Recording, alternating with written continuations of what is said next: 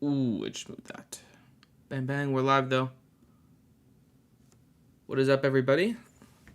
What's up, brother? If anyone's watching the recording, that's what you're going to hear right away. Nice. Ultra low latency on the stream. I remembered it. I'm going to speak, and you're going to hear it like 2 seconds later. Ooh, I got a little notification that I'm live. Let's see how many people we end up getting in here. It's been some could say a decent day for the market. Little upwards on the 1 hour. I've been watching Celsius. You guys know I still have this play in here, which I'm watching. One concurrent viewer. Who's first? Say hi in the chat. I would like to know who was the first person in here. Let me close some extra tabs on the side. Yeah, this is going to have to go too. Keep that one for now. That one for now. Yeah, okay, that's about it. I'm going to join the spaces in a little bit. We got a long day of spaces coming up. Probably like 5 hours or something. Here's some of the big news stories that I've posted. Michael Burry just updated his portfolio. I could pull up the actual filing as well.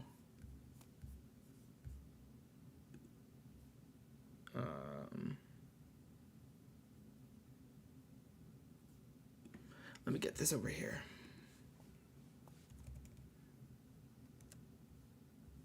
I keep doing this. I'm waiting for one person. I mean, I see two of you guys in here. Someone has to tell me hello, right?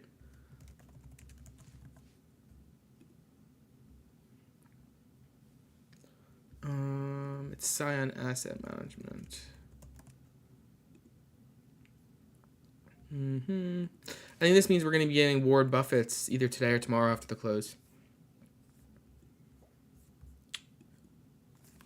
So this is what it actually looks like.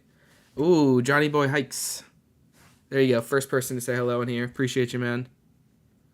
Let's get this shared out too now. Now that you said hello, makes me want to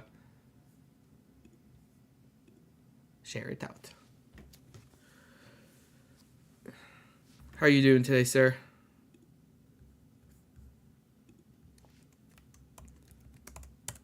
Okay.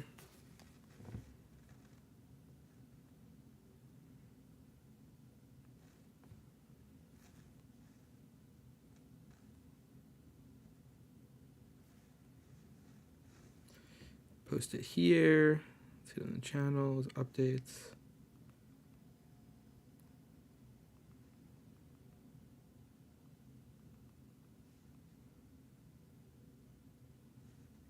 Let's get it on Discord too. I'll share it on Twitter at some point. Let me get Twitter up here too.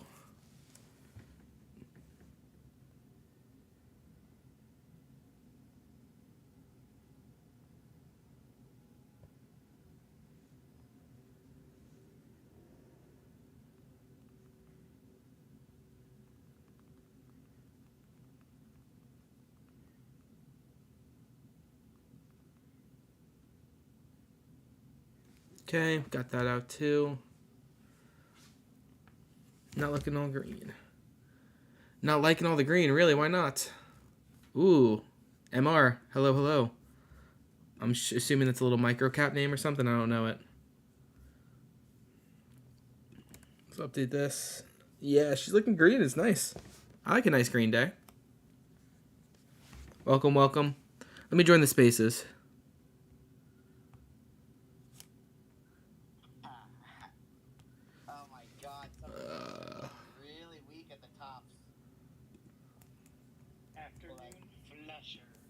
Get predictograms up.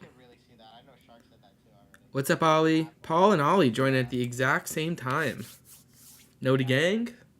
Shout out to everyone who hits that bell button when they join the spaces and subscribes. Big ones. Tesla looking good though. Yeah, let's look around. I mean, look, these are pretty strong days in the market. I'm still holding that Celsius call, which I think I'm going to get rid of soon. I should. I bought that Celsius thing at... And I don't trade that much. This is a lucky one. I have some losers. The Celsius was bought at 320, and we are currently at 768. I think it's won its course. Yeah, sorry, Johnny. Although I'm kind of happy for it to go up. That's just me. How's everyone's day going so far? I know Johnny's at least doing okay. Wish market was going down a little bit more. I took the $87 calls on Celsius. It expires next week, the 24th. Strike was, 87. 36 contracts. And, bought it 320. 24th expiry. You done the deed. It should be, I selected ultra low latency here too, so it should be a pretty quick one. You guys, I should be able to respond to you right away. Let me ask you a question. How difficult is it to create your own ETF or fund? It's just expensive. It's not difficult. Like, I could do it with the connections. 3.2 to 6 to 7.6. Yeah, 3.2 to 7.8, sir. Yeah. Might I say. It's happening. They're not letting me up in the spaces yet. But although it's dumping right now. I'm gonna fucking short something. Yeah, it's going in my favor. Doesn't always. To be fair, they tried. Definitely have some L's. I'm really happy that message didn't just pop up there. Yeah. Although it was nothing. I'm very. Did you follow someone or did you do it your own? I actually kind of hopped off the back of Jordan on this one. Yeah, for sure. No man's land. Michael Burry updated his portfolio though today. If anyone's didn't see this, what's up, Boba? Boba, I've started watching The Mandalorian again. Got a couple episodes in. You get an episode every couple nights or something. Good show. Good show. They're still not letting me up on the spaces. These guys. I like Jag's idea of creating these funds that based off different ideas like sports laziness. Yeah, Paul, sometimes the problem is, though, that, like, that was the fastest this chat has ever moved. I love you guys. Paul, though, the problem with that is funds are expensive, and these ideas are good, but they're just difficult. They don't pick up that much. There's a couple funds that we've built a good relationship with, that we've worked with, Defiance and Tuttle and Roundhill back in the day. So, I mean, if we have a good idea, I can get it in front of the right people. It's just, we'll go from there. New position, June 17. Ooh, 185. Short Amazon. Let's take a look. I heard them playing to the downside on Amazon this morning. Oh, okay. And you just opened this, so you went in the money call puts, Johnny? I allowed us some of Mike's calls when I'm playing with profits. He's insane. I never really play Mikey's calls. Honestly, like I've watched some of them. Just calls out a lot. It's difficult. I'm you're ready for Book of Boba Fett season 2?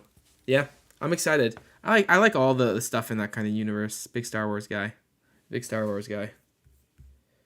Michael Burry's portfolio. I honestly was looking to the side. Apple coming out with this BMO, a new Wall Street high price target. Let me ping them a little bit. Let me up.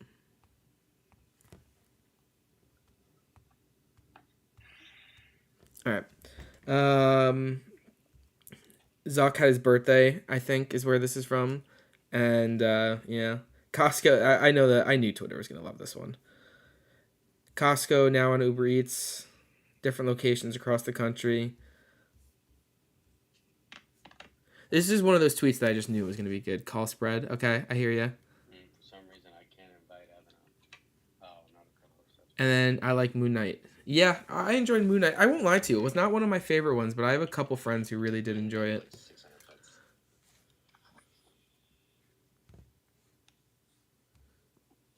Let me get something up on the story as well. Hang by me for a second. No one wants to see this. Let's get over to the market. What should we post? Yeah, Michael Burry. Oh, I already did that, didn't I? I need to check. Are we getting Warren Buffett's portfolio today, or? Let's look. Last time I posted it was February 14th. And we're back into that pivot. Buffett. I obviously tweet about Buffett a lot more, so we have to go back to like February. Do you own any Costco, or is the Walmart the only retail you hold? I actually don't own any Walmart. I own a tiny bit of Costco, but not enough. February 14th. I think we're going to get Buffett's portfolio after the close today.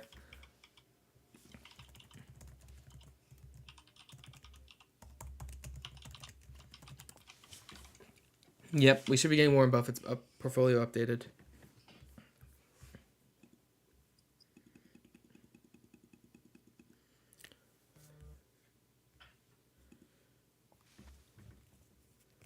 Nope, yeah. I love Costco stock, but moving too slow for me. I mean, that's the type of company Costco is. Makes sense.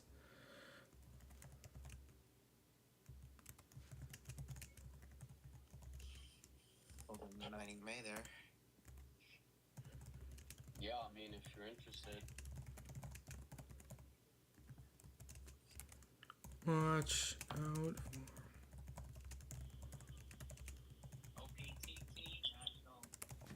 All right, dude. Why are these guys not letting me up? Yeah.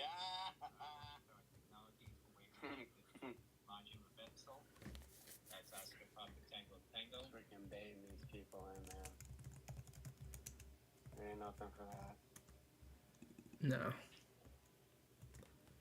Let's try this. Warren Buffett's. I mean, it's late for it now, but you know, we're like kind of flagging out. Like I said, the meat missile thing's gonna hold that SPX. Let it ride. Mm-hmm.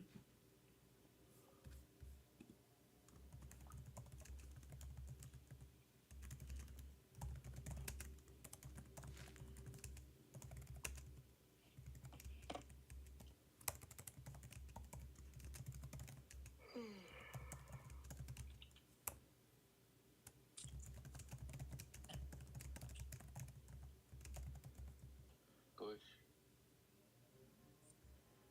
And GNS Genius Group announcing 150% pro forma revenue growth of $70.4 million. That's all November Sandy.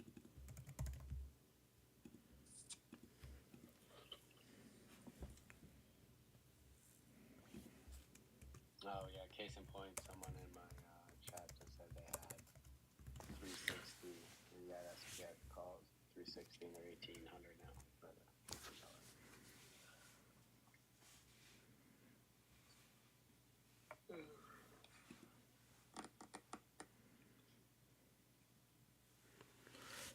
$1. They're still not letting me up. What's up with these guys? Let me go out and come back in.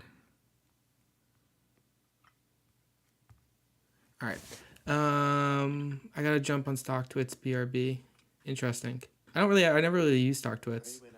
What's left for next week? For the week, unemployment. Let's look.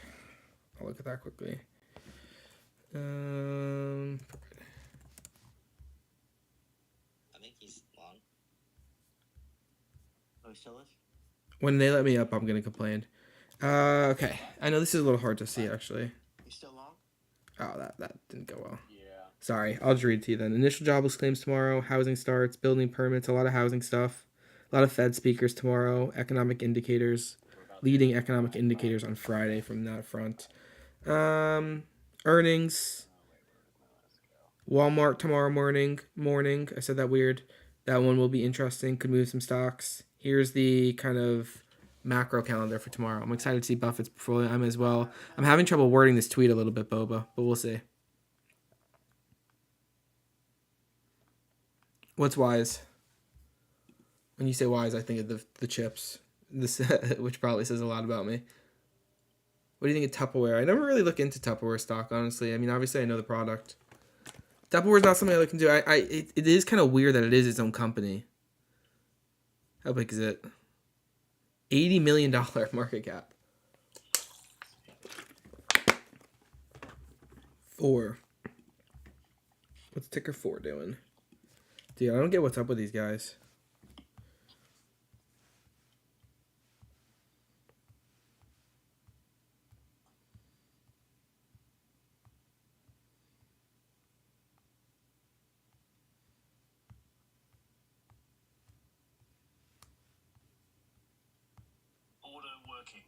Order working.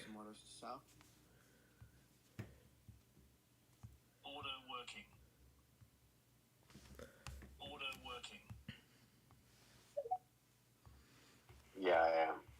I got. Dude literally took about 7 hours to get up here. Shark for co-host. I mentioned it like twice. Shark for co-host.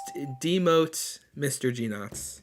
Sorry, I was talking. No, to no, Trey. Jordan, you're good with it. Garlic has to go. Working. Okay. No love. Damn. Fucking garlic. I love bro. you, Paper. Yeah. Dell's having a good day. Dell's having a great day. Dell is I ripping. took my option trade off. I'm just like, it's a thing of beauty. Paper, you still getting fucked on Schwab? No, that was a very short-lived event, actually. It was very short I still can't place trades right now on TOS. on TOS or Schwab. I just keep getting errors every time I try to do any kind of order. I haven't had any problem with that. You can log in though, right? Yeah, I can log. And what's strange is that I actually took a QQQ credit spread the other day with Knots. I think that from tweet one of sounds a his lot trades, better. And it worked beautifully, but actually just Volume trying for to the space is buy good and around sell here. This is a good regular level. You can hear options me, on hear the them. options chain, it won't let me. Maybe But one I can lower. absolutely do a credit spread. I went one lower. What? Are you doing mobile or are you on the desktop? I'm on mobile. I don't know. I don't use mobile. So For fucking anything. weird, man. Yeah. Try on desktop and see if you can. No. He goes, no. My dog was coming at Have me. you ever thought about making a podcast, Evan? I don't know. I kind of prefer live streams. Maybe. I mean, you guys would probably listen to the podcast, right? But like, do we do this photo? No, it's 4,000 total watch hours you need. I still have some stuff from last year too in videos. So total we're at right now 2,700. Probably at 3K actually because it's a couple delayed, a little bit delayed, but we'll see. I don't know. I think I need to get a good bit over, so I maybe just shoot for 5K. Warren Buffett's portfolio. Let's just check how far. I'm gonna put probably TweetDeck up too. I think I prefer this, but Warren Buffett's portfolio will be updated today. Warren Buffett and Berkshire Hathaway will update its equity portfolio today, right after the market's closed, by filing.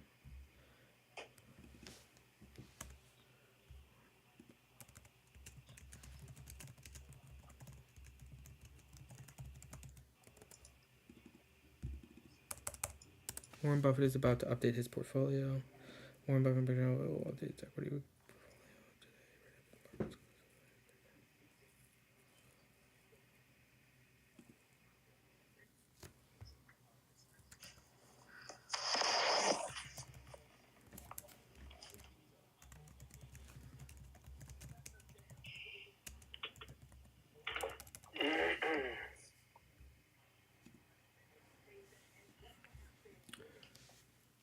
Paul, don't forget, dude, we got NVIDIA earnings coming up, so that should be a big one.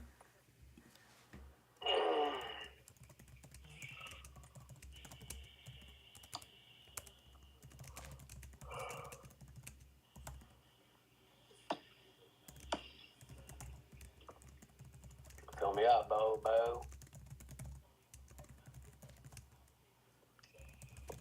Here it comes. Order filled. Order filled. There's two.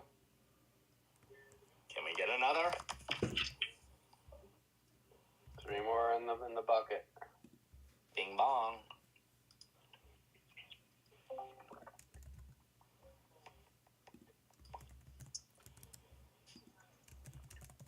XOM. It's like legs of your parlay. XRQ last list of conflict of interest in proxy that's XOM and CVX.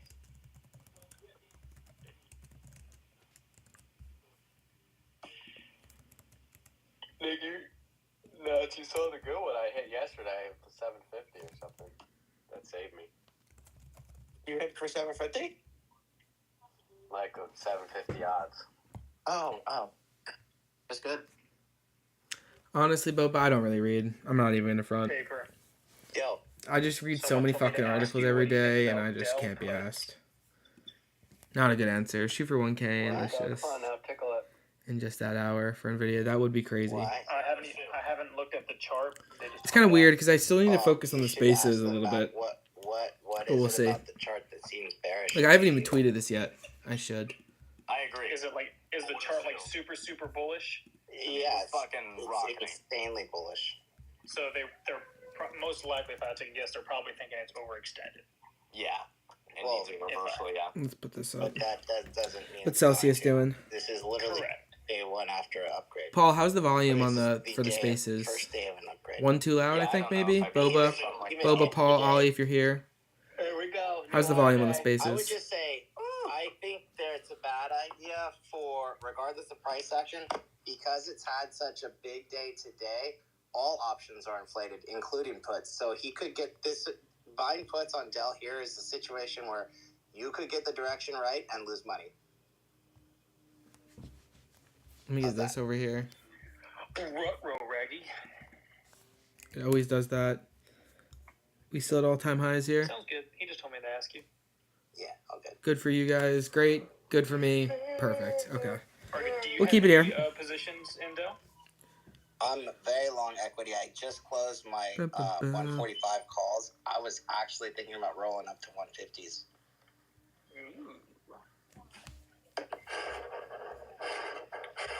Am I still in HD? Ooh, I'm still in HD. Yeah. Is someone like playing COD or something in the background? I spin these things on my desk and it picks up on the phone like funky. Oh, okay. No, I hear it. I hear it. For a second, I thought I was just hearing like I'm playing COD with my friends. What is COD? Call of Duty. Microsoft owned game now. Oh, yeah. Q's nicely at new all-time highs. Couple points above. Meta is ripping. What are some of the stocks at new all-time highs today? Everything. Buy Q's. What about Amazon? I don't know. Amazon didn't. No, I'm looking. Nothing that huge. Dell is one of them. Nvidia almost. Goldman Sachs, JP Morgan. Ooh, do I do like a thread of stocks that hit new all-time highs? I like it. Oh yeah. Absolutely. Don't you know? Don't you know there, bud?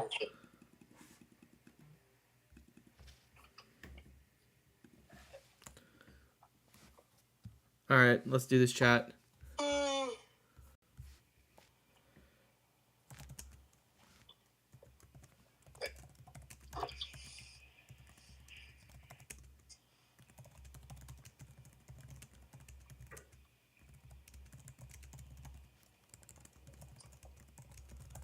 Hopefully, Nvidia earnings push to all-time high. That would be awesome. I own a lot of Nvidia. So Nvidia was a name that I bought like a couple years ago. Cost basis is like $75-$80, which is pretty cool. One or two winners like that ends up carrying a bunch. But yeah, watching. I still haven't sold any. Kind of crazy. I may take out my initial cost basis on Nvidia soon. We'll see, but 392 is insane. Quick 3x. 500 are both trading at new all-time highs. Here are some of the major stocks. Major underlying stocks to also hit new all-time. I'm going to write down the ones that I think belong in this, and then we'll go from there. Analog devices, let's include maybe.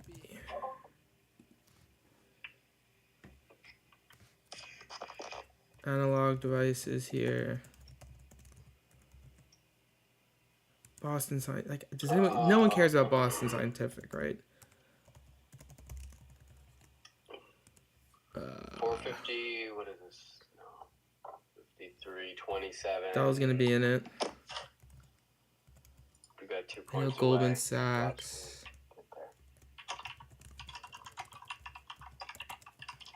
HD is going to stop me out in profit soon, Pedro. I just stopped out. JP Morgan. Literally just. Like KKR I'm could. $6 off from my stock. $5. $4. $2. Uh-oh. Yeah, I didn't wait for it. I saw it. And I was like, oh, Qualcomm. I'll let it There isn't that many like actually interesting stocks that hit 52-week highs, hit new all-time highs.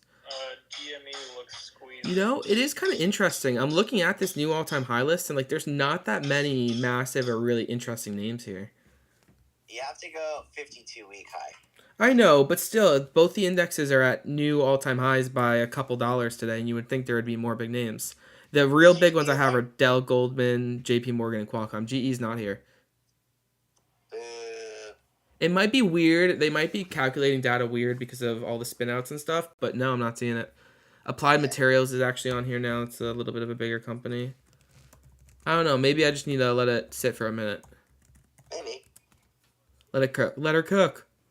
Let him cook. Reheat the oven. Reheat the oven.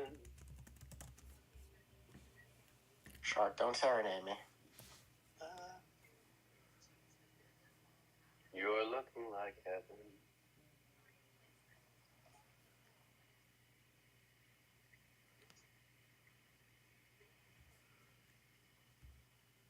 Just a tasty man filled with marinara sauce.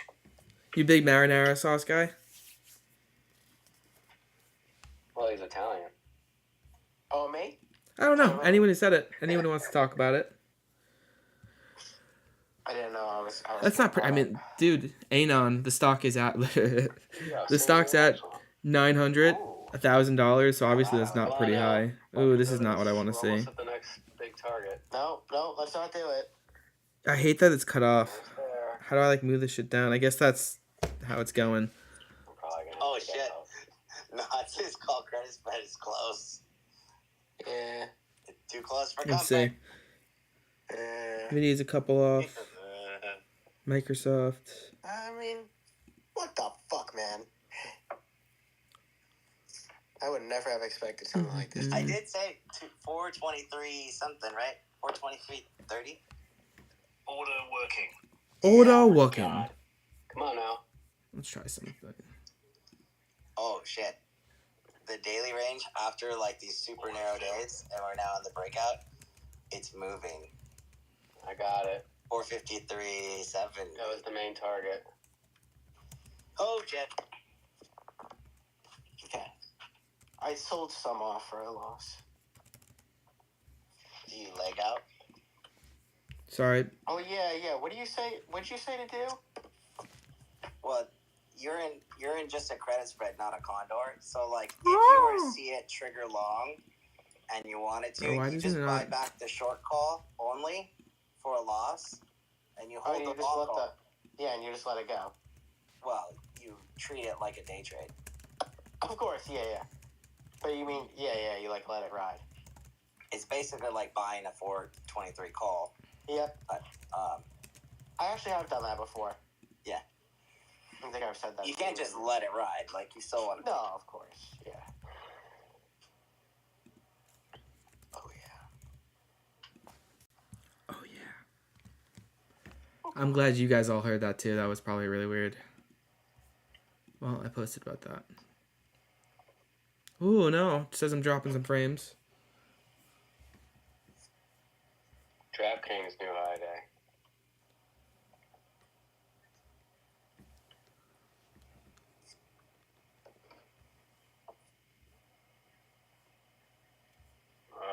I wish this was doing this at 3 o'clock.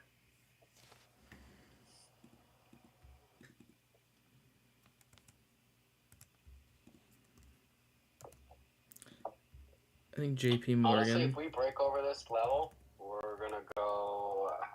Let's see. I can only speak Frank here. I mean, 453, and probably 18,700. Thank you. I don't know if this. Here's what I'm thinking for this Yes, trade. it's really. Then we come here.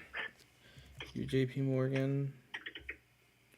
Well, give us And it's the not meat currently missile, trading yet. I fucking hate this. Alright, I'm just Oh, gonna no, stop. we got muted. Here's what I'm gonna do instead, actually. So Microsoft. Amazon.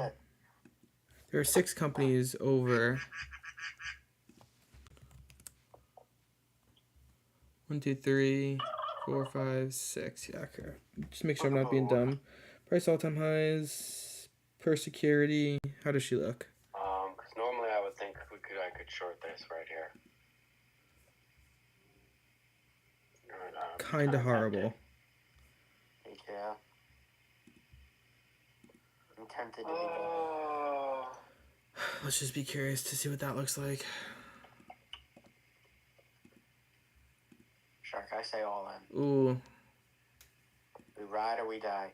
What do you think? Actually doesn't look that It's horrible. only gonna cost you $18 to find out. So we're gonna get rid of this. Just is what it is. What do you guys think of this? I missed the entry anyway. Didn't work. This. That was at 670. It's a little hard to read, I'm sure, for you guys, but I may just post it. Here's... If we get over this, I have no levels, so I have no idea what will happen.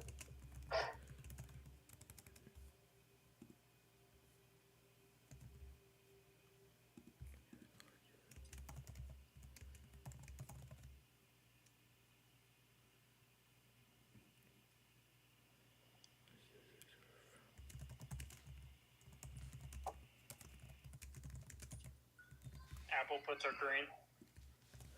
Shut your dirty mouth. That's disgusting. How dare you? No, we're joking. By the way, Warren Buffett's going to be updating his portfolio after the close today. I wonder if we're going to be finding out what that secret stock was.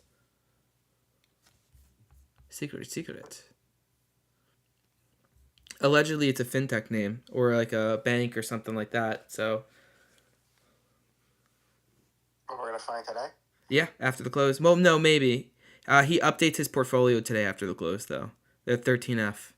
Michael Burry's was just updated, too. No one gives a fuck about him. No one gives a fuck about you.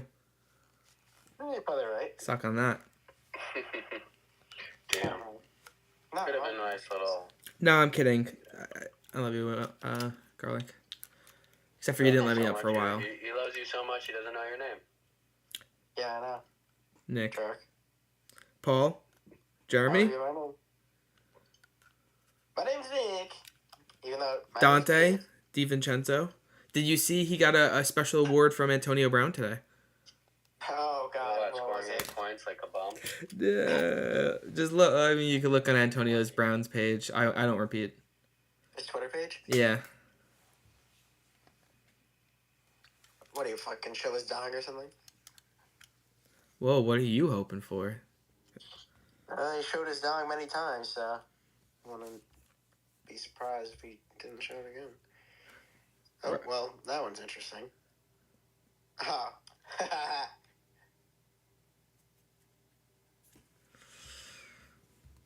Oh, man. Don't you know? Pump it up. Jordan, What's up, baby? there have been points where I probably should have already sold the Celsius. Yeah, it's starting to come down now. Someone said GME and AMC. What's happening right now? Oh, GME, a little pump up? Yeah, they're trying. I mean, we've seen a lot of buying this morning. I said it Hasn't looks been squeezy. Don't you know? Pump it up. CELH is getting a bouncer. Sean, if you're DMing me on Twitter and not saying hi in the live chat, I'm just gonna I don't be a know little what you mad have, at you. A little sad and mad. What? on Celsius. $87 expiring next week. Oh. Yes, you closed that. Paper, I didn't get stopped on HD. I'm still in. I did close. You closed that because you have diminishing returns that deep in the money.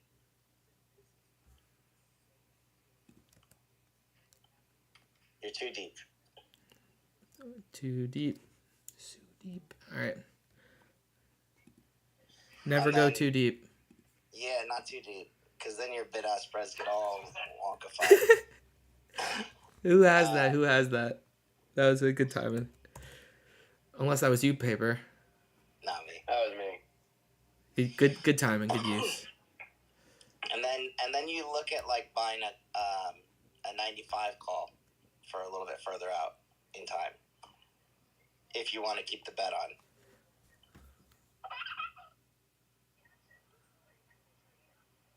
Well, now she's pulling back.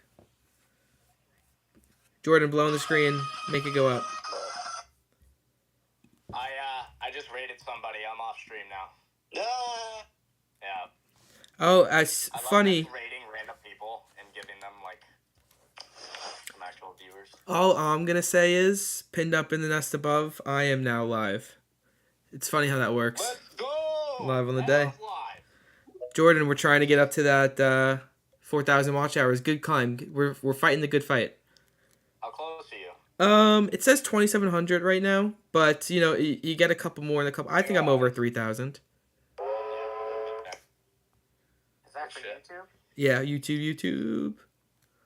What's up, YouTube? GME with a nice pump. QQQ going as well. Celsius not. We saw some buying today, man. There was no I mean, things weren't absolutely drilling, so. The chat was pumping at one point. That was a good moment there at the start. I enjoyed that. Celsius bouncing back. I'm excited for him for the earnings too. Celsius bouncing back. Come on, as you're saying. I'm all flat on the day. Solid day, though. I will take it.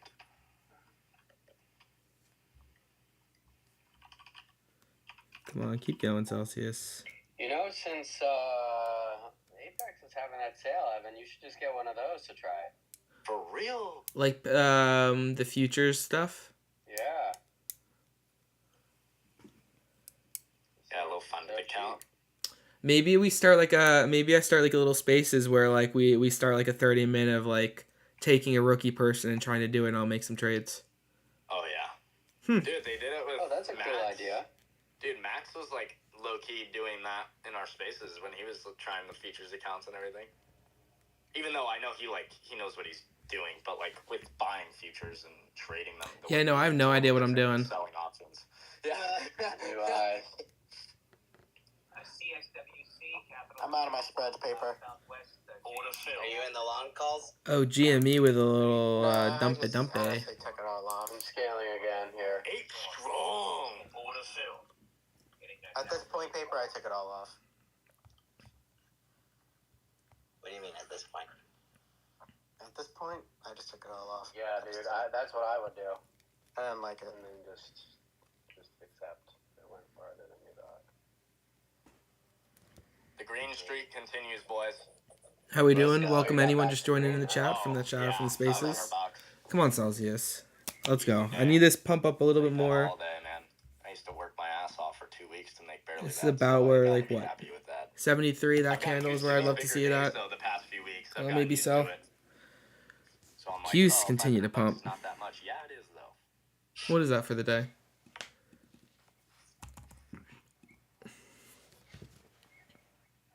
.5% on the day. Damn. Good day, good day. Good day there, mate. Let's update this picture a little bit. Here.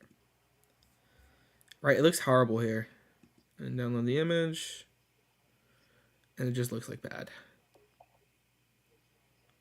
Big Keegan, I gave you a chance to say something. I took a chance on you and you didn't speak, so now I'm not gonna help. Goodbye. Haha. Loser. Yeah, well, don't say that to him. That's probably a bot now because I just requested it. Nah. Yeah, sometimes it's funny just to let someone up, like, randomly. I know. Just to see what... It's such a hit or miss, bro. Sometimes you let someone on and they're like super dope, but like majority of the time, Sorry for calling you a loser. I was just kidding. he's just kidding. Great, now I don't know if I should listen on YouTube or fine. X. Appreciate you all. Grandmaster, do whatever you But yeah, want. if anyone's interested in taking advantage of the sale, I Doesn't really posted matter. the We're still details. doing it together, so. Questions. Let's go. All I will say is this is actually, I think, Data or whatever, but I have a link in Grandmaster, we could test it. I'm fairly certain you're going to hear stuff before here than what you will in spaces because there's less of a delay. So you're getting the trades and the talk before them, I believe. When I click ultra low latency, took a lot to get out. Paper, we double down. That wasn't the best pitch for me. Yeah, that's how this is some interesting data though. How far each of the Mag 7 minus Tesla, just basically the 6 largest companies over $1 trillion, how far they all are from new all-time highs. It is interesting with the S&P 500 and QQQ both at all-time highs, and not as many interesting names there. And $2. Let me actually get this back up. There we go. I'm going to need to refill my water in a second as well. It's almost predictor scram time. Predict the scram. Jordan. Who's in first place right now? I'll check y'all on the next one. Catch you later. Hey, Paper, love you, brother. Love you, boys and girls. You want to start something? Stock No, market news no, I is just said back. Back in town. Damn. Back in town. Back in black. Appreciate you boys though. Are you out, Chad? Sharky, dude, you can call out trades while we're doing the spaces still. It's still like trading. Well, it's just You more want. management. No, I get you. Yeah, you do it. But yeah, yeah. Hey, good afternoon, everyone. What's up? What's up? What's up, Paul? Hope everyone's having a great day. Ripping Oh, you sheets, know. ripping the market. It's a good day. It's a good day. New all-time high day. It doesn't feel like it's at, like, I was saying this earlier. Like, SPY's at new all-time highs. Things are at new all-time highs, but it just feels like normal day, you know? I don't know. You know, I think last week on this space, the Predictogram space, me and I don't remember who I was talking to on the space. We were talking about how the market could hit all-time highs, and it's like we're like, yeah, it could happen in 2 days, and look. Oh, that was look at Options us. Mike. I remember him saying that, yeah. Yeah, I mean, it's Here we like are. a week later, here we are, all-time highs. What's up, Ja? Appreciate you joining. I'm thinking of getting a little bit of a meme going. Very new all-time highs for the S&P 500 day to all. Yeah, eventually we're gonna hit it. He's like, okay, next week, you know. Yeah. Like, all right, next week, okay. So what do you think the picture should be for this one? Table, all right. Let's go. He nailed it.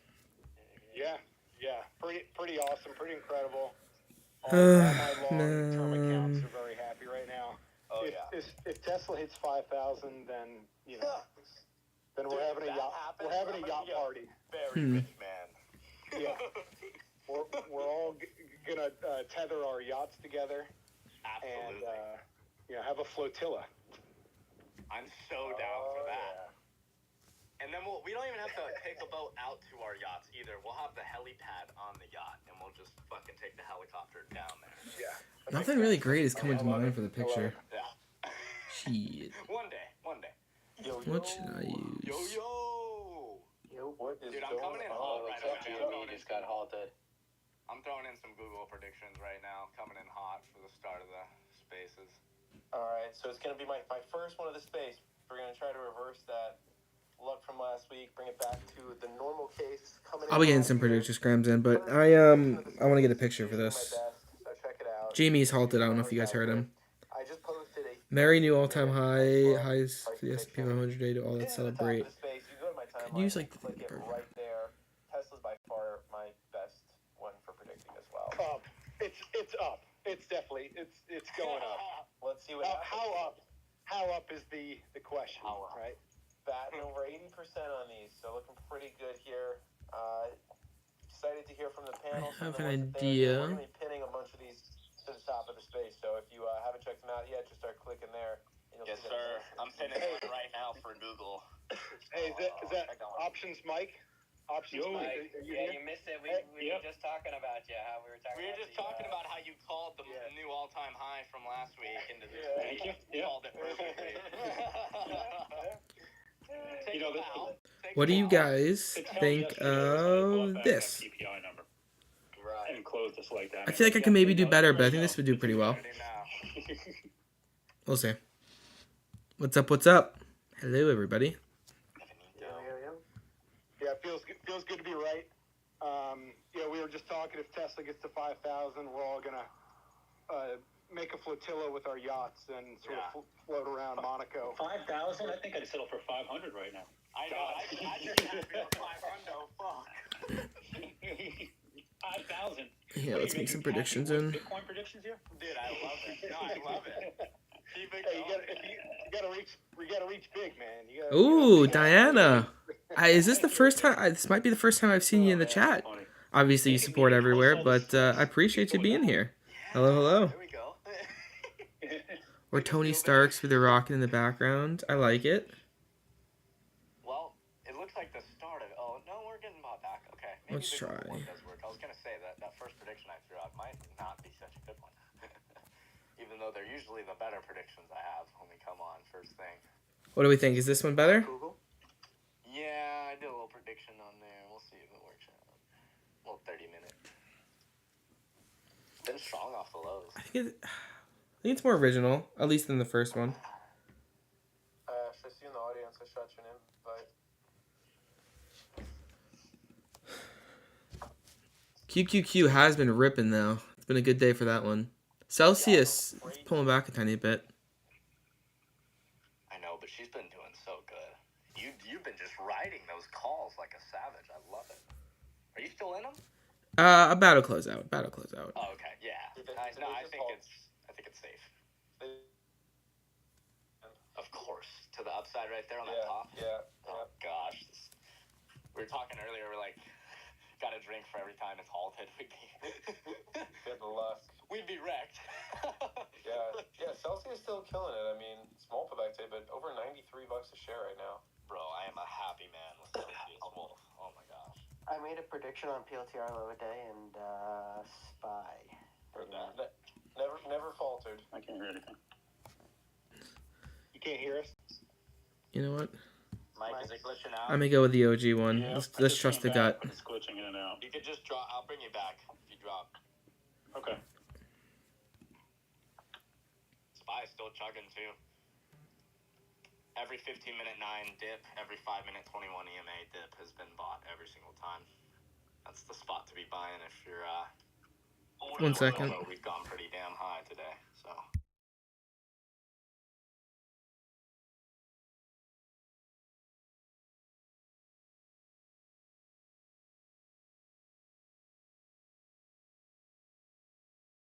There. Sorry about that, boys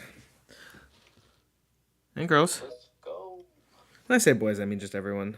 Ash, what are we seeing predictions? That was coming in something for? stabbing me in the foot. All right, Everybody doing I today? care more about SPY Good, than good. this. All right, good. We're 1 seeing hour. a lot of predictions coming in. We just got a slew of NVIDIA predictions. I just made one, Ash. I just posted it, so there you go.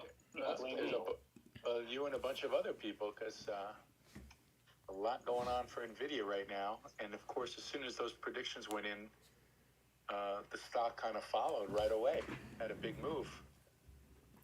We also have a few Teslas in. Coinbase has been a bit of an enigma today, hasn't it? If anybody's been following that. That's been bouncing between the predictor brands. Let's just throw some upsides in. We're feeling bullish. And Apple Don't you know? Bump it up. just took a big dip.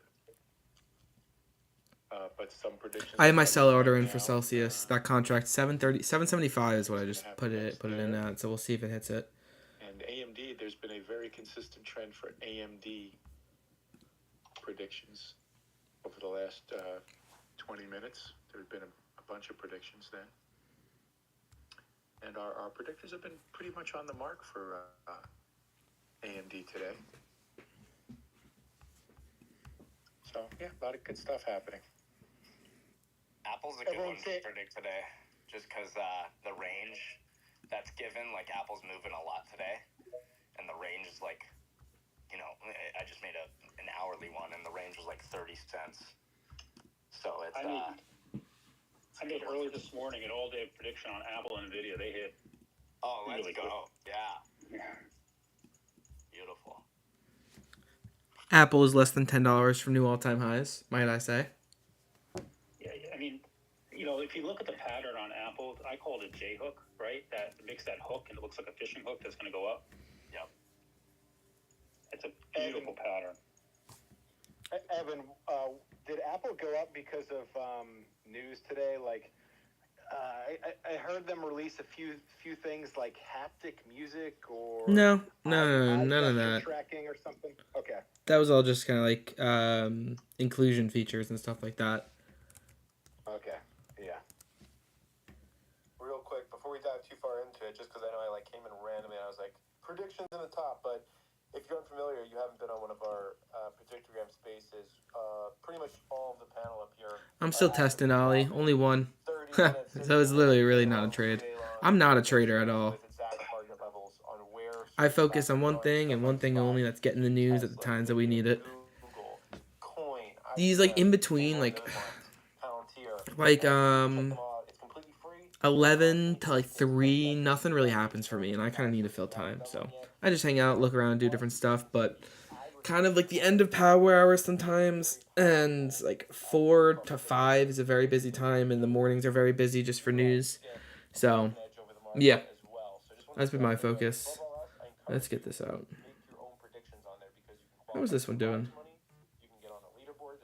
For example, it's making sure that I am ready with Warren Buffett's portfolio after the close. No, man, I think it's more. It's almost 400 right now. Let's do it. We've got a lot of winners coming in, and make sure that you're making your predictions. Make sure you can earn XP as well. We also have another drawing at the end of each quarter. So the more predictions you make, the more XP you earn, and the longer you can actually keep a streak where you're making a successful prediction at least once a day. Yeah, guys, look at how long my streak is. As a multiplier on the XP. So, but most importantly, I'd say the biggest features are this guy. Predicting the market. And then look who's in first place. Score. We give you a stats page that shows you how well you're doing for each different ticker. So we find that some people do really, really well for some tickers and not so well for others. So it's a great way to kind of keep track of how good you are predicting the market. Compare yourself with others. See if you can move up our leaderboard and not lose any money in the market while you learn.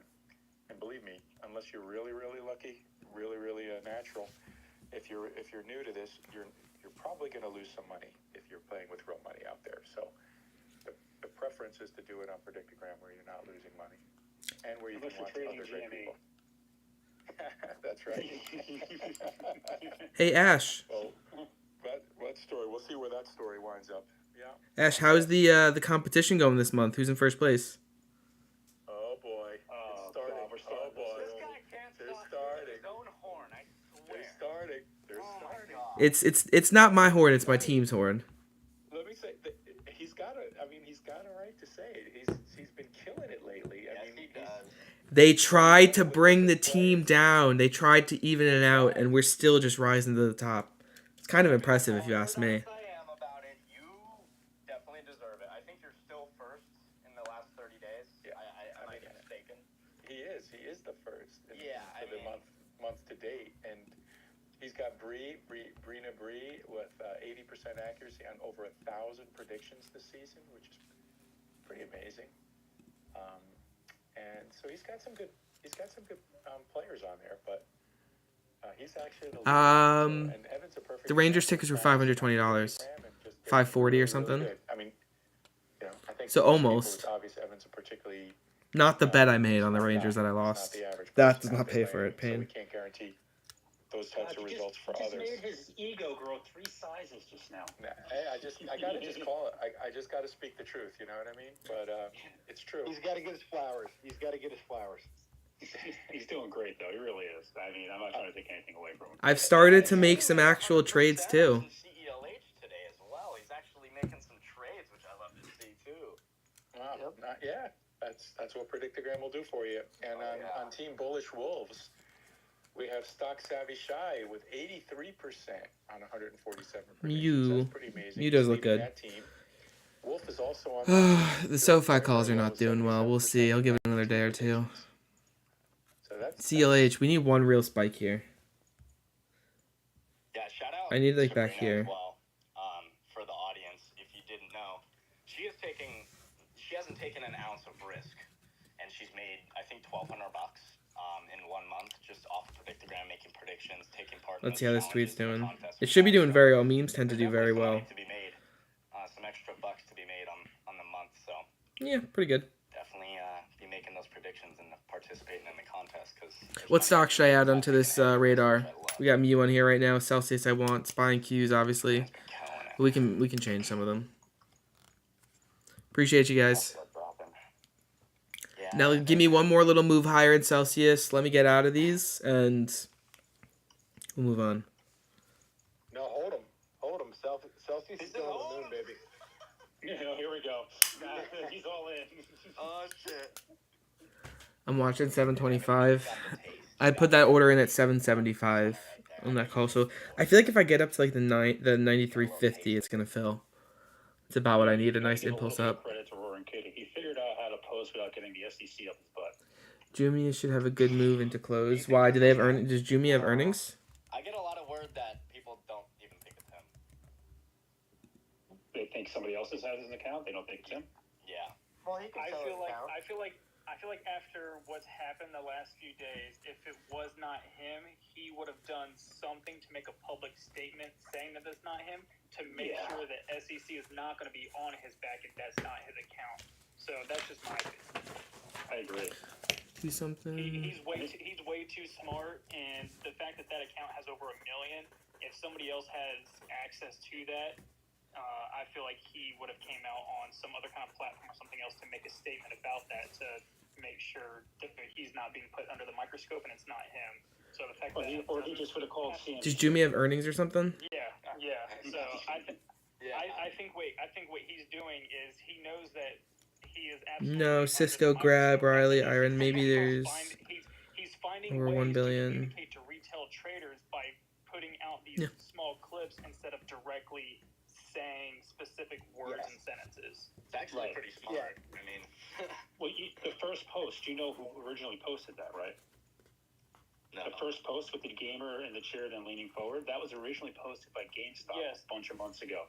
Oh, that's why he posted that. Okay, because like, I knew nothing about Roaring Kitty until recently. Like, I didn't even back in GME days when I was trading it, I had no idea who he was. So. Fake fan. I'm new to all this. Big fan. It's also easy to say, like, nothing ever happens. All right. You know, everything is Chat, I'm going to be back in a minute. No earnings, a lot of flow into the next week. Interesting. Into... Weird. I know a couple of our people like to watch it, like Shy and stuff. And I hope he's making hay.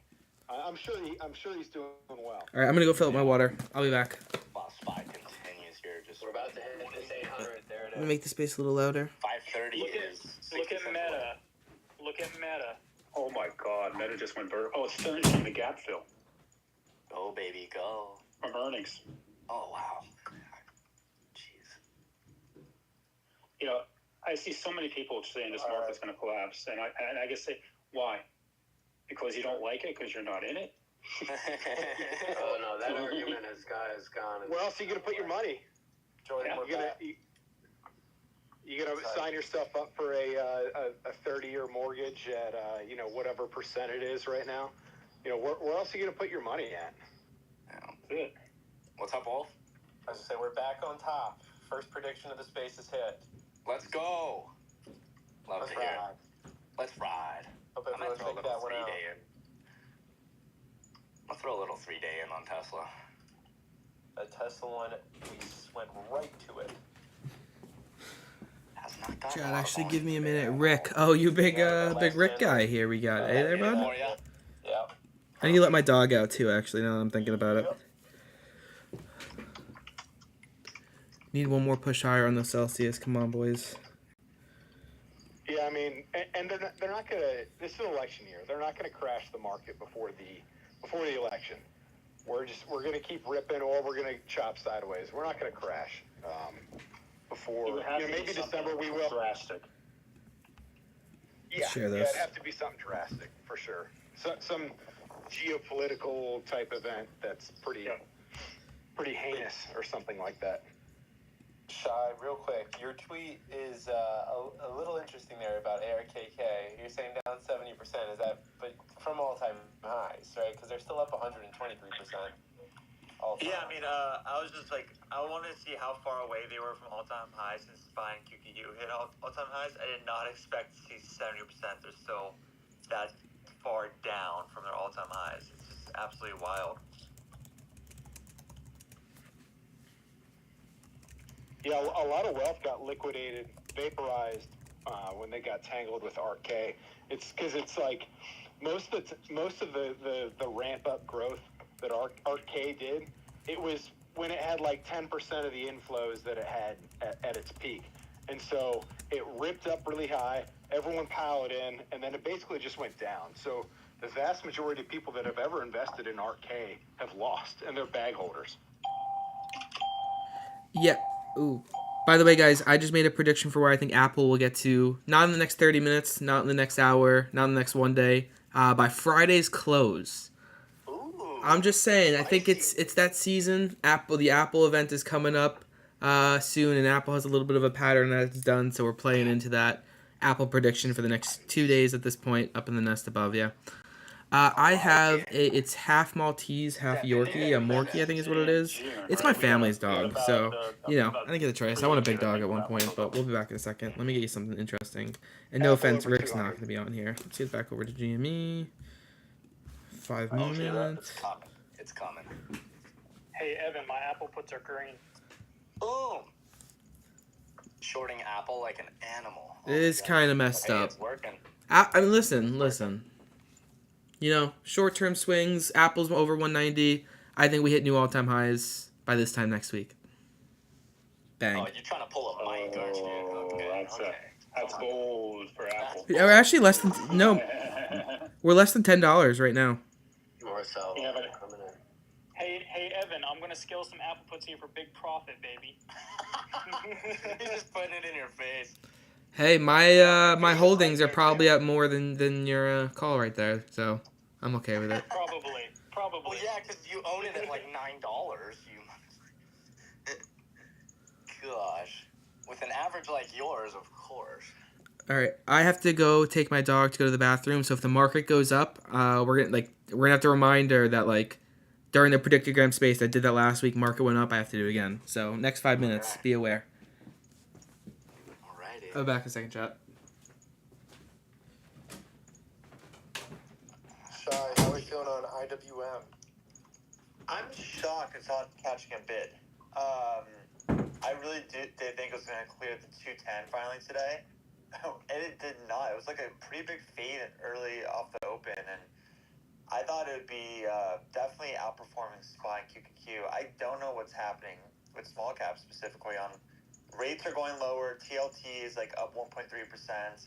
Small caps aren't catching a bid, and a lot of the EV names are actually fading hard today, like the Teslas, Rivians, Lucid, like a lot of the small semiconductor names that are kind of in the EV space, like the Indie Semiconductor, Air Test System. So I don't know if anyone heard any storylines today. I can't find it. I'm just really shocked with why IWM is lagging. I'm waiting to get some kind of sign of it's going to have a blow-off top in the 210, because I really do think with the sentiment in the market right now, with the rates going lower, it should be over 210, but I have no idea why it's not. It's just a weak player today. Well, I mean, the market says it's now pricing it. Everybody's saying we're going to get the first rate cut in September. I would remind everybody this Fed is incredibly stubborn. There's a lot of data between now and then. But I think that's kind of the market, I think, with the small caps. They want it sooner. They're not getting it. So they're going to stick with what's work. It's the big cap tech, the safety names, right? The names that aren't prone to interest rates at all.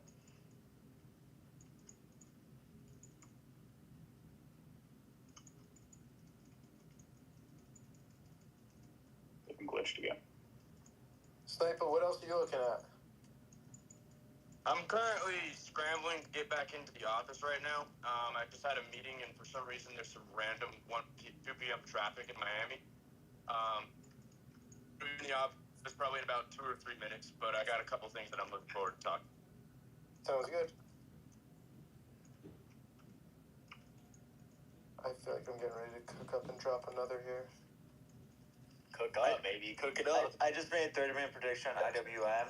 We'll share it right now. Just look at the 5-minute chart to get a hint of what I'm about to be doing. Head and shoulders to the downside. Let's go. I did a little 3-day on it, Shy.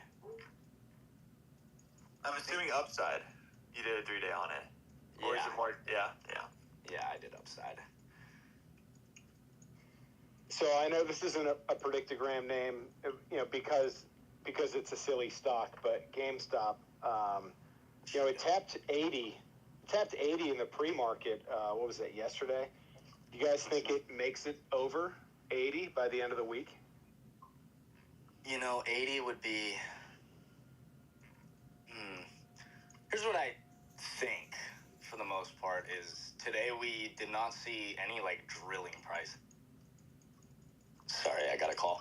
We haven't seen any drilling price action to the downside. There's clearly buying going on all day with this base that we're making. So I do think another little rally comes, but to say over 80 or not is tough for me. I'm not sure there. But I do think we see another little bit of a rally. Alright, chat, I'm back. Remember, they don't like to play with it during the Hello, day hello. because it gets hot Market all the pump? time and they get stuck in it. So Yeah, Kinda. Oh, my Celsius might have filled. Exactly. 'cause Did it's not my gonna get all Celsius the fill? time, all that bullshit. Yeah, this new circuit breaker system is. I mean, No, I get Celsius it, didn't fill it's yet. to We're getting protect close, people, it looks like. so they're not caught with their pants down. But it's really, it's annoying. It's really, really annoying. I think it was Ooh, was yeah, it we're yesterday, close. AMC and GameStop had almost 40 halts between the two of them. Ooh, 10 likes already. Shout out. It's too much. I'm already at a it's way 10. too much. We should be at a No, that's ridiculous. 10 watch hours. Yeah, so to talk Nice. about that, the first thing I wanted to emphasize though was, hitting $80 and holding $80, completely different story. But Evan was looking it up, I believe, on Monday, and there's a formula, on the NYSE and everything. Whenever the stock moves, I believe it was 7% or something like that within a minute. I can't recall the exact formula he said, but it pretty much will automatically halt. The problem is, Wolf correctly pointed out, that is for the indexes, and for the specific stocks, it does not have it. What the specific stock language was more kind of at our discretion. It was once it gets past bands, which they didn't really tell you what those were. So I don't know how much we can actually know what goes into why a stock was halted for volatility, or the exact formula for it. But for the indexes, it's 7%. I saw at the It's like that exchange ESB. Oh, sorry. at the exchange yesterday. They just have some dude in the corner, and he just is yanking this crank lever up and down, up and down. I think that might have been what was doing it. Hard to tell. That was funny. He's just I'm halting it. Boom. Wolf, that would have honestly been a good tweet yesterday for you. Might have done well. Great. Oh gosh. Would have been a banger. I put up one at the exchange. Not a banger though, like that. Not a banger. Hate to call you out for it. I got a good picture though with AMC and GME up on the. That was a great picture. I was gonna tell you that's a pretty goated picture you got there. Was it as good though as the one before it? I didn't even make one meme about Jim Cramer. What's Rookie. the one photo I have? You posted it on your personal. Hold on. Yeah. This photo's great. Guys, Picture to this. can Celsius just get one small, tiny little pump right here, and then I'm out? Okay, Wolf, you're jacked. You're getting jacked. The guy's bro. ripped. The The guy's guy ripped. is jacked. No, you should have seen him when I met you. At Come on, your Celsi. crib, Wolf, the first time. Oh my gosh, the difference to now is insane. Pretty good at making stock predictions too. Yeah. The only two skills you need in life. Exactly. I love my favorite photo of you is the one with the Jerome Powell shirt. I have that saved in my camera roll because it's so goated. I love it. Thank Yeah. you. That one was fun. So you just drinking a bunch of Celsius and then working out. Some people do sound terrible, Paul. That guy, he does sound like he's far away. Ice cream all day. That's how he's getting jacked. The protein ice cream. Dude, that's such a hack. I think all my predictions have hit as of now. Yeah, Ninja Creamy. Let's see how my Ninja predictions are Creamy is going. the best. I own one, yeah. All right, 3 for 3 on predictions right now so far in the space. Looking for the next. My Google one hit, but I'm still waiting on my Apple. I need just a little bit higher. A little bit higher. Oh boy. Just a little bit higher. The user Google has hit though. We got that one in the book, so that was the Google, first one I It's made teasing with me, the this morning. Celsius. It That has was to hit. that Come was on. the first one I made when we started the space. I did good this morning. Did well this morning, shall I say. Except for this one. Don't look at that. The rest are decent. I have to predict the bands today. I wonder if they called the bottom on SPY or something. I still don't fully get I wonder these. what the market imbalances.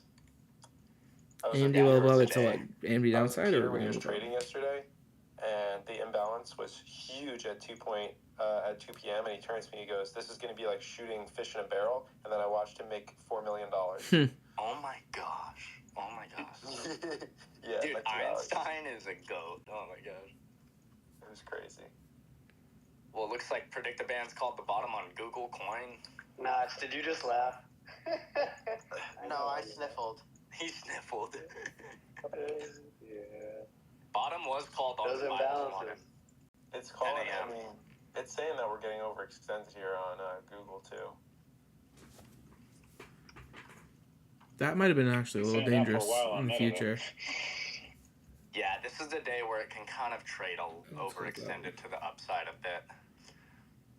For Yeah, when you have sure. a big news day like today, obviously it's a big news day, so you're going to get Ooh, Celsius very close. strong trends. You can see today Let's with go. Microsoft, Meta, really many stocks today. Google with a big bounce at 1 o'clock.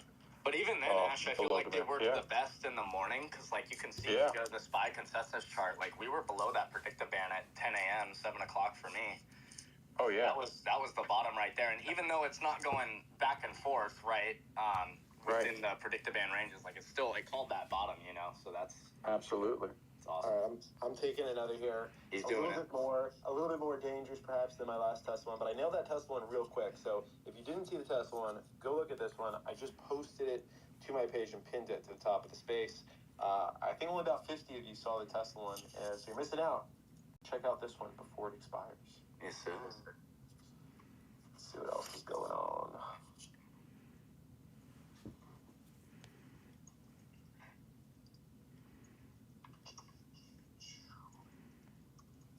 Holy shit, I just checked, for the first time today, I checked the volume. I assumed it was going to be a decent amount. It's still an Oh no. Jeez. No. That, The first hour wasn't bad, and then it Well, just we're dropped barely off half a cliff. right now, right? Yeah, we're barely half. Better than Monday. True. Hard. I mean, damn, I was assuming some more confirmation that I was about to look right W. now. W's in the chat. I don't know about you guys, but I'm not a big W's fan in the of low chat. volume on Right now, breakout Arlie all just time won. I highs. need at least 2 W's in the chat. Someone Low else. volume is to shy. What W's. Bought Celsius calls 320. Sold 775. Like, I hate the way that you volume. I think that's another reason why, like, I'm back in the office now. I'm going to be making a couple of predictions on Predictogram. I signed up for last week, and I just want to take a second to talk about the software, you know.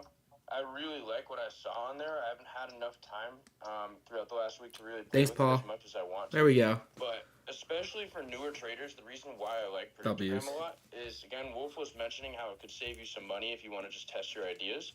But I have people telling me sometimes, oh, I would have made 10 grand but I was paper trading, you know, when they're actually like paper trading the actual contracts.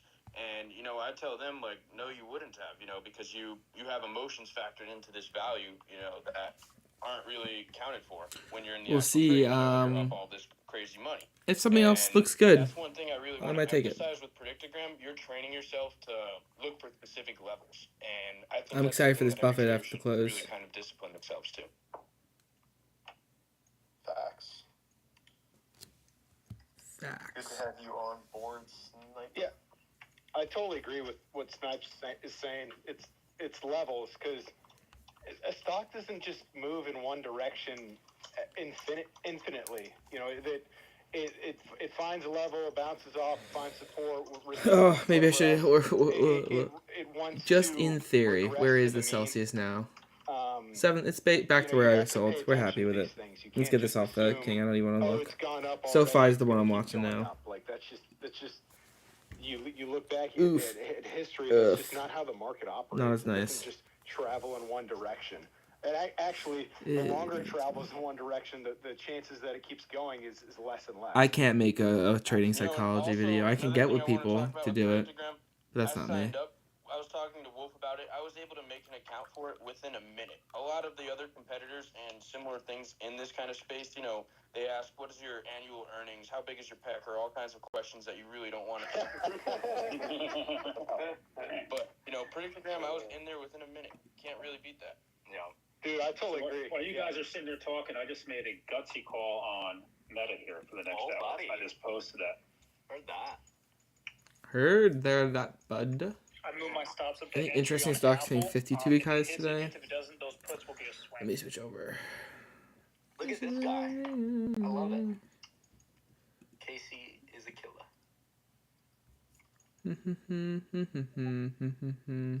Thanks, buddy. I need to go back and record that morning of CELH still. That was too funny. Oh my God, that was Jordan, so funny. but Jordan, look at the spreads. But the spreads. You don't gotta worry about spreads if you make a big enough move, baby. And then it just Yeah, I feel like you guys are gonna randomly hear me just hum some songs. I can't not do it. Sorry. It's too good.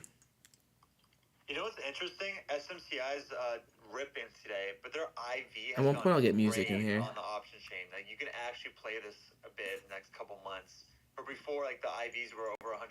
Now it's like, Is it turning into a normal 70. stock? Yeah, Like, it's turning into a normal stock, which is Good. really interesting. Because I'd be down to trade it, but I'm not gonna trade it the way those contracts were trading it. Well, it's not even that they're IV stacked. It's they're wider than hell.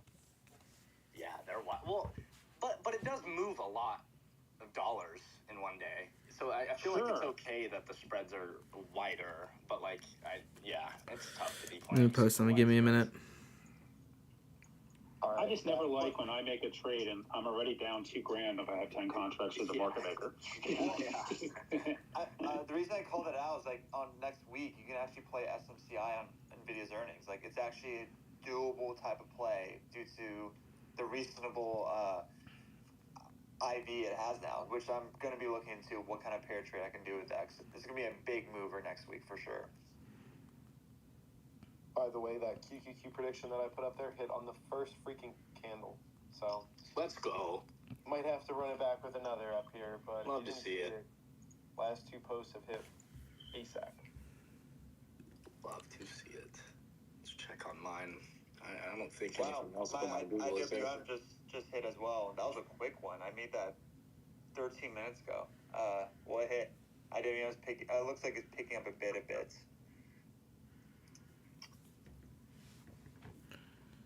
Four for four.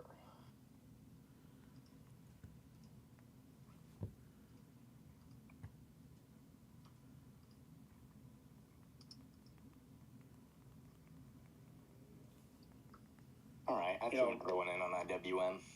When you look around, there's really not much here to bother the markets. We have NVIDIA earnings next week, but there's really no data coming up. There's no, other than NVIDIA, there's no real big names here that are going to really scare the market. Yeah. Mike, what kind of trade war news will actually not be noise and real impact on the market, do you think? Because I do think we're going to get a lot of back and forth of just like bark between China and U.S. that obviously the market's shaking off. Like, I do think there's going to be this one news story that might rattle the markets. That could be like a near headwind catalyst. Sure, China puts 100% tariffs on Teslas and Apple, Tesla cars and Apple phones, something like that, to go against what we're doing here. That would get the market's attention. That's a Hail Mary, though, right? Like, I feel like it's a low single percentage chance that they would do that. I agree too, but you're asking for something that to me would definitely be something that would. I don't know.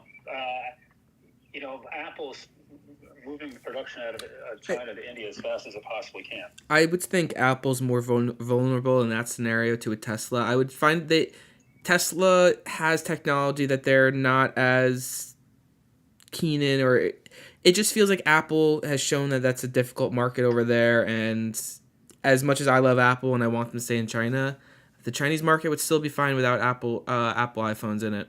And I would think that area, I think of Starbucks too, other chains like that, would be more at risk in that scenario probably than a Tesla. I would think Tesla would be the last one they go for, truthfully. Well, I also think that Musk has a better relationship with President Xi over there and his work. We'll see, though. There always is the chance through Twitter, through X, that could be tarnished at some point. And I think that's a risk. We'll see. But for now, he for sure does. And just in general, they're very sympathetic to EV makers, I would say. Well, there's not only that. I mean, they don't, if all the Western manufacturers start moving their production out of China, that's job losses. They don't make up for that easily.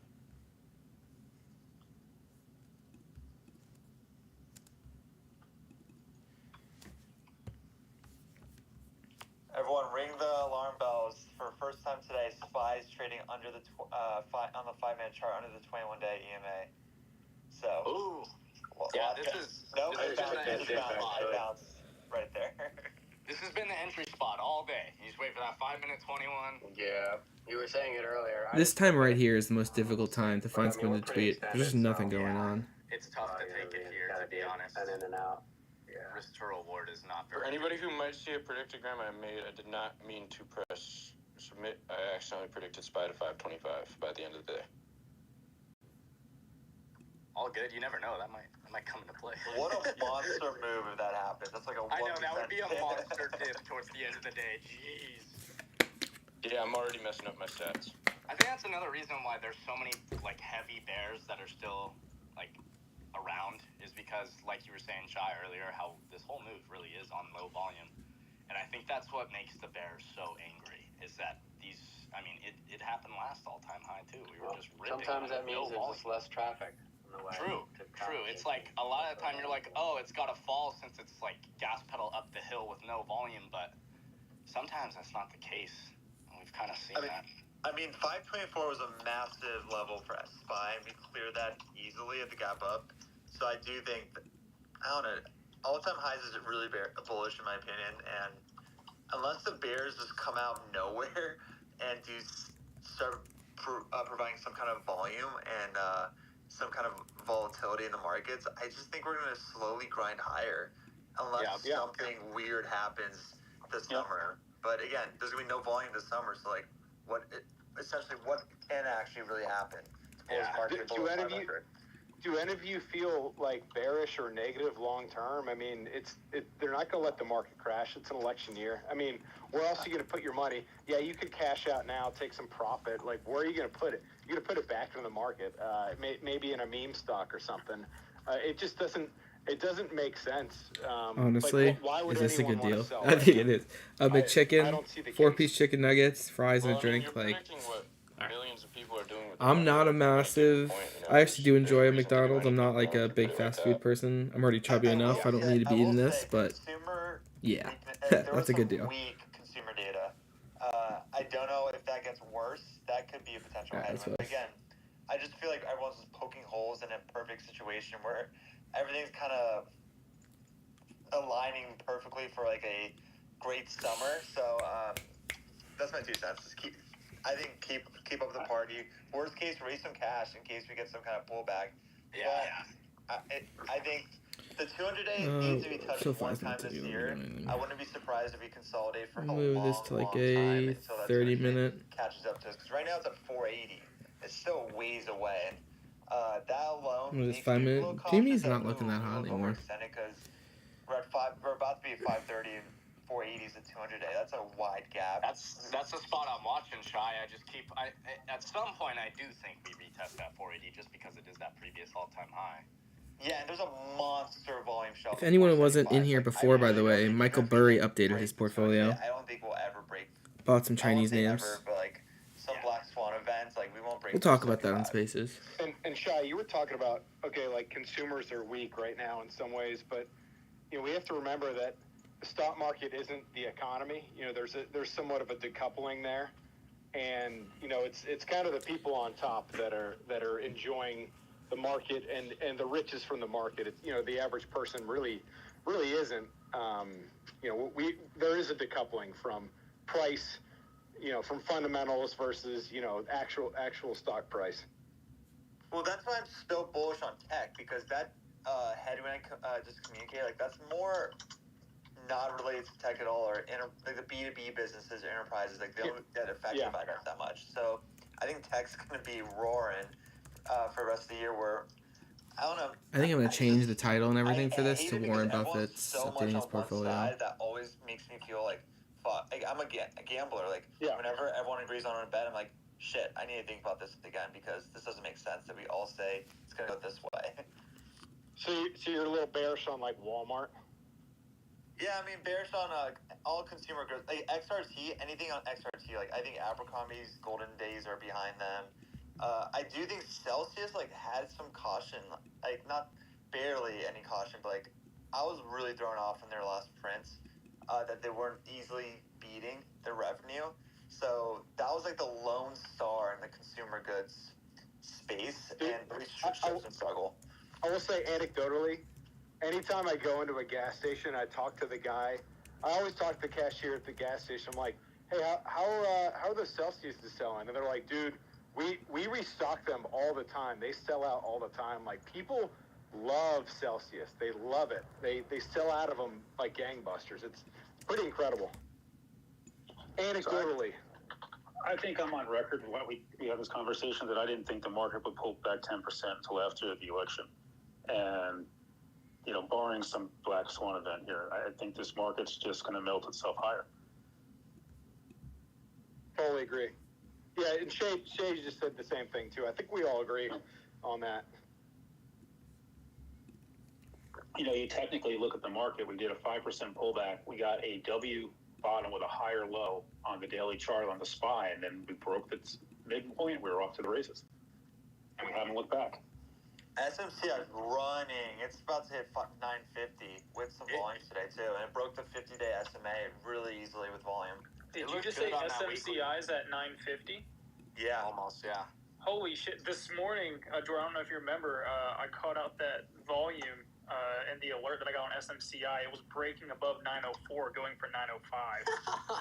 Now it's at 950. Oh, jeez, yeah. Oh my god. Is anyone in Commons? Anyone in SMCI Sorry. Commons here? I was doing I had them at like this. $300, but Should have pulled the trigger. I'm all out of them now. Question for you guys.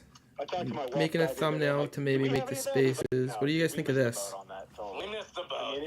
It's a little We missed fucking. the boat on SMCI. No, it's too I mean, blurry. God damn it. We're riding NVIDIA though. I mean, NVIDIA has just been really fun. Yeah, really, I haven't really sold fun. that either. I'm still holding my NVIDIA. I like the idea, but it's a little too blurry, actually. 144%. I'm totally okay missing out on a $60 billion server company who doesn't really have any IP. So that's what I always tell myself. That's why I sold it. Do we think NVIDIA hits 1,000? That's why I got rid of it. I was okay with getting rid of it. Whereas like something like NVIDIA, I'm not okay with getting rid of. What's your question? Real quick before he throws that in, I'm doing one last prediction for the space. I'm like 5 of 5 right now on this space, cooking over here. So I'm throwing in another Tesla. He's hot. And I just posted it. Thank you, sir. And I pinned it to the top of the space. Call me Nikola Jokic. Go for it. Boom. You're batting 1,000. I like it. You're batting 1,000 right now, Wolf. Doing my best. Doing my best. That's awesome. That's awesome. Great job.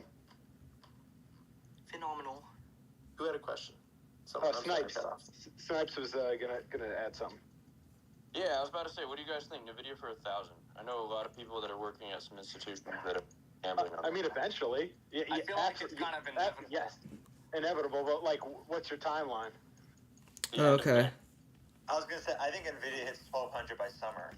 I think this is gonna be a knockout home run earnings, and there's again, like we commented, there's nothing stopping tech for the next like couple months. So yeah, if earnings are good, I think we see it's gonna run. Yeah. I mean, it's only $50 away from it now. Exactly. That's what I'm saying, and we're already running right up to that. It already looks like it wants to break out for a new high. We get a good earnings, it's over with for sure. It could hit that pre-market. Yeah, literally. Yeah, I mean, they've knocked. How many times have they knocked earnings out the water this year? I mean, You know, the only worry I have is every semi guys guided down the second quarter and gotten dinged. What website should I use for the AI? I was gonna say, I only have GPT 3.5, so it's not gonna make it. Semis is really guiding up. I could try with here. Let's try it on my phone. Yeah, the expectations just keep getting like exponentially more and more and more. Like they're so lofty. Can they hit them? I agree.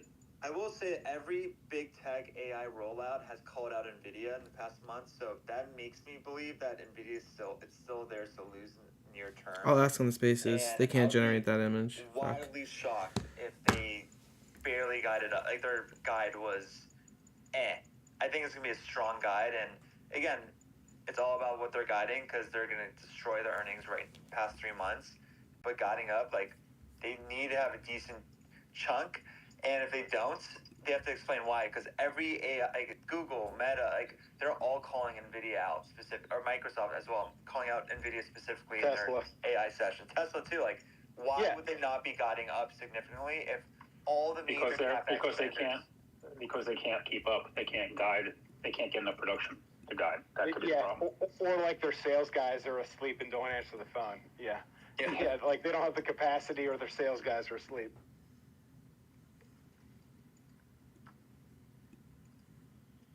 Yeah, definitely capacity. I mean, the read through on that TSM, I think TSM are really strong. I mean, their price action is bad, but Well, they guided down for the second quarter, and then their first report for their sales for the month of April was through the roof.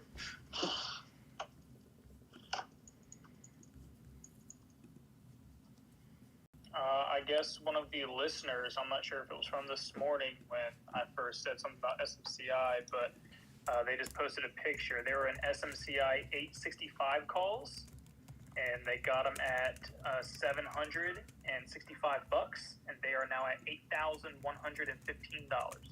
Oh, let's go. That is fucking amazing. Great job, Jigsy. Great job. Nice job.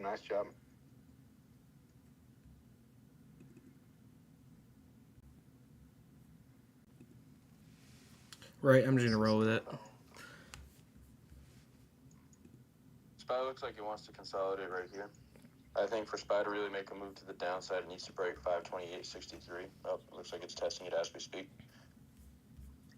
I mean, you're prone to little bits of Yanks here as the algos are going to play games and try to stop everybody out. what's the read through on Amazon's weakness today? Was it Netflix seeing that NFL rights for those games? That can't be it. For what? You know, Disney, you said?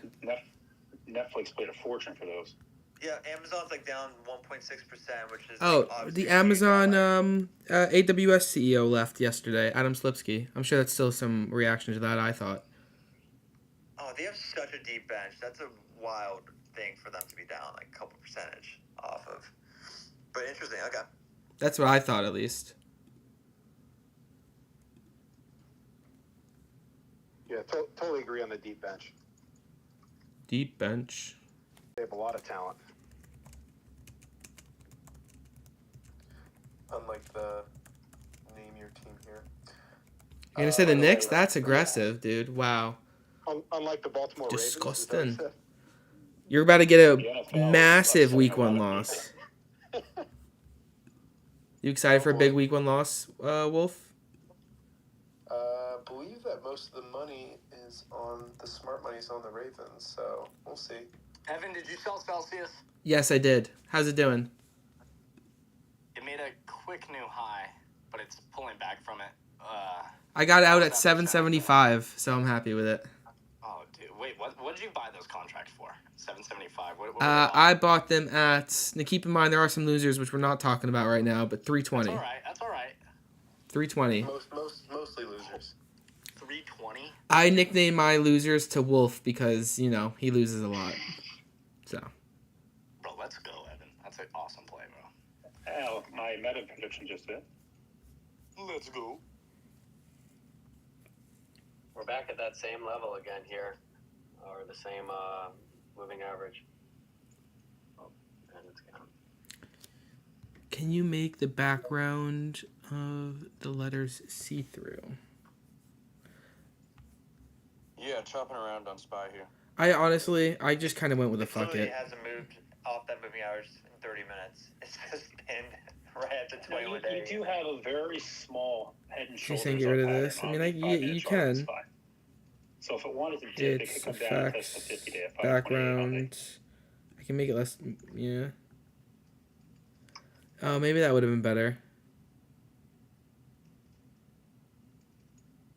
Oh. Okay, so going Giselle, let's back go. on- I was saying on why Amazon's down. I just saw Disney's down 2% as well. Congrats on do winning. think It's because of Netflix and live sports. If those two names are down that much. Here I am, Yeah, that would make sense. using some trading view. I'm still learning it myself, I can't lie. I know a lot of traders like it, though. Although I don't think it's bad. And again, the NFL, you're hearing a lot of people are upset they have to buy 4 streaming services now to get the games. Oh. Make it 5, baby. Run it back. Let's go. But they paid apparently less than $150 million per game, so we'll see how many signups they get. $150 million per game. That's insane. It is on Christmas Day as well, so it's not just a game.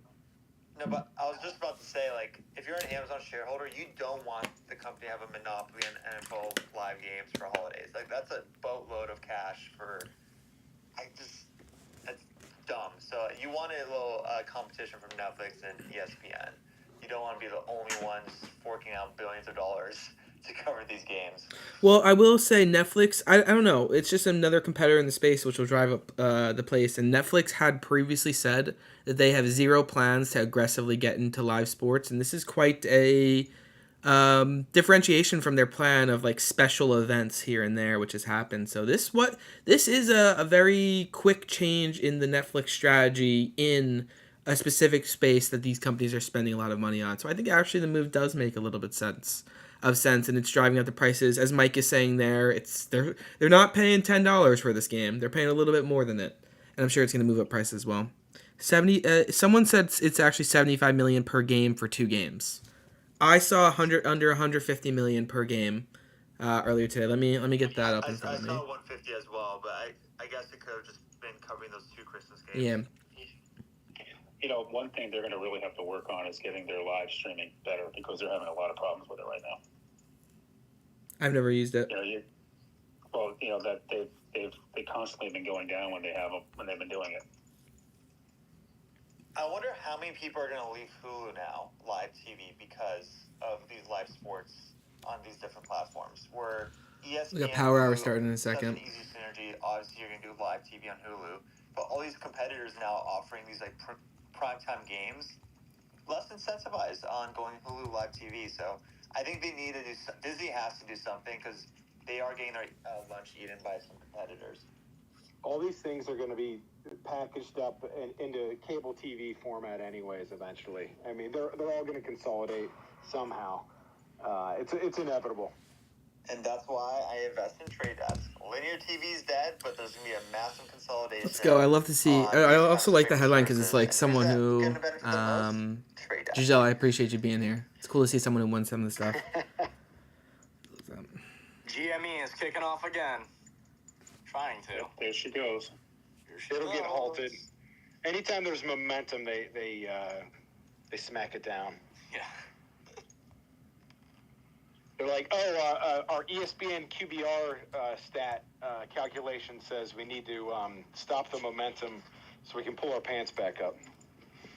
All right. Like Wolf said, it's just that guy in the stock exchange pulling the lever. See how we doing on watch hours so far? 14.4. He's got his not bad though. Palantir, his crystal ball. That's the ball from Jamie, let's take a break out. Lord of the Rings. It's called a Palantir. He's got his crystal ball and he looks into it. Over 4,100 subscribers though. That's cool. Yeah. Back a second. But I still holding that 21. We're spending a lot more time at the 21 than we have the rest of the day though. So still holding that. Momentum is slowing down a lot though. So I've been in GME calls. I took some lottos at Open on Monday, and they've been in the money for since then. I'm holding them until Friday. I just want to see where it goes. Small amount of money, of course, that you can lose, but it's like, hey, let's see. I mean, this is kind of a crazy thing. Maybe it'll work, maybe it won't. I mean, I think at worst I'm gonna end even on my lottos because I got in very early.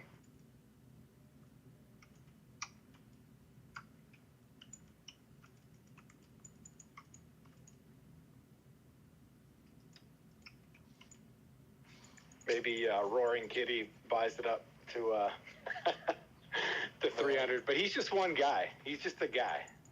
Well, might not even be him. We'll see. But Bitcoin just cracked through 65.5. It is ripping. Bitcoin is now moved from 60K up to 65 in roughly a day and a half. There's a lot of people convinced Bitcoin hits 1 million, like eventually. That's it. That's it. That's just fun. Outrageous price. Where do you think it's going, Wolf? Where do you think Bitcoin's going? Apple better hold. Oh yeah. Come on, Apple. Eventually. Yeah, this is a level. Million's the floor, Paul. I think. Yeah, they gotta open up their minds. I don't know, but I own some, so hopefully it goes as high as possible. Nothing against Bitcoin or the crypto market as a whole. I believe portfolio diversity is something that everybody should kind of practice. But a lot of these people who are setting these outrageous price targets, don't understand how the market caps work, and they don't know the actual math on what part of the market cap needs to reach for Bitcoin to actually reach this price. Well, here's the beauty, Sniper. There's no underlying earnings or assets, so it's worth whatever people pay for it. No, I'm just kidding. I hear what you're saying. Well, I mean, what is a dollar worth? What is anything worth? The dollar is worth. The dollar is backed by the full faith of the United States government. For what it's worth. What is Bitcoin backed by? Okay, it used to be worth a chicken sandwich. Now that's like $3 the chicken sandwich. I don't know about that. I went to Giant today, and I got like 8 items, and it was $93. I was like, Jesus Christ. Wait, was that Options Mike that said that? Yeah, it's like we're big guns, right? We've got force projection, we got nuclear submarines and aircraft carriers, and that's what the dollar's backed by. Yeah, but you don't forget though, Bitcoin's got Kathy Woods. He loses money faster than anybody else. No, theoretically, it's a skill. It's a skill. Tiger Global. I just they can only pin worth to what do. it's worth. It's just I physical gained some paper. China. They can make infinite amounts of it, but Using it has Google, value because using- it has value. That goes for any asset class. Yeah, whoever thought to sell water first is pretty ingenious. Bottle that up. It's not about it. That was funny. That was a little out of nowhere, and it made me chuckle. I was on mute, but you would have heard it. Thank you.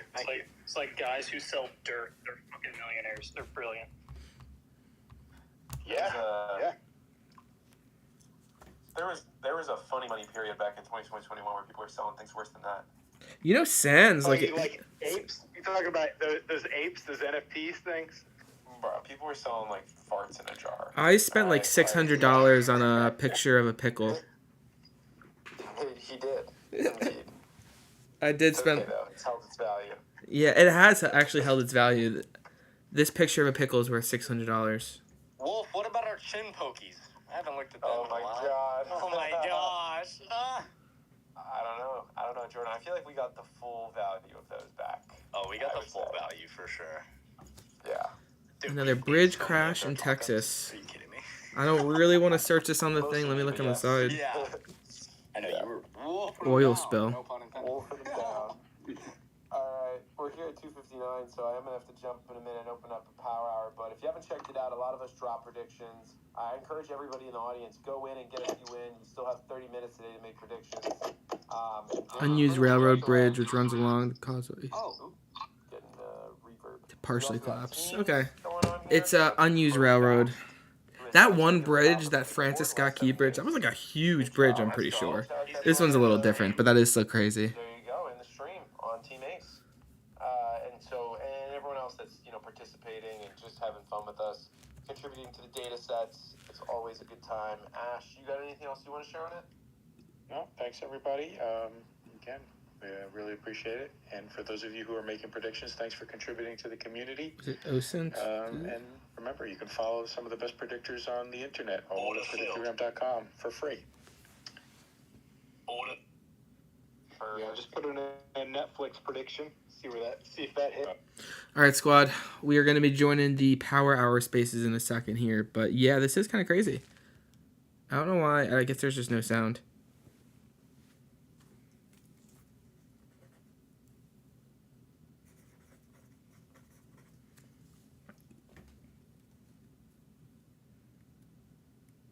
Oh, so they did crash into the...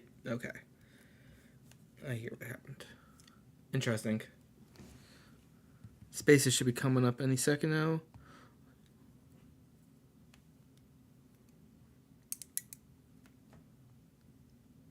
Alright, let's get into the spaces. We'll hear some weird music at the start, and then we'll get going.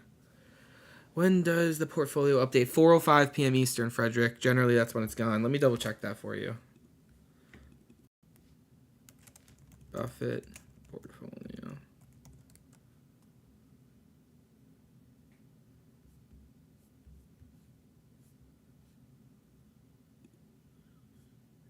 That was 4:15. I think I did this one first. What's up? What's up? Excited to start the spaces. How are we doing today?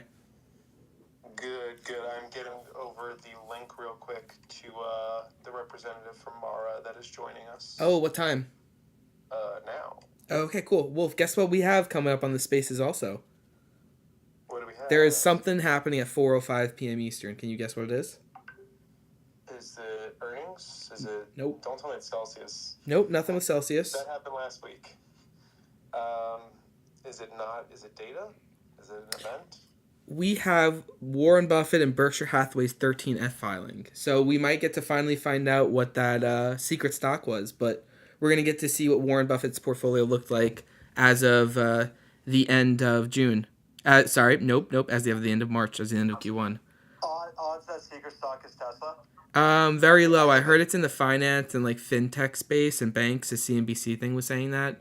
We'll see. Could you imagine if it was SoFi, the SoFi crowd just go crazy? Shy, I may or may not have. So I sold my. I've been dabbling in the trading as it's become fun a little bit here. I may have some SoFi calls right now that have not gone for me though. Yeah, I mean, it feels like it wants 10.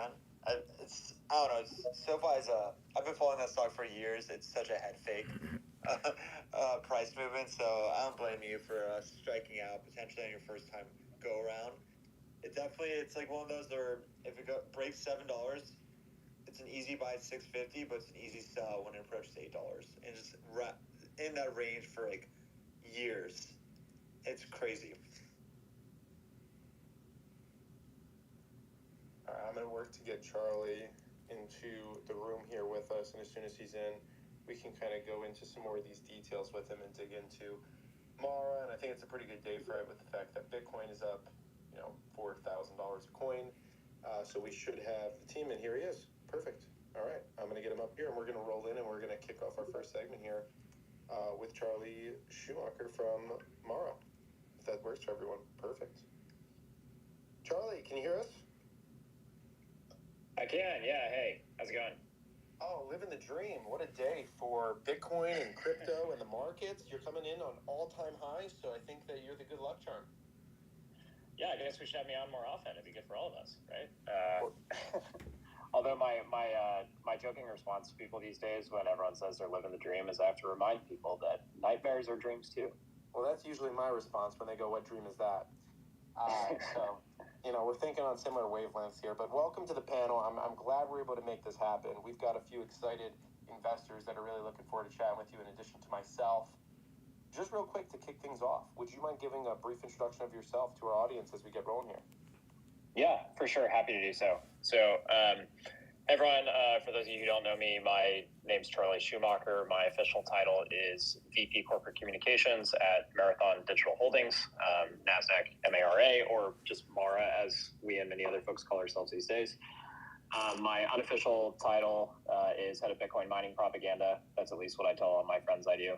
They're typically very taken aback by that until I explain my job, and they're like, "Oh yeah, actually that oddly checks out." So I've been working with Marathon. I actually got introduced to the company back in like August or September of 2020. I was an outside consultant for about a year. I came from investor relations, and I joined the team full-time in July of 21. So I've been around for about 3 years. Today, I sort of lead the team that does all of Marathon's comms and marketing work. So everything from design to messaging, press releases. We're very involved in the earnings process. Go Liverpool. Stuff along those lines. We're gonna win the league. We like to say we're gonna win the busy, league but next we're, year. Watch out. We're corporate storytellers, I guess, for lack of a better term. Perfect. And right now, I think most people are pretty familiar with Mara and everything you guys do as a Bitcoin miner. But from a high level, let's say someone is more of a traditional finance person. They've maybe seen Mara and, Riot and others around the ecosystem. But what does it do as a company and what's giving it the valuation, I guess, in your perspective? Or you don't have to speak to that, but really, what are they doing that is providing value in the scheme of Bitcoin and Bitcoin mining and everything that's happening there? Sure. Yeah. It's a really good question, even if I think you're familiar with the space, because it's changing quite a bit. So really the way that we think about ourselves today is that we leverage digital asset compute to support the energy transformation. When we say digital asset compute, what that really means in sort of like layman's terms is Bitcoin mining, which I would imagine most people on the spaces are familiar with. we basically run large data centers that are Bitcoin mining data centers, and we deploy them in locations where there is either underutilized energy capacity, or we'll work with people to basically like try to enhance grid stability, enhance the profitability of their power assets. That's kind of the bulk of the company today. It is evolving a bit, which we spoke about, or Fred spoke about on our earnings call last week, where we're kind of going through a little bit of a shift internally as an organization into developing 3 business units.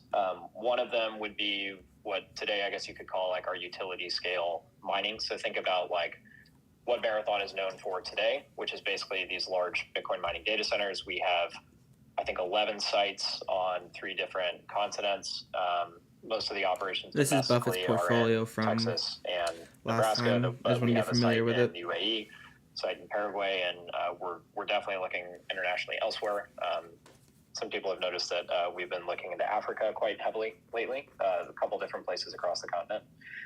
But that's sort of our bread and butter, what we've been known for, definitely the largest part of the business today. We also, though, have started selling our own technology products that we've developed in-house. So a lot of these come from the world of Bitcoin mining, which is our heritage as a company, but some of them have applications outside of that. So think we have this like big digital asset compute arm. We have this growing technology division. And then we also have this new division that we're, for right now, terming Shares. energy harvesting, which personally, at least, I really think about as more of like how Bitcoin mining is going to evolve Apple, we know going it's gonna be forward, like down. what the future of this industry may look like. And that is really about converting waste into energy and then into heat. So doing things like methane capture, where we have a pilot, which we're doing today with a pilot project on a landfill in Utah.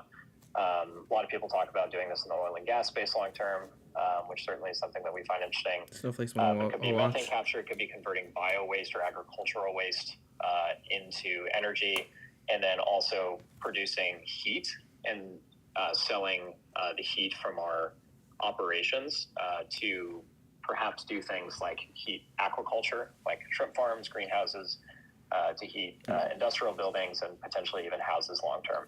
So I kind of personally think about that unit as sort of the future direction of perhaps not just this company, but this industry. And so those are kind of the 3 different aspects of what we do today, though by far the thing that we are known for most is having large Bitcoin data centers diversified across the world and holding a lot of Bitcoin on our balance sheet. Very nice. All right, let's kick into it here because we do have some great investors that are on here, and I want to give them an opportunity for any questions that they're going to have. So I'm just going to ask one question, and then I'll kick it around, probably Shy, Stock Talk, and a few others. My question is, right now, Bitcoin is pretty close to all-time highs. It has just gone through a halving. It's kind of, this is an interesting pivot from talking about Bitcoin into Buffett, or this will be. Provide some consolidation in that space. Where do you see, Mara, in the current life cycle of Bitcoin? Does it matter that we've gone through the halving? How do you continue to stay profitable? Just some of those items that I think people are really paying attention to right now. Sure. Yeah, halving cycles for sure matter. I think they're less, but they're not like, at least in our industry, Apple we trying don't to really hold think of them 190. as these like one-off events that the world was one way the day before the halving and it's a completely different world the day after the halving. These are things that we and probably everyone else in this space who's like at scale and runs a professional Bitcoin mining company thinks about for years on end and plans for years on end. So if you're unfamiliar, the basic concept is as part of Bitcoin's supply algorithm, every 4 years, the amount of new Bitcoin that's being issued into the marketplace is reduced by 50%. So that's how Bitcoin, people argue, has this deflationary supply component to it. What that means, though, is if you're a miner, that the way the world used to look at it was like, oh my God, your revenues are cut in half every 4 years. It's not really the case. Miners like ourselves also make money from transaction fees. It also, like what happens is that it's actually that your cost to produce each BTC may double, but it's really just your energy cost. Doesn't, like your SG&A doesn't have to double as a result, right? So it definitely changes the dynamics of the business. And really what it does is it drives everyone to be extremely creative about how they are thinking about deploying their data centers. And it drives people to be extremely efficient in the way that they're doing it. So it's actually from events like this that I think really drive the industry forward. And one of the reasons it's such like a fun, creative, and innovative space to be in. This concept of, like, let's talk about our energy harvesting unit, for example. The idea of Bitcoin miners potentially being... By the way, this is what I'm on right now. We're entering someone from the Mara team. That's this guy. Really comes out of the halving. Charlie Schumacher. Because block rewards are going down, I mean, unless Bitcoin just appreciates to infinity, which of course I think like many of us would like to see, but you can't base your business thesis on that. Then you have to find other ways to add more value in order to generate more revenue as a business. So going to sites where there is no grid connect, where there is literally not even just stranded power, but where there's a problem that you can help solve with the value that you provide as an organization, is things that you've seen Marathon do a lot more, and I think how the industry has to evolve. So it's, you know, it's not like, I think some people look at it, the media likes to hype it as kind of this existential crisis for the industry, like, oh my gosh, like, block rewards get cut in half, what are you going to do? But it's like, we plan for these things for years at a time. People also forget with like, that we actually went through a halving event basically last year with how much network hash rate and difficulty rate increased. So it's just, it's part of the industry. It's something that we accept. If you're going to be in this industry, it's just a component to it. And it's kind of fun because it drives you to have to be extremely creative about how you're structuring your business on a go-forward basis. Appreciate that answer there, Charlie. Shy, you want to jump into the mix? Yeah, what's up, Charlie? Thanks for hopping on. Question for you. I'm still a crypto newbie learning as time goes on, but when you factor in global hash rate, it's obviously not a surprise that a lot of the mining profitability just like made it close to all-time low recently due to the halving, and higher Bitcoin price honestly only can make up so much for declining coin issuance. So my thought process is fees from transactions are going to be required, but I don't know how sticky that can be. I know you guys, I think I read through your earnings script, and you guys already did that this year for the first quarter, where you're noticing a premium transaction fees. How sticky do you think that's going to be? Or is that so unpredictable, so early innings that you don't have any visibility down the line of like, will this always be the case? Or is this generally the case when something like the halving happens, that you kind of need to do these kind of one-offs in order to balance yourself out due to that everything I just called out before? Yeah, good question. Let me give you the theory that like is generally accepted. I'll give you my take on it, and then I'll give you how Marathon's positioning itself. So in the Bitcoin space, the theory has, I think, for a long time been that as these block rewards decrease over time from these halving events, the way that miners will make money in the long run, and therefore they have Bitcoin earnings will next week remain though, Ali. secure as its blockchain will, is going to be from transaction fees. So the theory is that, you know, transaction fees will offset block rewards, and they could do that in a couple of different, like two ways really. One is volume and one is price. So the volume of fees would have to increase drastically, and the price of Bitcoin would have to go up more so that like the revenue you're generating on transaction fees is higher. That's like the theory, right? My personal take is like, I don't know. You know, we don't, and I don't, and actually like no one knows, right? These are ideas, we're kicking it around. People debate this, but like if most of, like hypothetically, let's say like the Lightning Network were to take off the way that a lot of people would like it to, and suddenly you have all this settlement occurring on a layer 2 network, like how much of that really trickles down to the base layer and then the miners? Unsure, right? There are other, so what we're kind of doing is we look at that and we say, well, we don't really know what the future is going to look like. So how do we kind of future-proof ourselves? How do we stay Netflix to launch in-house advertising platform by the end of the year. Of which outcome TTD, occurs, what's that going to be doing right now? We're positioned well to not just like survive the instance, but actually like do well in either situation. So something you've seen us do this year was we launched a service called Slipstream, which we talked a little bit about on the earnings call. We're able to, Slipstream is basically a way for people to directly submit transactions to Marathon, and then we can directly process those transactions. We can do this technically because we run our own mining pool. It's not for everybody. Like, it's not really meant necessarily to be like, oh, I'm a Marathon investor, I like Marathon, I think it'd be cool for the company to process my Bitcoin transaction, therefore I'm going to support them. I guess maybe you could do that if you wanted to, but that's not really the intention. It's more designed for people who have like complex transactions that are really large data sets that they're struggling to get processed through the regular mempool. They can submit them directly to us, and so for a higher fee, we can process them. So it's one way that we have figured out the fact that because we own our own mining pool, which we're the only miner to my knowledge that does, today at least, we can actually capture more value from transaction fees. Also, just the fact that we're the only miner in our mining pool means we don't have to share any transaction fees we capture with anybody else. So there are ways that we have positioned ourselves in order to capitalize on transaction fees, should those end up taking off the way that, in theory, people like old school Bitcoiners, I guess, would like them to. The other side of this, though, is perhaps most of this ultimately gets done on a layer 2 network. Well, if that's the case, like, how do you create, more utility and more value on the layer 2 side of things? Well, we thought one interesting way to do that would be to actually go ahead and, rather than sit around and wait for other people to do it and just kind of watch it play out, would be to take an active role in that. And so we helped incubate a layer 2 protocol called Anduro, which is all about sidechains. And so we're also trying to play this game of like, are there other things that we can do to help increase Bitcoin's utility, its functionality, and its adoption? Because as a large holder of Bitcoin, that's another thing that we can do that would be good for us as a business. So short answer is like, we don't really know how it's going to play out. And so therefore we want to be on the forefront of trying lots of different things so that we're in a really solid position regardless of the way that all this ends up working out in the long run.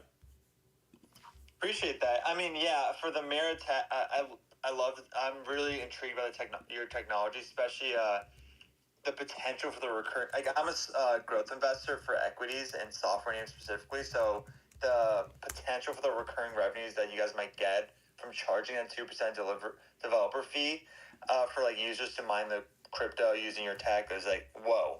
I didn't know like miners can even do that. Curious though, can you provide some kind of color on what kind of?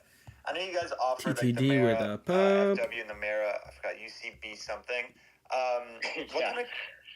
What kind of You users did say Jumia, are let's kind of see. using your technology? Is there a lot of like the actual mining companies, or Netflix is it isn't still moving in off the fast. early phases where Ooh, it's Netflix not with a so fucking much corporations or like candle, actual mining right? companies? It's more just like Jumia. to Joe Schmoes. Nice, you did say it. That's a good move. Yeah, good question. So Nice job, Ollie. is it more like retail focused, or like, is it more like exactly. B2C or B2B, right? We're approaching it right now as a little more B2B. The firmware is designed for, I mean, really like anyone could use it. It doesn't have to be like one or the other, but it's for people who don't want to use the stock firmware that comes on miners. So anyone who is a Bitcoin miner who owns machines, who like runs them, would be a potential customer or client. But we are approaching it a little bit more from a B2B perspective than B2C. And that's also true. And then the immersion technology is just a more Nice move there, Ollie. a more obvious B2B example of that. Like, I don't think your average retail miner is necessarily going to be Sorry. investing in Water sip incoming. high-end immersion tech. So maybe I'll try and mute in the at some future. point. But it's more Some of a point. B2B. Both are more. All that stuff is more B2B sales. And I will say, like, they are early stages, right? We just announced these as products available for other people in March or so. But the reception's been really positive. And we've been testing a lot of it internally our own. And so it's nice to be able to open up to other folks and to get like positive feedback from other people, which is also great because like everything we do as a company is iterative. If you've looked at like, we've tried a lot of stuff, some of it's worked, some of it hasn't.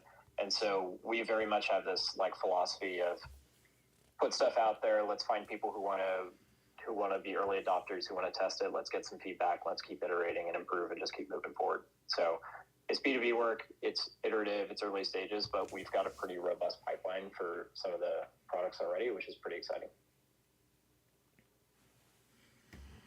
Perfect. Thanks, Shai.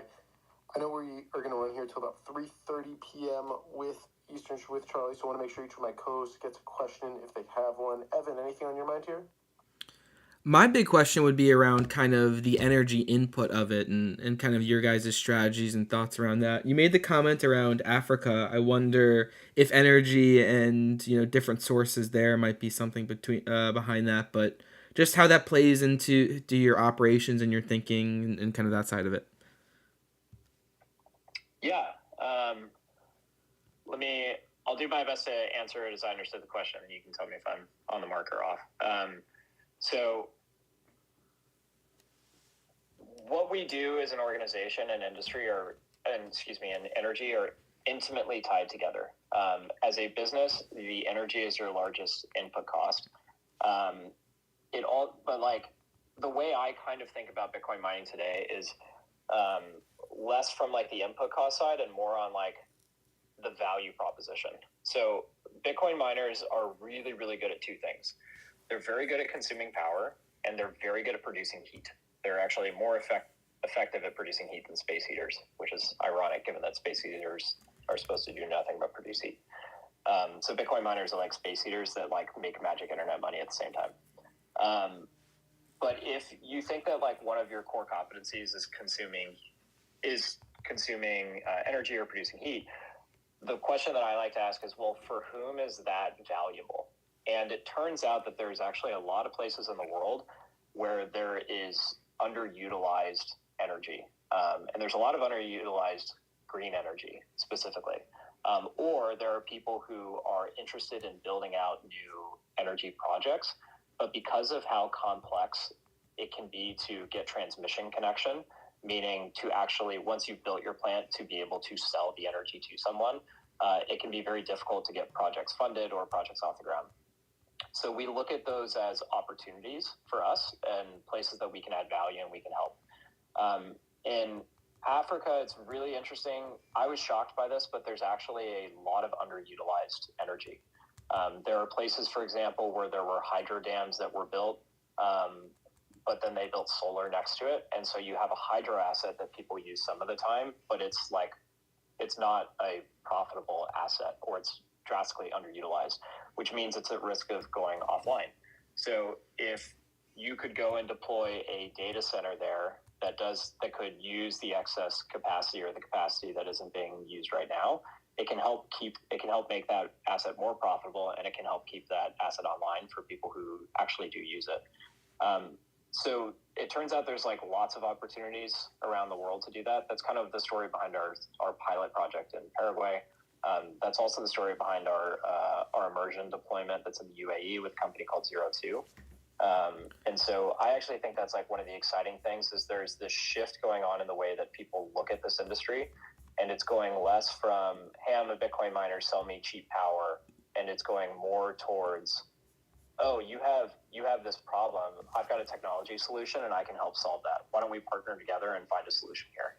And it's really just a reframing, but it positions you more as a partner as opposed to just a consumer or a customer. And it can really open doors, as we've seen in a lot of different places around the world. So I actually think it's a super exciting time on the international front for Marathon right now. I don't know if I answered your question, but I hope I did. No, you did. I appreciate it. I appreciate you joining us as well. For sure.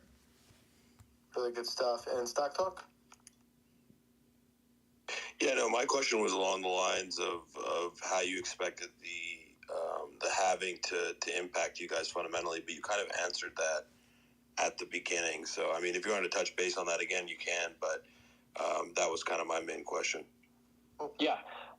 I mean, I'll touch on it just really quick because there's one aspect of it that I left out. So the obvious one is like you're going to see the cost to produce a Bitcoin. What do you guys think of Bitcoin and crypto? I'm curious. For all miners, right? Because the amount of Bitcoin that you're receiving from each block has gone down, but your energy cost has not gone down commensurate with it. So on a like per Bitcoin basis, everybody's cost in this industry should go up in terms of like, again, cost to produce each Bitcoin. Part of the question though is like, well, what is the value of a Bitcoin? And I have to remember what's this is his last interesting is like round. having events typically are also correlated with these run-ups in the price of Bitcoin. And what we've seen this cycle is It's annoying that it doesn't say occurred anywhere on here. slightly That's the last before one. the halving or a little bit earlier than it has in prior cycles. And so in a world where even with on a per BTC production basis, numbers are going to be down year over year, just simply because I'll be back in a there's minute less too. of it. On a revenue basis or on a, what we actually saw was for us, because we hold so much Bitcoin, was on like a net income and adjusted EBITDA basis, you're actually improving because it depends on the price of Bitcoin. So Bitcoin's performed very well, and historically that price appreciation has more than offset halving events. Again, we don't know if that will continue forever. You have to be pretty bullish on Bitcoin to say it would, though a lot of people are that way. So for us, it's all right. Well, let's take advantage of that as we can by holding a lot of Bitcoin on our balance sheet because we think it's a good investment. And at the same time, let's work on reducing costs as much as we can, which we've been doing by buying sites and integrating those, as well as find new creative ways to mine Bitcoin or add more value to folks, such that ideally you're in a position where you are actually profitable on a gross margin basis for the service you're providing before you even mine any Bitcoin. So that's how it impacts us. It's like it helps on the financial side on a per Bitcoin basis or like cost to produce a Bitcoin. It makes it more expensive. But again, everything is driven by what's the price of Bitcoin. Grandkid's gonna be mad after finding out I don't own Really well any. put there. And then Brett, just wanted to 24 I check if should you have a have. question off the Don't top of your own head. If any. not, I'll I own a throw little one bit. more and then we'll Nothing crazy. move on to the next segment. But isn't anything for you? No, go ahead, throw yours in. Okay, yeah. So this was a thing I've just been continuing to think over, Charlie, because there's a lot of smaller operations that are trying to kick into this space. I've had Cisco, but trying to nothing start really their own, crazy. Bitcoin mining stuff, small scale, large scale. You've got other Seeing competitors Alpha that are well tends to be known, pretty like good Riot, with Hut 8. How does somebody build a competitive a lot advantage of or the a moat 13 in a Fs. space like this? And what would you recommend investors to look at if they're eyeing some of the different companies in the space? Oof. And in just very short terms, scale matters. Like scale really matters. If you are large and at scale, you're going to get deals brought to you first, or you're going to be first in line for deals, which is something we've benefited from. You're going to be first in line for machines. You're going to get most favorable pricing on equipment. If you're talking about working with like sovereign nations, utilities, energy companies, they want to work with the largest, most well-capitalized company out there, especially in a space like this that is a brand new industry that didn't exist really 5 years ago, that like some people view as wildcatters and risky. So like being at scale and being professional, like really, really makes a big difference. So I would look at that when I'm thinking about like, how do I evaluate this space? And then I would also ask myself, like, what's my long-term thesis on Bitcoin, and of how I believe the asset's going to evolve in terms of its price, its Ooh. adoption. Fuck, did I get mixed up? Is it having tomorrow? rewards versus transaction fees, which is those great Oh, that would questions be you guys such asked an earlier. L. Like, whom do I think is Fuck, best Buffett's portfolio might be to updated capitalize tomorrow. on all those different things? Now I'm Because second guessing this myself. industry looks completely different. I mean, it basically didn't exist 5 years ago.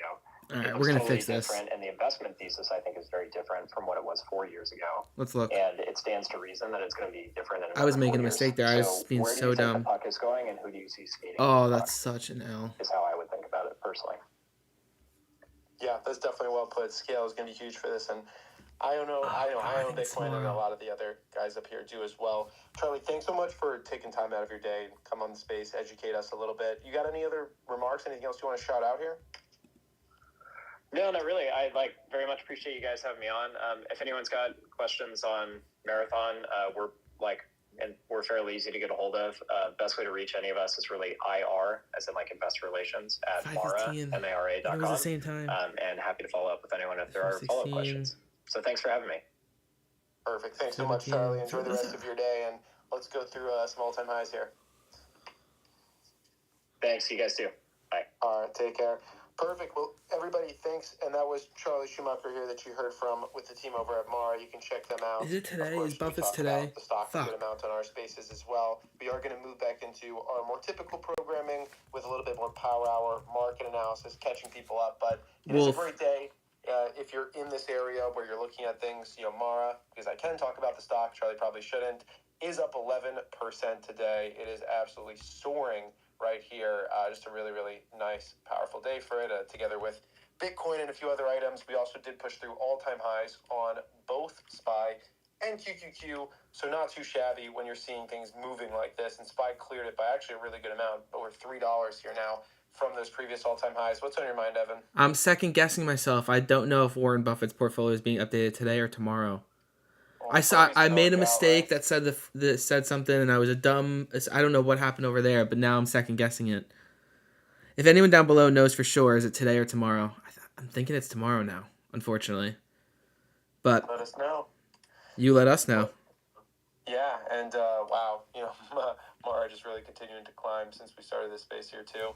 Cool. So that's a few of the things we're looking at. Some of the other names which we do like to touch base on. Large cap. I had so much planned. Right? What's going on there today? Well, Tesla did have that nasty candle down, which hit earlier in the day, and it's really just traversed down there since. But the rest of large cap tech, besides Amazon, which is pretty flat, down 0.65%, is looking good. Nvidia is back up to 946. I'm not looking at SMCI, but I believe it's quite around 950 in that area. You also do have AMD in the same sector up 3.9%, Coinbase up 8%, Microsoft up 1.65%, and Meta up 1.83%. And then I can't leave out Apple here, which is pretty close to all-time highs. Apple back to $190 per share. Evan, has Apple ever officially cracked 200?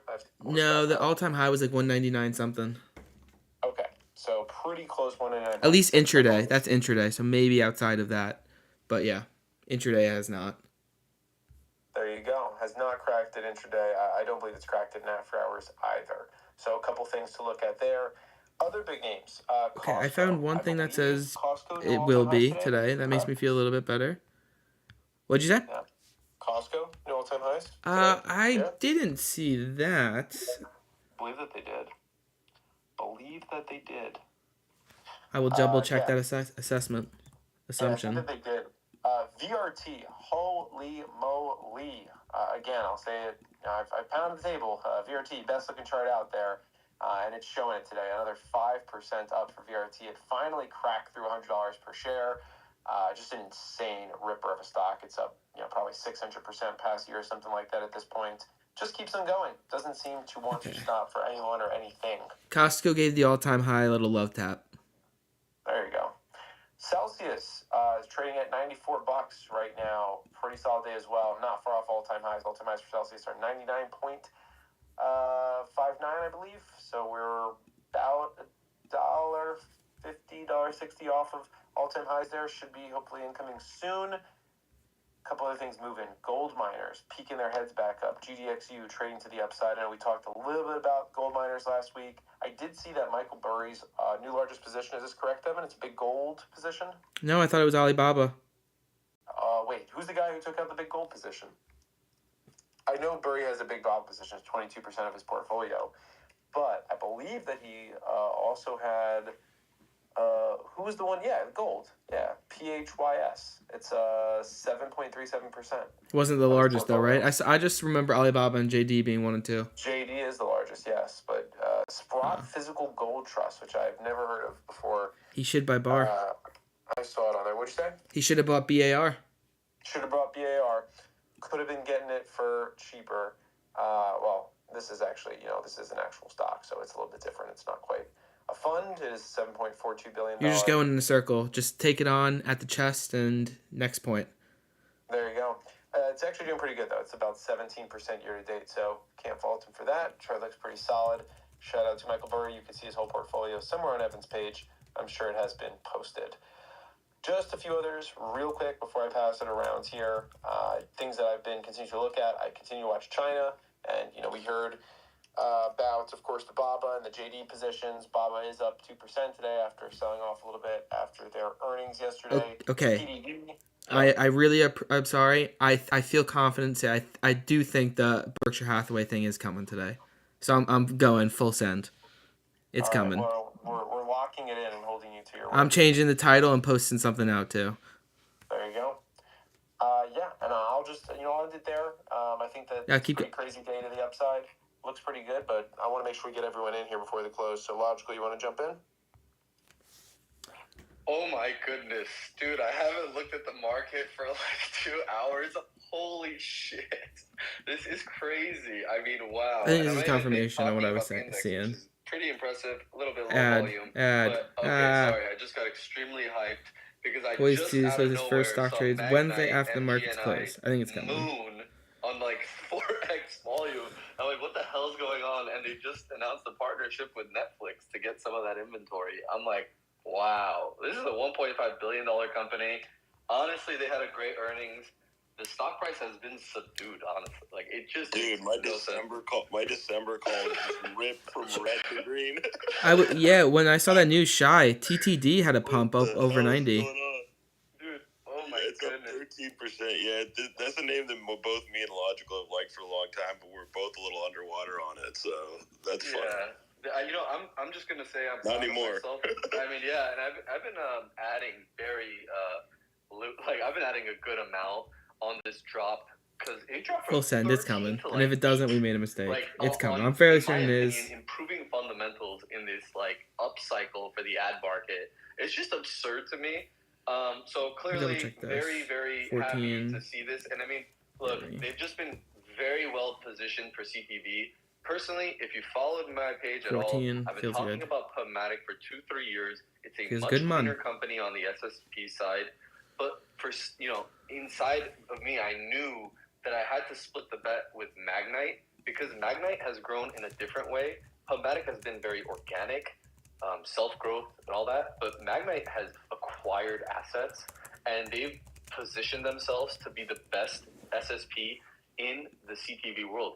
PubMatic doesn't even break out their CTV revenues. I bet it's abysmal. So for me, somebody who really believes in the CTV aspect of the ad tech world, it just made sense to me to have exposure there. And Magnite seemed like a great one. Obviously, the Trade Desk is too. But again, when it comes to the buy side versus supply side, buy side's a much better business like the Trade Desk. But that's why you're paying like a 5, 6, 7, 8x premium to a business like Magnite. Let me update the title of the space as well. I personally go with the cheaper bet. And Magnite is also a company, again, because of its acquisitions, has a pretty ugly balance sheet. So you got to imagine that once and again, they can totally maintain the debt with their fat cash flows, but once we actually start entering a rate cut cycle, potentially, I mean, this is something that's just going to run for many reasons, and that is another reason is, being welcome anyone joining show in. more cash flow if they're able to Warren Buffett, 4:05 p.m. So Eastern is when he should be updating his portfolio. I'll watch it. Say, Small chance it comes so tomorrow, funny. but it's coming today. Like, really top of mind right now to me is Coinbase up a solid 8%. It looked this is like gonna be a long it wanted list. to die, but it kept refusing to go below that 200 level. I rolled my calls to July. Jesus. They're way out the money, but I've held on to faith, and I feel like it just doesn't make sense to me that a stock that's doing so well. I mean, how long can they keep this down? I knew that there were some big 212.50 call sellers for this week, and they're deeply underwater now. RIP. That's all I got to say. I'm just noticing, definitely a lot of good names. New had a great earnings yesterday, and stocks up today. Feeling good about that. Shift4 Payments up 10% today after that. The CEO bought $6 million worth of shares. When you look at the valuation, and I alerted this to our Discord yesterday before the insider buy, which just happened to be very fortunate timing. This is a stock that's trading at like 10 times adjusted EBITDA, like less than 18x free cash flow. And if you listen to the earnings call, the CEO spent like 10 minutes literally reciting so many new partnerships and wins. And I was like, yeah, this doesn't sound like a business that's slowing down to me. And you know, obviously the balance sheet could be prettier, but I mean, this is a very cheap stock, and so I Going just through went in the pretty heavy. new Happy 52-week to see highs for the that day. performance Costco. coming through. Yeah, I mean, obviously, interest rate sensitive sectors like, you know, XBI and stuff doing really well today, and the one I'm watching after the bell today is Despegar.com, which I've noted since it was trading probably at like $9 while being on these spaces Tuberville months ago. selling some stocks. That 1240 headed into earnings. Latin America has been strong with Mercado Libre and Nubank, so you know, they're coming off of a very, very favorable valuation. So I think with the market ticking up and being a little bit more positive, it's a little bit more constructive moving forward. So waiting for that call, and I'll pass it back. Definitely a wild market today. Good points are logical. Brett, I wanted to circle back to you. I know I called you briefly before, but wanted to hear your full thoughts on this market surging through all-time highs. Sure, yeah. You know, just on Logical's point with Coin's trading so well today, and he mentioned the July calls. I saw a huge print go by earlier today, the July 220s. So it doesn't sound like you said. I think he said they're out of the money, so it doesn't sound like those are the calls he's in. But I saw a big print on those. It was kind of interesting. But yeah, I mean, I think if we zoom out a little bit and kind of look at the market as a whole, we're back to the highs. You know, nothing changes. Really, like, Nothing cures sentiment a names. bit. Like a nice change in Yeah, price, right? that, We have a but- nice rally. Everyone's kind of calmed down a little bit. And you know, I think it also kind of rings true these last couple of days. When they say never short a dull market, you know, for better or for worse, it's felt a lot like summer trading. The last week or so, volumes have been quite anemic, pretty low, and the market just continues to slowly grind away. Active traders' patience, and it just continues to grind higher. And how did that end up? How did it finish? It surged all time highs today. So I think it's a good lesson there for investors, and in a way, looking back on it, the lack of volatility this week that was being priced in. Yeah, but maybe that was kind I'm excited of for this Buffett update. a little bit of a tell in How much is he talking? 4 or 5 p.m. Eastern, and if it doesn't come out right there, then retail sales we get reports, scammed. Obviously we could have had worse print than expected, reacted poorly, and then volatility could have expanded. But I think I feel like it's kind of a also tell the that some fact of that a lot of you guys are institutions coming and from the larger, Instagram. Probably this might larger investors make in this the one or options two lower. This market might be the first weren't time really many of you guys are pricing going a to be whole hearing my lot voice this for the week. first time. I think that's kind of an So we'll see. point, just sort A lot of you, looking a lot of the back people haven't heard any of the spaces, which is on crazy these because last it's some of the couple best days stuff I and do. reports we got today, which was kind of a Goldilocks scenario, right? I mean, inflation was basically in line, showed that it was, wouldn't say we're out of the woods on inflation, just based on one inline print, but certainly nice to see that streak of, significantly hotter than expected numbers stop. We need that to happen just on a personal level for consumers. It's putting too much of a squeeze on them to continually have these price hikes in front of them. So just for their sake, it's great to have. But from an investor standpoint, All right, we're done with this. There's no everyone's waiting way. for that Fed rate You can cut, start or at looking at least some other stuff. confidence in the Fed rate cuts, and to see inflation kind of tame. That's a win for Costco, the Fed. and To see retail sales come in then a little bit soft. Bank That's of sort America. of there's kind of a perfect scenario that I think those are people that are cheering for the rate cuts. That's basically a perfect scenario for them. So I think the market's not A lot of pricing in. I banks. think 2 cuts on the year. It's been like a giant pendulum, right? So like we came into the year pricing 6. We got some bad inflation data. Probably went all the way down to no cuts for the year. And now we're kind of swinging back into a more of a realistic standpoint. Probably, I think we're sitting around 2 cuts now for the year. Coming in today, I think it was swaying between like 1 and 2, and depending on how today's numbers would have went, I think we would have fell on I've had one days side with of a the lot fence more to there, have to but, do there. market's Welcome, welcome, not everyone joining pricing in. 2 probably honestly gets the chatter going for 3 cuts, like the Fed's dot plots had suggested in one of the prior meetings. Doesn't mean I'm definitely not saying I think we're All right, likely to scroll get through 3. again. We only have so many Moody's, Fed meetings left Morgan Stanley, for the year, and the Fed's going to want a couple Energy. I have that one couple here, of these right? inflation prints to go their direction. Like Yeah. one inline print is not going to be like, HP oh, okay, well, Semiconductor. we're cutting rates now. So we're gonna. I think 2 is a realistic standpoint, at least at this juncture with the data we're getting, and I think that investors feel a little bit confident that we're seeing a reaction across the board, whether it's in equities, Pure whether it's Storage, Bitcoin's Southern having such Company. a fantastic day today. Bitcoin likes lower Already rates have and that. higher liquidity. We're seeing it in bonds. Bonds are rallying. Southern Though Copper. I posted a chart earlier on Twitter, but TLT, the bond ETF, is kind of running into a trouble spot. But you know, if it can clear this area, you know, it's kind of got a blue sky ahead of it. You know, a couple days ago, and this is the last thing I'll say, but Stock Talks and I were talking about the 10-year and the 10-year yield, and we're talking Texas about hovering Instrument. about 4.5, I think just under it, and we were talking about 4 1/3.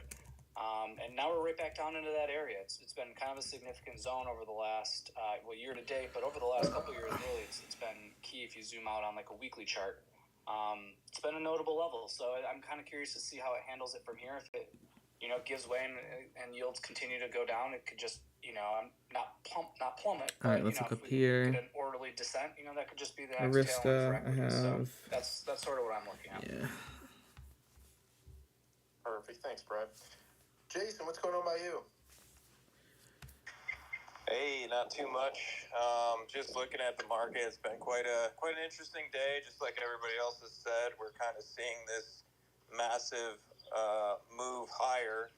But also, I have to also say, you know, there's been a lot of people on here who've really called it well. You know, I know Logical and I have continued to kind of pound the table on the fact that, hey, the market's not in a downtrend. It's not an environment where you really want to be like, okay, every pullback's the end of the market. It's in an environment where it could go Let's a look at lot the market. higher. Maybe back in half a second. You know, and you don't We'll get know into this. exactly what sectors will move because of that, but you have to be open to the possibility of the market moving higher as long as the trends are all moving higher. You know, a lot of people kind of got into the risk-off environment on the last pullback, and the fact that utilities started to move, and once again, utilities can move and the market can still move with it. That's not something that you can look at and go, okay, well, utilities are moving, therefore the market's risk off and the market's going to crash tomorrow. I do see this. The commodities have made a big move today, especially the metals. The metals made a huge move today. Copper, silver, platinum. A couple days ago on here, we talked about platinum being a good trade. That we got long on Monday. That's continued to follow through nicely. Bitcoin, as we got that false breakdown signal I talked about a couple weeks ago, basically crossing under 60,000, chopping around there, and when we crossed back above 60,000, making it a buy signal for a short-term swing trade. We've still continued to move higher at 66,000, I think the last time I looked at it. I'm not looking at my monitors right this second. But then going across, you know, looking at all these other areas, I think, you know, we can see the bonds starting to catch a little bit of a bid, starting to try to bottom out. But if we're just looking at all those things together and trying to figure out what environment we are in, I think we still are in a risk-on environment. I think the market still has more upside to go. Obviously, this bird does next to me as well. So, you know, as we continue to look at it, I think for me, I'm going to stay long the things I'm long. I'm very long still the copper. I'm still long gold, silver, tech, small caps even. So it's a lot of things across the board right now that are giving buy signals and continuing to hold on in this environment where a lot of people figured those would sell off and start to turn the other way at some point. And once again, I'm not one to say, hey, you know, the market could be, it can keep going up here forever and ever and ever. I'm just one to say the environment's good, the trends are good, and the trend is your friend. The trend is your friend indeed. Trending up, man. Time to take some risks. Exactly. I like it. Kevin, I see in the audience, if you're free to jump on stage, Monative, Josh as well. It'd be great to have you all up here. Shai, I know you talked a little Bitcoin before out of your comfort zone, but would love to hear your thoughts here on the market. Yeah, I mean, again, TradeHouse just got a big bump along with the Magnites, PubMatic. Again, like, I think you're clearly seeing a streaming wars or consolidation happening with the major streamers, and I'm 99.9% confident that linear TV is dead. We might get some kind of wild flywheel of somewhat of like a cable vibe, but it's all going to be on CTV. And there's going to be multiple different streamers packaged together. It's going to feel very cable-like, potentially, but it's Now we're ready to go. be on streaming. And what's who's the biggest beneficiary off of that kind of inevitability? It's these ad tech names. And Logical is absolutely right. Like, Magnite and Pubmatic probably have Even Buffett got rid of Cirrus? if that No. inevitability He's been adding to Cirrus Logic. Or Cirrus I'm XM, part of the camp I of think. we are in a At least I know he likes the Liberty, inflection these point ones, in which tech are all where Cirrus as well. Gen AI is going to obliterate a lot of companies. And it's I think he might have bought more. consolidation across so many industries that I just want to invest in the best of breed name, like the top winner, top leader. I don't care. I'm more of the camp of, like, I don't really care that much about paying a premium up for those kind of names. So that's why I own Trade Desk, and they definitely had an uptick today from that news. Some other call out I want to make is Transmedics literally has not had a red day in such a long time. They're just trucking along. I mean, they're at 135 now. I would be shocked. Huge, That would be pretty crazy if you bought Tesla, though. huge momentum after that gap up from their earnings. I'm a little caught off guard on why there's such a big sell-off on EV names today with the rates going lower. I mean, if you look at Tesla, it was a 5% swing within the first 2 hours. Good moves there. Of Open. Not Netflix. It's my SoFi Rivian doing.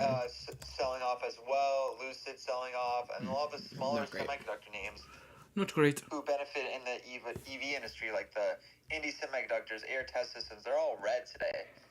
Alright, about 10 minutes, we should be seeing Buffett's updated portfolio. Red today, so I don't know what It should be coming out at 405, and this is what it looked like last time. any, but For me, Amazon, 10 million shares. I want to double check there. Some other call-outs I want to make is semis are strong. I mean, SMCI, up 15%, 16%. Nvidia is at 950. SMCI and Nvidia are both at 950. If he bought Tesla, that would be insane. It's gonna be an interesting setup next week. I'll scroll down to the T's right away for you Reporting on guys. Wednesday, as everyone knows, it's just gonna be. Quick I little don't think the market will move early much refresh. until then. I do think Refresh that's for gonna good be luck. the next catalyst for the leg that might be an insane rally for the next couple months if Nvidia proves its party as usual.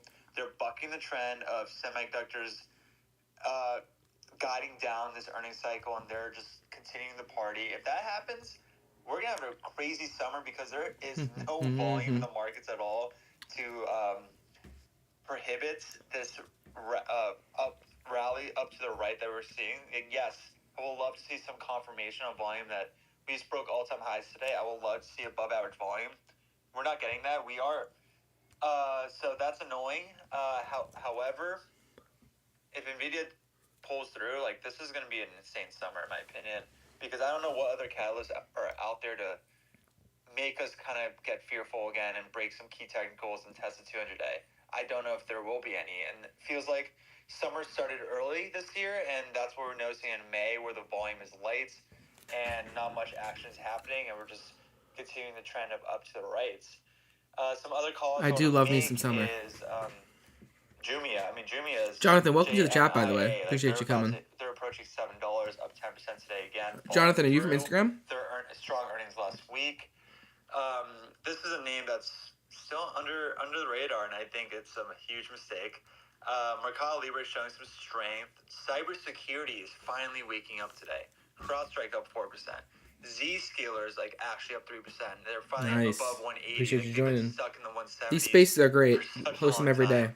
Palo Alto's also Today we're up talking. today. We're going to talk some Cybersecurity is Buffett. showing some strength. But Chai's good. Growth tech investor. Earnings. One other thing, Celsius is it's interesting. I trimmed and I'm down to my last. Yeah, retail sales came in like Celsius. 0%. Wall Street wanted plus 0.4%. I A little don't light. really Nothing crazy. understand Walmart the earnings price tomorrow. actions happening in Celsius since their last earnings were they gapped down, they settled in the 70s, and it was a V-shaped recovery. I don't know if much what news caused that V-shaped recovery because it is a different story to become a Celsius investor. There's no more revenue growth, there's more earnings growth. But who knows? That's nice to see. And yeah, I'll pass it back to you. There's not much everyone else called out today. Small caps are struggling. IWM struggling mainly because of KRE, but also small caps in general. No, Buffett owns no Walmart.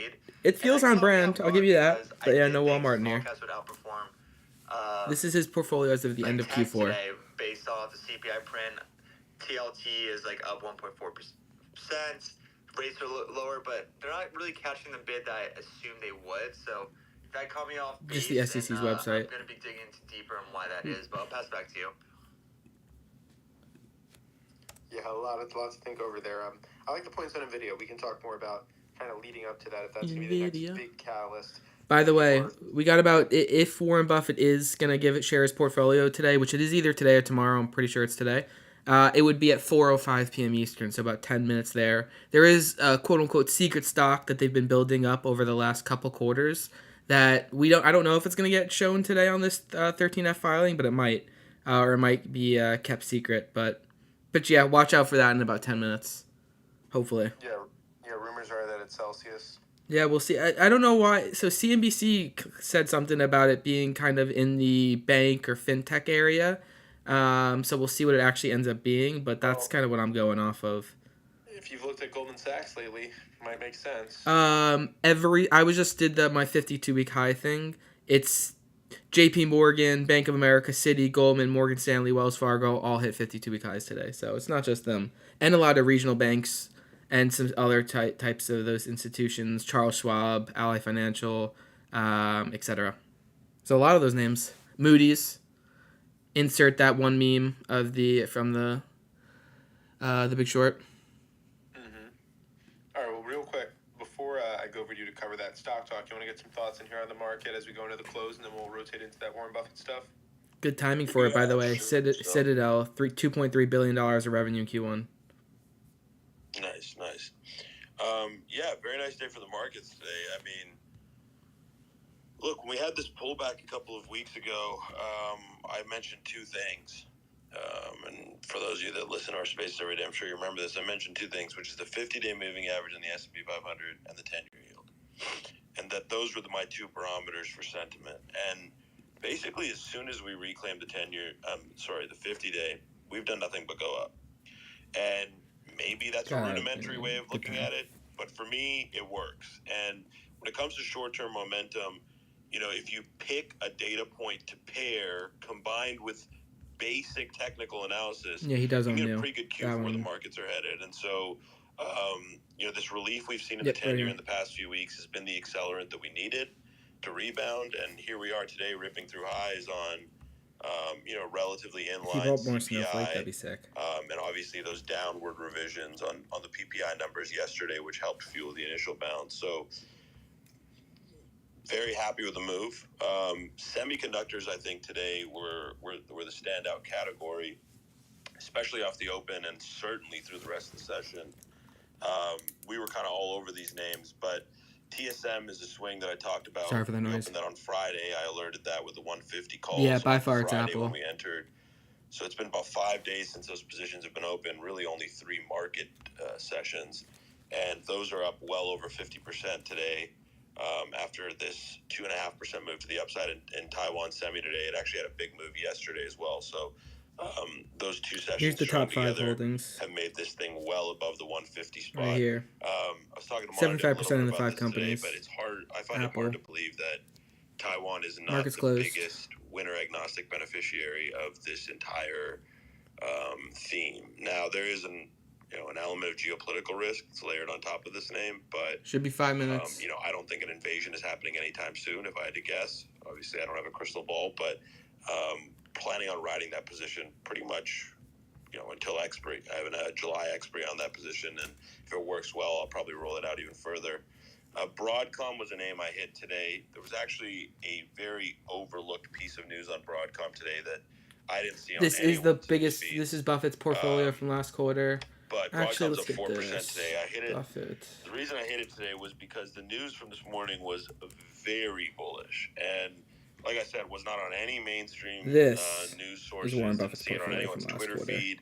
Didn't even see it on my There you go. Much better. subscribed news feeds that I pay for.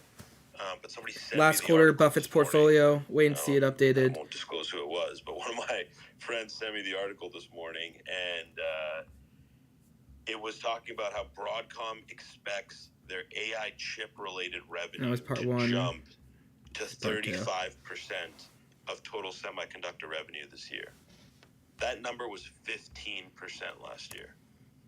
So that's dramatic. And this will just be the That initial is one. more than a doubling in AI chip-related revenue from 4.3 billion for them last year to 10 billion plus this year. And these types of small cues are what has driven a lot of these runs. I mean, even with the Taiwan semi-swing that we initiated, the reason I initiated that swing was because of the April update we got from Taiwan semi last week, which was an insane April update that, again, went very overlooked. They showed 60% year-over-year revenue growth. If you go to April in the prior year, that revenue growth was 9%. So clearly what I'm seeing from, we can even go back to the FANG names, okay? When we were talking about the FANG reports, the number one thing I highlighted was that I was looking for what their CapEx spends were on compute. We saw positive signal from all the mega cap names on that front, right? Meta reiterated that they're accelerating CapEx. Amazon reiterated that they're accelerating CapEx. Google reiterated that they're accelerating CapEx. Microsoft reiterated that they're accelerating CapEx. And the number one category for all of them, that to me says the theme is not dead. I mean, plain and simple. And then when you get a follow-up of that to say Taiwan Semi, who makes all of these chips, is seeing a 60% year-over-year bump in April revenues, that's more signal. And then you see Broadcom come out today and say their AI chip business is growing from 15 to 35% of semiconductor revenue. That's more signal. And to me, this is all indicative of the same thing, which is that the spend is not slowing down in this space. The biggest companies in the world are still actively spending on AI and in an accelerated fashion at that. And as long as that remains the case, this will remain thematic in the markets. And the biggest runners in the markets will remain the names that are associated to this theme. There's been such a inclination to want to fade semis because they go through a week of underperformance. And everyone starts singing the tune of like, oh, here we go, now watch the froth come out of semis. But there's a reason I've been pounding the table on semis over and over and over and over again for the last 8 months. Portfolio last time. The best market opportunities are still in this space, in my view. And the biggest earnings gap ups that you're going to see in the next few quarters are still going to be in this space. This theme isn't over. You have companies like Micron, Broadcom, Taiwan Semi, and NVIDIA who have proven themselves to be secular beneficiaries of this theme, at least for now. And there will be other companies that fall into that slot. And so, I just continue to be very, very aggressively bullish on this space. I think it's becoming less and less cyclical by the day. This theme is very likely to continue, especially all the anecdotes are pointing in that direction. One name that popped on my radar today, again, and I've talked about this name before, but what does it look like when I refresh this a bunch? Does it look horrible? HP Enterprise, ticker HPE. Now, this name has basically been stuck under, anyone can do this in the audience, but if you go pull up the 5-year chart on HP Enterprise, you can see this name has been stuffed at this 18 spot going all the way back to 2019. I don't know if it's going to get a break here, but the server trends look very positive. I'm sure people have seen the move in Dell, who I think is the leader in this space and probably the highest quality vendor in this space. But I'm sure people have seen the move in Dell, and not only year to date, the stock's up 100% year to date, by the way. 405. But over the past year, where it's Don't up disappoint me. 250%. I don't even know it was up 100% year to date, frankly, but that's crazy. I mean, this is a name that I sold a little too early as an exposure in the server space. And the other name that people are familiar with. I may have to just end the spaces if it doesn't come out, by the way. But HPE is also in this space. So we're all on the same page. And the problem is they have an ugly Give it a couple balance minutes, sheet, but and so that's why they haven't really should be participated. right now. If you look at them compared to the other server players, not only year to date, but 1-year basis, 2-year basis, 3-year basis, whatever frame of reference you want to use, it has underperformed the group. And so I think there's an argument to be made that there's a trade here at some juncture. Once it gets over the 18 spot and once it can start to culminate some sort of benefit from the ramp in demand that's happening with servers. So the chart looks like it's coming into a massive spot. I mean, not looks like, it is coming into a massive spot at this 18 level. So that one is back on my watch list now, HP Enterprise. And then Shift4 Payments, which Logical touched on, which basically everybody, I think, Cisco earnings, EPS 88 cents, being expectations of 82, revenue of 12.7, being expectations of 12.5. Cisco earnings were out. Let's see what that's doing. Insider buy Give this a catalyst second. last night. That thing just took off that insider buy catalyst last night. I mean, it's the first Cisco insider big buy wick up, nice since move there 2022. off of earnings. which, you know, when Again, you have an EPS is insider 88 buys that have cents, been being that expectations of far spaced 82, apart, revenue of it's gonna catalyze the 12.7 billion, being stock. expectation of $5.7 million 12.5. of stock he bought. Come on, Buffett. Let's And when be it's here. CEO buying that much and it's been that long, it's going to move the stock. And that's what we saw today with Shift4 Payments with that 11% move to the upside. And I would wager that that thing's not done. I think if it can hold this break of 70, that thing's probably going to even go higher. So, yeah, those are the names we're looking at. Those are the names that we traded today. There we go. You know, Buffett's I'm portfolio is very out. involved with the semi space. As you guys know, I like to trade those stocks Okay, so this is the actively, new that's where one. a lot of my exposures are right now. Amazon. But I do have other exposures, you know, like BFH, which is my financials exposure currently. Bread Financial, that's a stock that I think No has change a to the tremendous Amazon amount of range. position. Fundamentals This one, start it's to going to be improve hard in to follow. summer. I've been Let's see swinging if the there's any same new for about stocks in 2 here. weeks. But for anyone that's Chubb Limited. you know, looking at the chart on this thing, you can see a base going back Looks to like by the way, Buffett built a position in Chubb. Looks like that might be the secret stock. CH, yeah. Okay, cool. Okay, yeah. cool. Ticker CB, watch that one. Big gap up right now. Yeah, I imagine it's I think that I does he has 25 million shares in Chubb. So I think that is the secret position that was being talked about. Let me double check this. The enthusiasm is palpable. 258 times 25 923 840.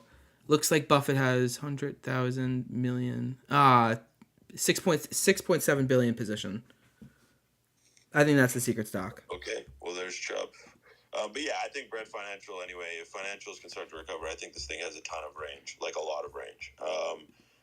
Yeah, I read a Keefe Bruyette report on the stock a couple months ago, and so that's my exposure in financials right now. So I'm not all in tech, but you know, I do think semis continue to prove to the market that there's so much opportunity here, and I think all the anecdotal evidence in the last few months points in the direction that this theme is far from being over. So, yeah, great day in the markets today, and hopefully it continues. I think you might get some consolidation into the end of the week, headed into the NVIDIA print next week. But this was a big move today, a consequential move to retake the highs on both SPY and the Qs.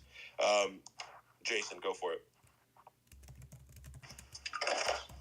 Yeah, so all I was gonna say is just a quick thing to add, which is the fact that what you mentioned about semiconductors. The constant argument I see over and over again about semiconductors is the fact that the prices move too fast. It's too high here. It must come down. And I really think that most traders would make a lot more money if instead of looking at markets like that all the time, they looked at it the opposite way, which is, hey, maybe there's some reason that the price would move like this. Maybe that's where the value comes from. Maybe buying things in uptrends is better than buying things in downtrends.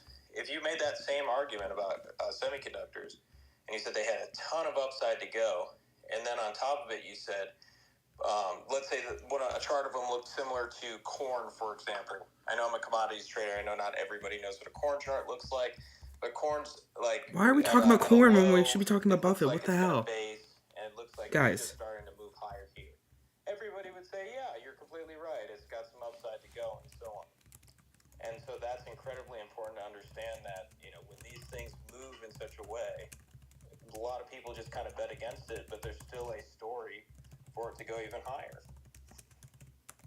Yeah, exactly. You know, generally stocks that are high momentum, that are driven, that are expensive for... By the way, Chubb's up 10% now. Yeah, it is. I hope you slapped some, Evan, did you? No, I didn't, but I do think that Warren Buffett taking a new position is a pretty interesting topic that maybe does warrant some conversation. Would you say that? Sure. I mean, if anyone has an opinion on Chubb, I don't have an opinion on the company. I don't. Have you ever traded it before? It doesn't seem like it would be a big trader. Never traded this before in my life. So. Brett, have you ever looked into Chubb before? Bill, maybe you have an opinion on it? Has anybody ever had Chubb before? I only know about Chubb because one of my friends worked there. I have no clue anything about the stock. All right, cool. Doing good. Much to Evan's disappointment, there are no Chubb experts on the panel. I'm sorry, Evan. It's up. I mean, it's Good planning from the squad, though. Looks great. All right, I'm just gonna mute that and put that to the side. That's so sad. Like, We know this is coming. We knew what sector it was gonna be in, and they don't even fucking do anything. All right. Also, can you guys read what I texted you guys? Mastercard 3.9. Same amount of shares there. Occidental 248. I did, but yes. Ooh, he added some Occidental. You did? You can move this back to the text, but yes, I did. Okay. Yeah, go for it, Evan. I'll throw it back to you. Nope, you guys don't want to talk about what I want to talk about, so I'm gonna keep doing this and do some research, and then I'll come back to you guys after. So continue. Wolf on you. Wait, Evan, first I want to hear your thesis on why you're bullish on corn. Yeah, Chubb though, it is pulling back a little bit here. I tried to rope him in. Thank you. That was fun. Did I say corn or something? I don't know where that's coming from. I'm still looking to see this. Wow, that was romantic. It's in my heart. Well, you guys are talking about secret text messages to each other. I have some FOMO right now. I want to know what that message was. But yeah, go on, Gob. Yeah, so I wanted to just turn it over to you here and get your thoughts on following portfolios of large investors like Buffett and Burry, and when we get these reports, how much stock you put into them, if you even think that they're interesting, stuff like that. Yeah, so, I mean, if you asked me 4 years ago, I'd put a lot more weight into my decision now, but I fully saw the demise of Cathie Wood's ARK ETFs, where I'm realizing like their hot takes might be a lot more air than actual substance whenever they comment about what kind of companies they invest in their portfolios, and knowing that is lower weight. The way I use it right now in my day-to-day activity is the name goes on my radar, and I dig deeper, and maybe I do some research on what's the thematic that they're bullish on within this company that makes them want to own it. I saw how many people just lost so much money following these like big kahuna portfolio managers. Like they were following them blindly, and like they all lost so much money. And the issue is when you're down like 40% in a company that you have done research in, you just follow someone else. Let's keep looking. Continue adding if the thesis American is broken, Express. you haven't done any of the legwork yourself. Like the reason I'm super bullish still on Snowflake, even at 150. When Here you go. Here are all the clearly changes. down, Let's look into this. 20% year to date. Bought more Liberty. Bought more Occidental. New buy of Chubb. Sold some Chevron. Sold some Louisiana Pacific. Sold some Sirius XM. Sold some Apple. The thesis is breaking. It's some other noise.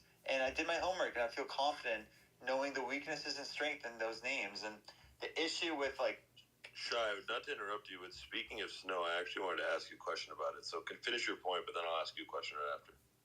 Yeah, I mean, long-winded. I don't anymore, and I feel like people shouldn't because I'm sure you guys got into a really tough position in 2021 when everything was down 60, 70%.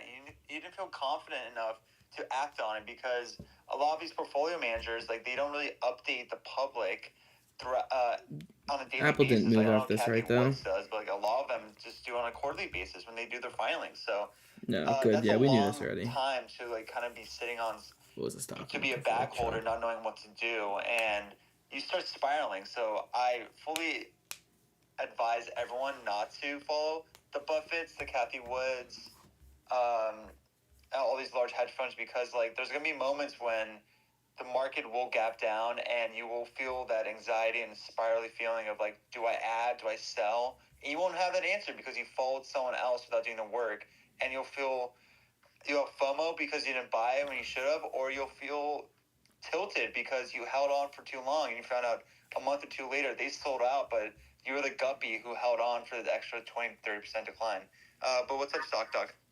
Yeah, no, I mean, first I'll just piggyback on your point, and then I'll throw a question at you. But yeah, I think I completely agree with you. I mean, this is part of the reason I don't tail celebrity investors either. I mean, I'll tail a friend if I do the work myself and verify the thesis and think it makes sense.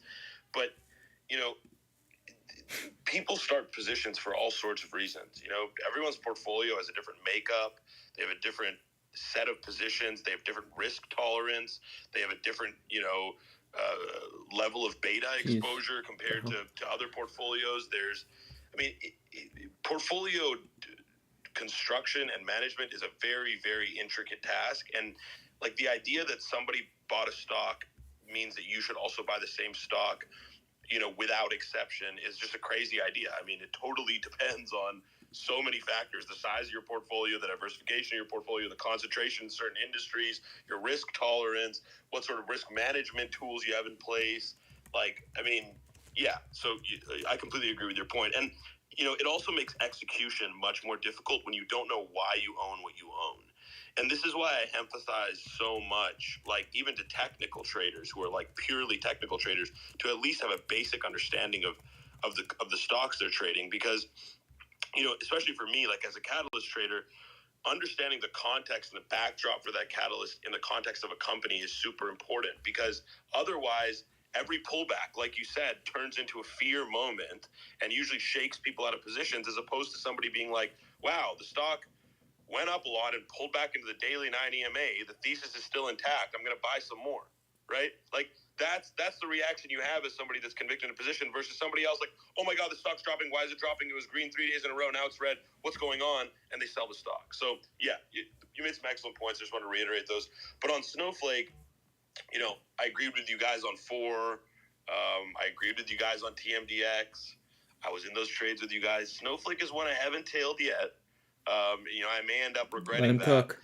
I agree with your fundamental case on it. For me, the technical outlook just needs to get a little bit better. I'd like to see it reclaim some levels just from a risk management standpoint. And I'm also, again, much shorter term time horizon than you and Logical are. So that also affects it to a degree. But did you see the Bank of America downgrade this morning, Shot? I did not. What were they? Please don't tell me they're comparing. They're claiming Palantir's weakness. I'll just read you. Weakness. I'll read you the key paragraph here. So it's not a rating downgrade, but they lowered the price target by $12. They said they lowered it from 212 to 200. All right, this is the new one. Let's do They this. said Snowflake is expected to report Q1 results on May 22nd. In order to preview product Buffett revenue, did fully sell out. we look at similar web data from the April B of A CloudView report. We have found the data to have a high correlation to product revenue. They put in quotation marks, roughly 80% correlation. Sequentially, total page views started trending above normal monthly seasonality in February, where they were up 6.2% month over month. However, in March, they were slightly below, and significantly below in April, where they were minus 19% month over month versus March. So that's their reasoning for the downgrade. But I'm just curious if you've ever monitored that similar web data, or if you have channel checks you do that are similar to that, or if you have a contention to the point they're making, because I'm curious. That's pretty alarming. My usual benchmark is, again, AWS. That's the best one-to-one for Snowflake, in my opinion. But that would be shocking to me if they're down 90. That sounds like a wonky data point of what's the cause of that from that 1 month. I know Snowflake has a ton of small businesses that use them, so maybe no. I still don't even believe that, because DigitalOcean just had a really strong earnings last week, and they're the cloud computing component of SMBs. There you go. So I was about to just tell you, I wouldn't be surprised if B of A's note was bullish, because we saw AWS have a really strong print, and we just saw DigitalOcean, the computing element, last Friday have a really strong print for SMBs. So that was my only hang-up was, small businesses, I know Snowflake is affected by them because a ton of them use Snowflake, and they still are in a recession from 2 years ago. They're still in it. They still haven't really got out of it as quickly as the enterprise players. I think the big thing about Snowflake is it's wild to say, they are a data warehouse company back a couple of years ago, and there were always these AI components of it, but you're really seeing it come to fruition with the Arctic, the Snowflake Arctic, which is essentially their LLM that they just rolled out recently, and this is a beast of a product if you guys haven't looked into it. I do think they already made some claims where they are seeing some hiccups within this product being used, and it's in the early innings of it. However, this is something that Snowflake invested, I think, only a couple million in it, and they launched it within 3 months. That's how quickly Snowflake's able to leverage their data-specific products into some kind of AI use cases. I don't know why Slootman has such a difficult time with go-to-market products the past couple years. I know I've read some interviews where he's just a perfect enterprise salesman, but not really on the floor developing products. So he doesn't really have that push that you kind of need from a CEO to get this kind of AI go-to-market products. That could be the reason. But this new guy they have, I call him CEO Ram because I cannot pronounce his name. Sridhar Ramas something, but I call him Ram. He just launched this Arctic thing in less than 3 months, only using a couple $1 million of their budget, and they're already partnering up with NVIDIA to leverage like NVIDIA's platform. But Sorry at for the how end of this the day, looks. I do think this will I help think this is them just become better. more of an infrastructure player within the AI space. And I don't think this, Screenshot. again, this just got launched. I don't think this will trickle into this upcoming earnings report. But I do think it's going to affect their guide up potentially down the line because they are seeing some Ooh, is this for last quarter? encouraging You progress fucks? in the early stages of this new product No. launch. And Is Chubb on here? Datadog did show some weakness. Like, it wasn't as strong as I would hope. Chubb isn't even on Palantir is here. This not a good sucks. comparison for Snowflake at all. But, like, you saw Palantir, what happened to them. But at the end of the day, like, infrastructure players are going strong. You're seeing cloud reacceleration. If Snowflake has any kind of hint of becoming an infra player with their new product, the Arctic, I think that's going to be like, wow. Because data is absolutely the oil that fuels AI.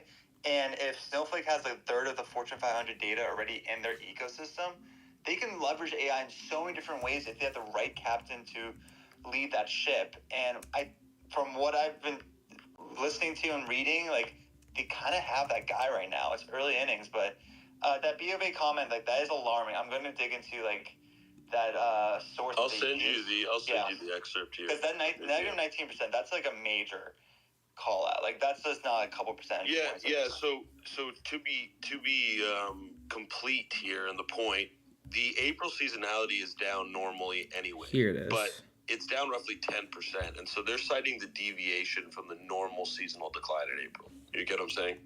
So they're saying it was down 19% month over month this year versus a typical seasonal decline of 10% month over month. So they're just saying it's more exacerbated. And the gains in March were slightly below, right? It's supposed to be plus 13% month over month on a seasonal basis, and it came in at plus 11. So they're basically just saying, according to them, and again, I'm not putting my own,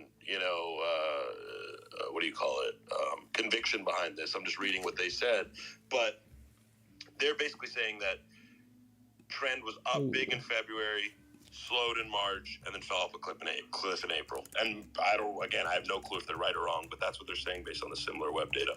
Did they call out Databricks at all? I know Databricks is like undercutting them so much on pricing because they're going to be launching an IPO within like 2 years. They didn't. Okay. Oh, Logical, you have your hand up. I'm curious to hear your take on it. Yeah, here's what I'll say. Look, this, like, Snowplay at this moment in time, it is not, look, depends on your perspective. In terms of, like, a slam dunk, it's not TMDX at, like, 60. It's not 4 at 60. It is a more expensive premium valuation.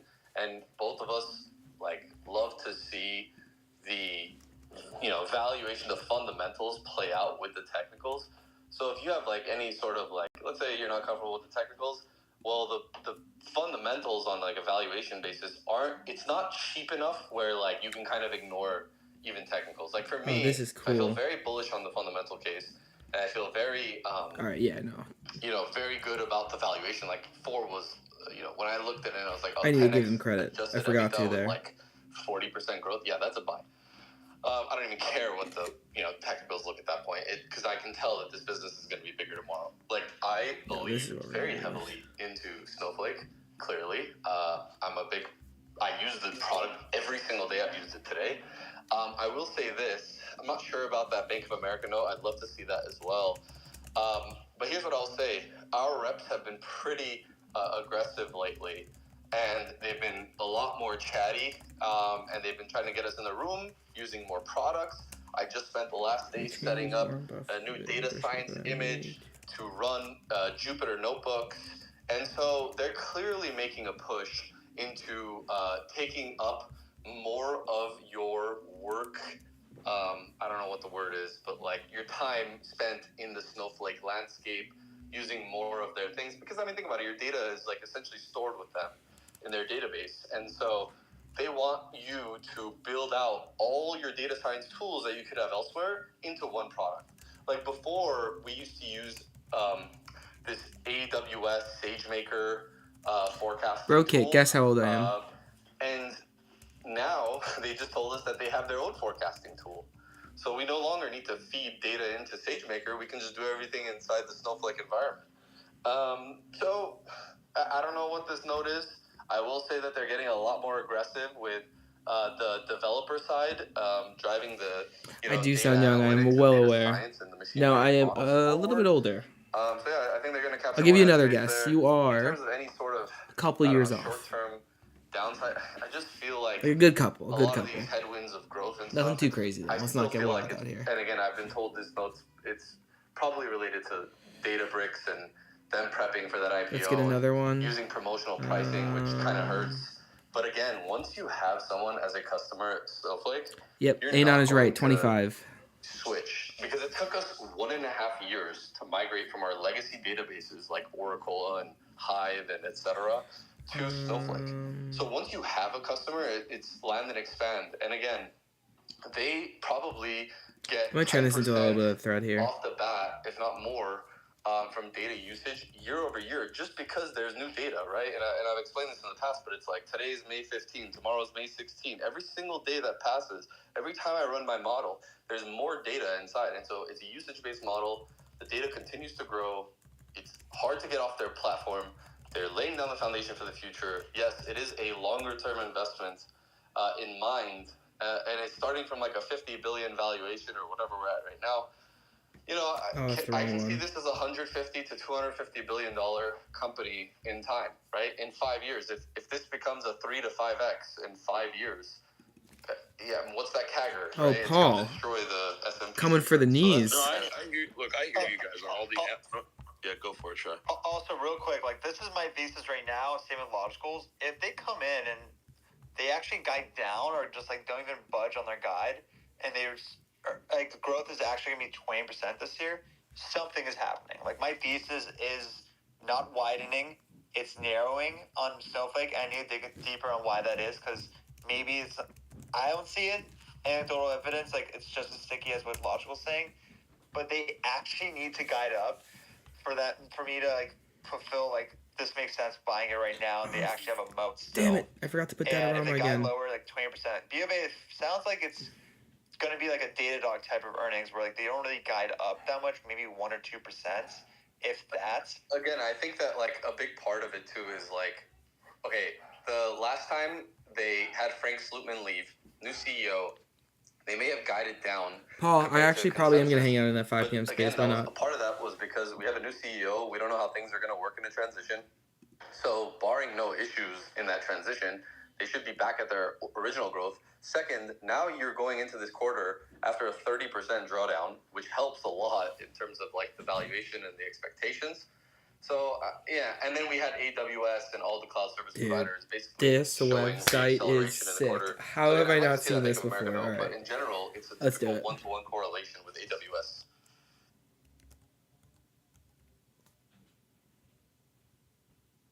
Yeah, no, I hear you guys on all the anecdotal stuff and why you think it's a great business. Stock Talk, we are not ending this spaces until you buy at least one share of Snowflake. It has now been decided. And Stock Talk, I'll tell you this. I would love to make this a huge position. So the amount I took is what I'm comfortable taking at this price, because I know long term, I feel good from this price. Even if we see a drop, like what's the drop going to be? Another 20% lower? I trade all sorts of crazy shit. 20% is like a day in the office for me. So I'd welcome lower prices, because but I didn't want to miss the opportunity to finally get to load this company, because every time it's touched 145, 150, that support area, I've always missed it, and it always just runs to 180, 200 plus, and I'm like, guess I missed it, guess that was the bottom. And so I like the idea of taking a decent sized position right now, but I'm very open and willing to buy more as we go lower, because it's just, this company's not going anywhere. Yeah, you're looking at it. You know, you and me are a little bit different time horizon wise. You know, you're a lot longer term than I am on most positions, and so that's relevant here certainly too. And you know, I think Shai is also much longer term generally than I am with positions. But for me as a trader, I hear you guys and all the anecdotal stuff. I think it's a great business. You know, it's a stock I do want to own. But for me, the chart just needs to do more work. It's just that simple. Makes sense. You know, I just needed to reclaim the 100-day moving average. I need to see more volume on the chart. I mean, the chart has just been disgustingly bad from a VPA standpoint. I mean, it's very distributive. This website's awesome. And so, I think you know what, dude? I was unmuted on the I feel like Spaces. part of it, man, is that Frank Slootman. But yeah, 5 p.m. Spaces is stock picking one. It's not like Elon Musk level of importance, but Frank Slootman, I mean, the dude released a book, and it was about Snowflake, and it's just the hype around that man and his relentlessness. If you ever listen to his podcast, him just leaving out of nowhere, that is going to shake out, a third of your shareholder base, because they're just like, yo, what the hell is going on? But, you know, if there is really no issues under the hood, and we'll see that on the next print, I'm happy to belong into the print. Yeah, that's the thing is like, see, for me as a trader, I'm happy to miss the move from 160 to 185. I'm fine with that. You know, if I feel like the situation has improved and the stock is going to start uptrending, I'm totally fine with entering the trade at 185 or 190 if I feel like it's appropriate at that juncture. But yeah, for me on this one, I will probably wait till the earnings report. And again, I might end up regretting that from a price action standpoint, but I don't think I will. I mean, you know, even for me, I don't mind opening the position post earnings. What do I do for Burry? That's what I've done for a lot of my best trades this year, is just wait for the earnings to happen, wait for the uncertainty to get out of the way, you know, see if the story is still intact in my view, and then hit it from there. But no, I'm not hating on you guys for having a position in it. I'm not bearish on it or anything. You're 100% right though, man. And I gotta be honest with you. This is probably the most expensive I've ever paid for a business, and it may be a mistake in the sense that I feel like a connection to finally owning a stock that I understand the product entirely. So I'm kind of being like I wish I worked in a different industry where, like, not SaaS and software, where you know, multiples can become a lot more reasonable. Most of my portfolio, it's not like, dude, I have, like, you know, Latin America freaking travel booking companies because, you know, the numbers make sense to me. But, you know, for once I get to finally own something that I work in, feel like I have a, you know, not an edge necessarily, but clearly like an understanding of. And so, you know, I don't think it's ever going to get cheap, is what I've learned watching these software stocks for the last 3 years. But it is definitely the most expensive stock I've paid for, and I'm feeling okay. I don't, you know, it's not like a super undervalued situation like I was mentioning with like TMDX at 60 or 4 at 60. That is not what's happening here for sure. So I understand the spike. hesitation. It's not an like with TMDX and 4, I didn't even think twice about it. You know, like for me, those were obvious slaps, right? But for this one, I just have a little bit of hesitation. And honestly, it's not even on the Emily, what stock are they talking about? Snowflake. I'm on board with you guys on that. To me, the hesitation is not on a fundamental basis. The hesitation is on a technical basis. Yeah. And so, you know, for me, I rarely will make a trade where I don't have multiple points of confluence. You know, I have to like the fundamental setup, I have to like the chart, and generally speaking, I have to like an associated catalyst. And if those 3 things qualify for me, then I'm in. But yeah, this thing just needs a little more work. And honestly, if this thing can make a 5 or 6% move next week and retake the 180 spot, it'll start to look really constructive, and I will probably give it a much tighter look at that point. But for now, I'm on the sidelines, but I wish you guys the best, and I don't think it's a bad trade at all. Devil's advocate, I will say enterprise software has not been the place to be in this earnings cycle, so Snowflake really does have to buck the trend. They might bite up and quick question on that. Was software the place to be in the Q4 earnings cycle? I'd imagine the answer was yes, right? We saw things like net pop over 100. But this cycle, you know, everything's dying. But I think what you're seeing now for Snowflake, it's a little bit different since they're the ones that died in Q4 cycle. So going into this cycle, and especially with some of these inflation numbers and people are going to extrapolate and the market's at all-time highs, I mean, before they report, I don't know, environment kind of shaped up, and this stock going into the earnings is down 30% versus, a lot of those other software stocks were at astronomical valuations and were up since the Q4 report. Really quickly, Palo Alto and IBM announcing like an AI partnership, security, that type of thing. Palo Alto with a 1% pop in after hours. Pop might be a strong word there, but IBM also with a little move higher too. Do they have any details on the partnership? Is there like a number associated with it? There probably will not be a number, but I'll look up for details. Also, for all you small cap investors, AST Space Mobile announced a commercial deal with AT&T up 16% after hours. Cisco also reported earnings too. I saw a small boost there. Maybe I'm just too much of an Elon fan, but I just have never, ever been interested in ASTS. But it could squeeze off of that. I mean, it has crazy short interest. It's already squeezing, obviously, after hours. But I've never seen such poor corporate governance than I have from ASTS, like their management. Like I know a lot of smart people that like loved it. And they love the tech, but I think they had a massive deal like 4 or 6 months ago with like a major provider like AT&T. In the same afternoon, then the following morning before market, they had an offering. So they wouldn't even let everyone just like ride this wave. They immediately did an offering, and they've just pushed back so many delays. Like it's a red flag for me. I won't touch it. They have interesting tech, and like I know their guide is like super aggressive in like 2 or 3 years. But at the end of the day, like Starlink is the place to be, and the way Starlink's like their momentum has been the past 2 years, it feels like they're not even giving an opportunity for someone to come in second, and Space Mobile's years away from actually getting some kind of revenue coming through. At that point, Starlink would just have a massive monopoly that it might not even matter. That's my biggest worry about ASTS for sure. Yeah, that's been my general thesis on the entire space industry. I mean, I've done quite a bit of work on the space industry. So I saw this tweet from Gerg and went to look at the company. Look at this 13F filing. Over the last 2 years, I think if 2.5 years. This is all the stocks this company owns. Me if I thought there was an opportunity This hedge for fund. small caps in the space industry. What the hell is this? I thought the industry would grow really rapidly and would open up a lot of opportunity for these smaller companies. Since then, my opinion has changed pretty dramatically, mostly in light of what SpaceX has done. I mean, the Starlink program has grown 3x in revenue year over year. Yeah, It'll likely Tesla. grow another 3x in the coming 3 or 4 years. Casual 16 million shares. What is this fund?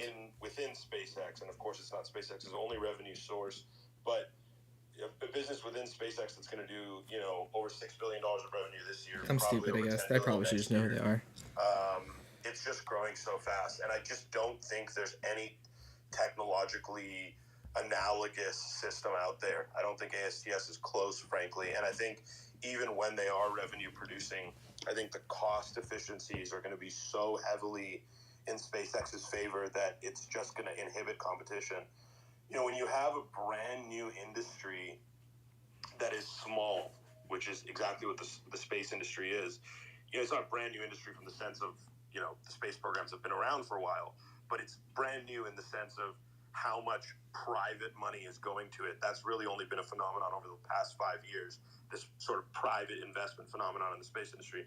The problem is that the pie is not growing quickly enough to accommodate smaller players, and in fact, it's growing at such an incremental pace that it's only benefiting the monopolistic player, which is SpaceX. So SpaceX just continues to eat all of the available incremental increase in market share. They're eating all of it. I mean, by the time Starship launches, SpaceX, and this is probably the most remarkable industry dominant stat I've ever seen in my life, but today SpaceX launches 80% of payload to orbit by themselves. 80% of global payload to orbit. When Starship launches, that number will jump to 90+%. So SpaceX is the space industry, period. I mean, the only competitors they have, and you can't even really call them competitors, are national space programs. I mean, the number 2 launcher of payload to orbit is the Chinese government. And they launch about 1/10 of what Rocket Lab, you can't forget Rocket Lab.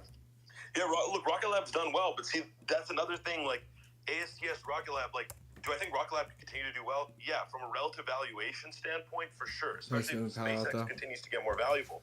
But do I think Rocket Lab can actually penetrate the market and gain significant market share in payload to orbit? No, I think there's no chance.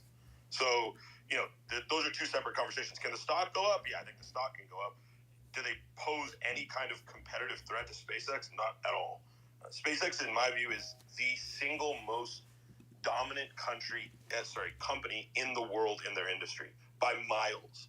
I mean, if you look at any other industry in the world, even if you're looking at pharmaceuticals, or you're looking at even big tech, This might be a dangerous thing to search on industry Spaces. where you have a player that has no peer, not even a single peer.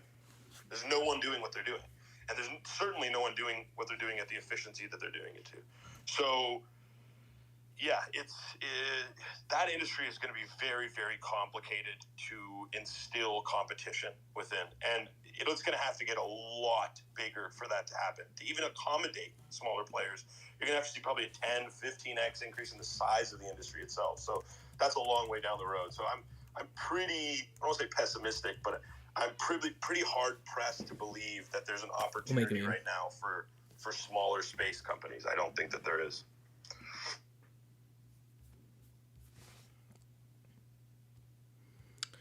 Interesting conversation there. I like the natural pivot from Snowflake into the snow industry, into the whatever you guys are talking about right there. I'm forgetting.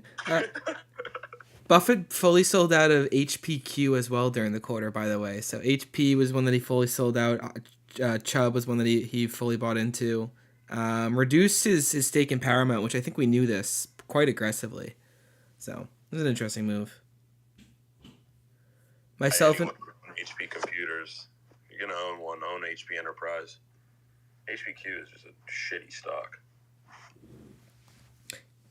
Guess what stock is Warren Buffett's 20th largest holding this quarter? I found a thing that tells me what it is for every single quarter going back to 2008.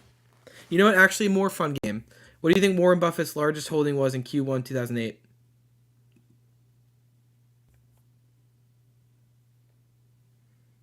That was to you, Stock Talk. I don't know, Carvana. This doesn't even try and play into the game. All right, what a loser. Shy, I feel like you'll enjoy it a little bit more. What do you think Warren Buffett's largest holding was in Q1 of 2008? It's got to be an oil company.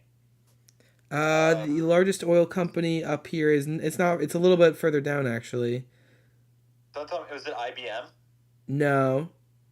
One more guess. It's a name that he owns a lot of right now. It's definitely Coca-Cola. Yes, it was Coca-Cola. Stock Talk didn't even play in the game. What a loser. I'm sure there was a couple other headlines today. Dell got an interesting price target increase from Morgan Stanley on the back of AI. I know that pushed that name all the way up to all-time highs. Dell had a strong day. Interesting one. I know Jensen Huang. We actually talked about Dell on the Wolf podcast on the first episode with Shy. We were talking about servers a little bit, but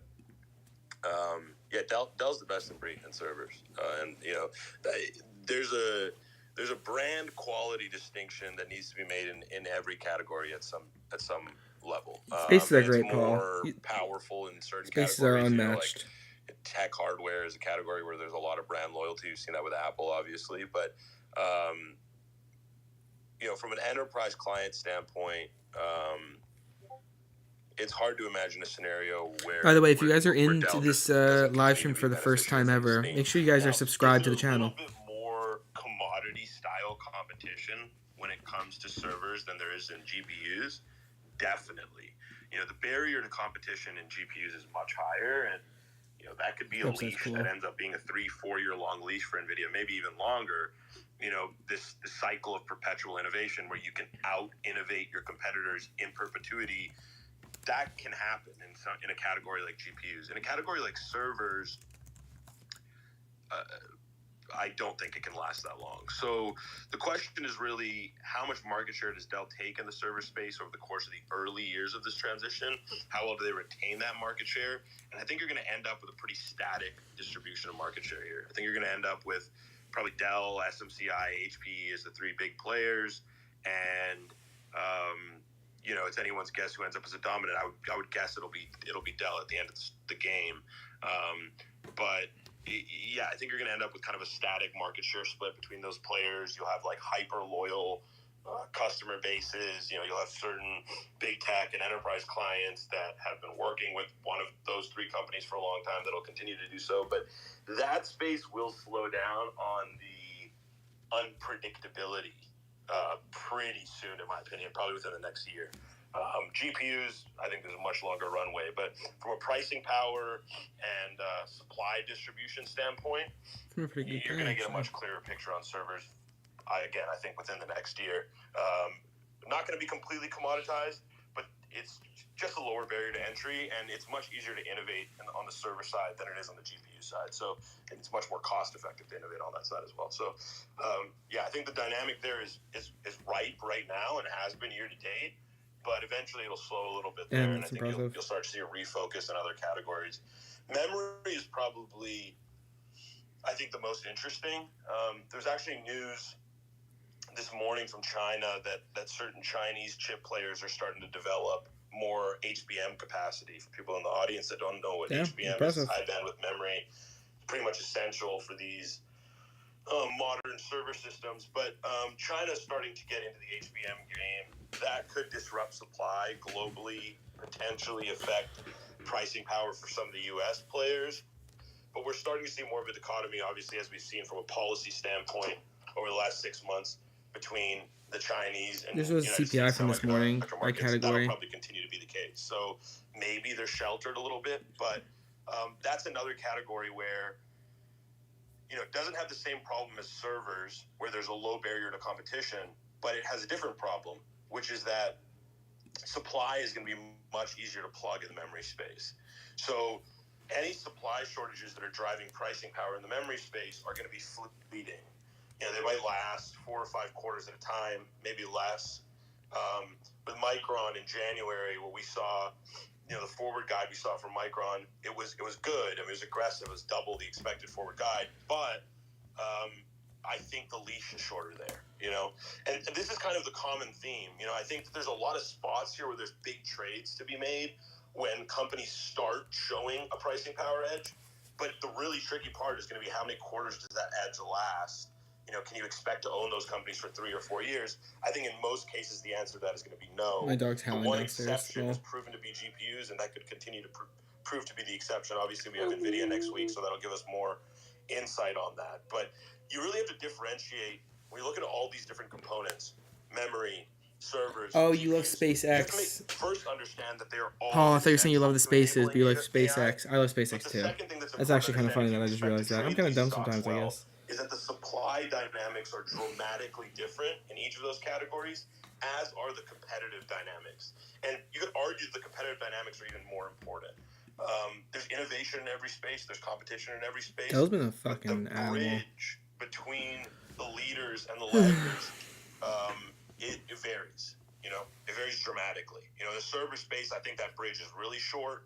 In the memory space, I think it's a medium-sized bridge. And in the GPU space, I think it's a 20-mile long bridge. Big bridge, so, big bridge. Playing off of that room that you have to leverage the pricing power that these individual companies have and benefit from that from their stocks, it can be tighter for some of them and a lot longer for others.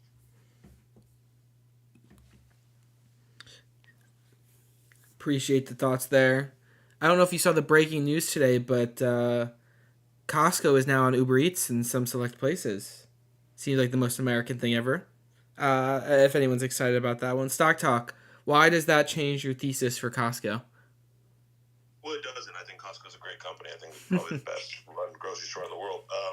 I'm actually bullish on both those stocks. I think they'll both do very well. But I think that deal is great for both companies. That was a joke, by the way. It's obviously not going to change anything. I know. I just kind of ignore your jokes now because you're always joking. But, oh, damn. I think it's bullish for both companies. I think Costco's delivery apparatus is pretty, I won't say subpar, but kind of like non-existent on the consumer-facing side, and this will help with that. It'll be a boost to Costco sales. It'll be a boost to Uber Eats sales. It's a win-win.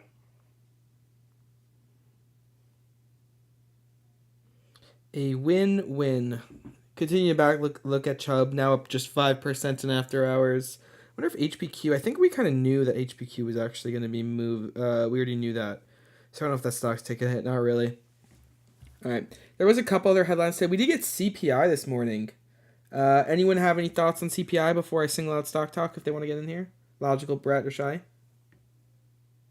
Sorry, on CPI you mentioned? Yep. Inflation data this morning. Just one quick thought on CPI today was that, and I was saying this actually going into the week last week, is that if you went and looked up energy prices, it's basically been trending down since mid-April. So clearly in April, which is the CPI we received today, energy prices were at their highest level. So I felt even if we had a hot CPI number, the market is probably going to look ahead and think, well, yeah, but May is going to be lower.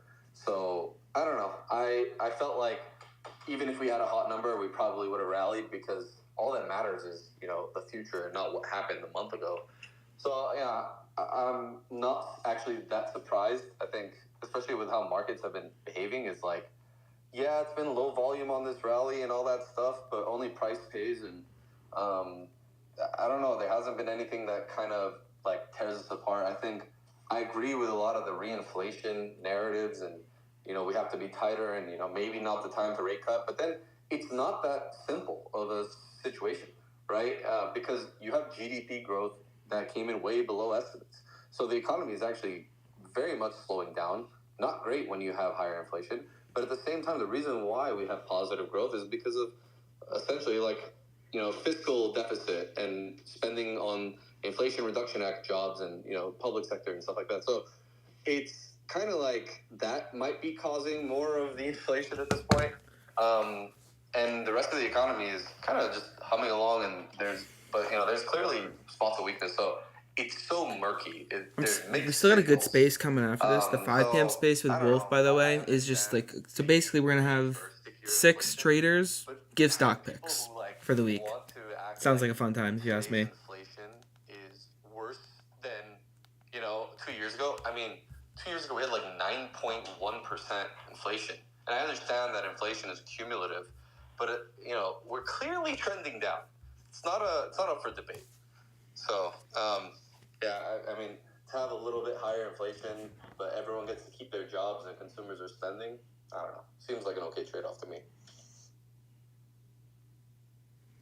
Some fair points there. Stock talk. Anything you want to get into that on what he was saying or the inflation data from this morning? Yeah, I mean, look, today's print, the first 3 prints of the year, we saw a reacceleration. And that started to liven up this reinflation narrative. We've seen the 10-year yield be very responsive to that and, came up all the way into this 4.7 slot. And now we've started to see relief in the 10-year. And I think today's move to the downside was especially steep because this was now the first deceleration year over year we've seen year to date. So we went from the disinflationary trend getting interrupted by basically a 3-month segment where we had back-to-back-to-back reacceleration prints. And now, surprise, we got another deceleration print on the year over year. So the markets basically are like, okay, back to regularly scheduled programming, right? And you're going to need data to change the narrative again. That's just the way it's going to work. Yields aren't going to magically pop back over 4 or 5 for no reason. You're going to have to see something happen now. So, the same way that when we gave up the 50-day, I said that the burden of proof was on the bulls to bring us back above that level. As soon as we got back above that level, we've done nothing but go up. Now it's on burden of proof is on the bears to bring us the 10-year back above 4.5 and bring us back down. And they're going to have to find ammo to do that, whether that's economic data or whether that's inflationary data going forward. So right now, the bulls, have some breathing room. We're back above all-time highs. The yields are down. And so everything is really, the music is playing right now. And again, that can change rapidly. You have to be nimble. You have to be willing to, keep an eye on the indexes, keep an eye on how technically intact they are, keep an eye on the yields. And if you do that, you can remain nimble and remain adaptive and probably trade your way around this market. But if you just, put your blinders on and stick to your bias, regardless of what's happening in front of you, you'll probably get caught on the wrong side a lot. And so I think the data is good right now. It's supported. The data is supporting this move. This isn't just a wick up in the indexes for no reason. This move is supported by both cooler inflation data, again, first year-over-year deceleration so far year to date, combined with a pretty steep drop-off of the 10-year in the last 5 sessions. So I try to keep these things overtly simple, and that's the way I see it. Brett, go for it. Yeah, I was just gonna add to that you said that the proof of burden now falls to the other camp, to the Bears, and I think that's kind of going to be my main point. It's the way that there's so much emphasis put on these rate cuts, and it's interesting because the rate cuts, they matter, they are important, but they're not the only thing that matters, right? So, I mean, you can there's proof in that by the fact that how well the S&P did through the first 3 months of the year, despite call it 3 hot inflation reports, and the number of expectations for rate cuts continue to go down, yet stocks continue to go up. So, and I think yesterday's PPI number kind of gave us a little clue maybe on how the market would handle today's data. The PPI came in hot, but the prior month was revised lower, and I think, when you start to factor in all the extra context, and in a way, the market did a great job of that. Factoring in so many other different considerations, like the fact that Logical mentioned, the lower than expected GDP report. That'll be subject to a couple revisions, but it's not. It was GDP, but it was also the last jobs report a few weeks ago was a big miss. The consumer sentiment was also significantly lower than expected. So clearly, and then retail sales today missed expectations. Prior month was revised lower. So clearly, the consumer is feeling it. Clearly, it's the pressures of inflation have trickled into the economy, and higher rates are working their way through the consumer, and they're feeling the squeeze, which is it's not great in the context of the economy, but it is good in the context of we can start to see the inflation numbers come down. I think I was going through the numbers this morning, but I think core inflation was lowest since December. These are the types of advances that the Fed wants to see, and they're going to need to see a couple promising inflation reports before they do make their first move. But it's interesting. The market, at least especially these last maybe call it 6 to 8 months, has really jumped the gun on a lot of rate cut expectations. Like back in the fall, when the Fed said, "Hey, I think we're okay to pause," that it didn't take long for investors to start pricing in 6 rate cuts, even though the Fed really did not give an indication that they were considering something like that. And then we got a couple hot reports, and it's like before you knew it, they were talking about people were talking about rate hikes and stagflation, and it was like, okay, hold on, guys, let's pump the brakes here on both ends a little bit. Quick, Brett, just a heads up. I got another space in 1 minute. I'm gonna have to start. I just wanted to give a quick heads up there. Oh, I love that. Yeah, Logical. That's cool. Yeah, Logical. If you want to take last minute, I got 5 p.m. I got to open. Oh, no, it's fine. I just wanted to say that I think that as soon as everyone was dunking on specific sectors, like small caps, that was the exact time to buy them when the relative valuations to large caps were at the highest in like 25 years. So just drown out the noise and look at the fundamentals and technicals. And sometimes, before all this inflation and rate cut stuff, we didn't care that much about macro data. It didn't matter. We just buy good stocks and they go up. So that's all. We'll stay on the 5 p.m. space for a little bit, see how that goes. Beautiful. Thanks, Logical. Evan, you got any final comment here? Nope.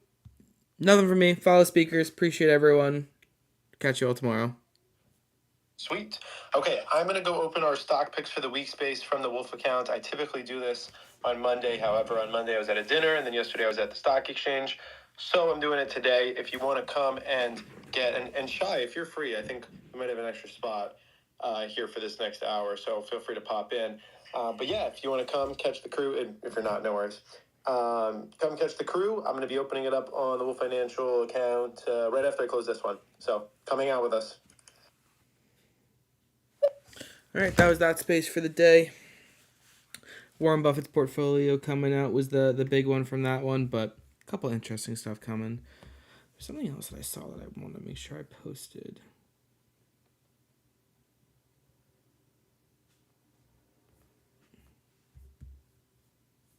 No, not that.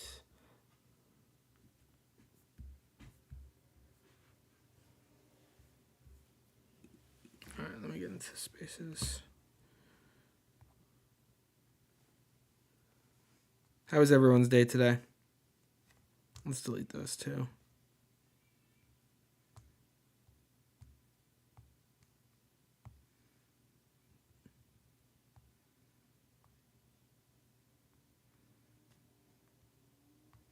All right, we'll vibe out in here.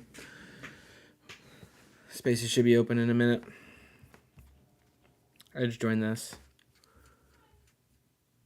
Okay.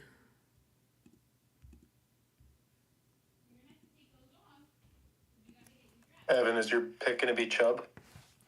As long as it's as of the close, but I am actually just here to hang out, vibe for a little bit. Nice. I got the live stream still going on, so yeah, chilling with them. Oh, sick. How'd it do today? The morning one was really good, and then I had some stuff going on throughout the day. Mixed. We've had better ones. Had worse ones though. I got you. I hear it.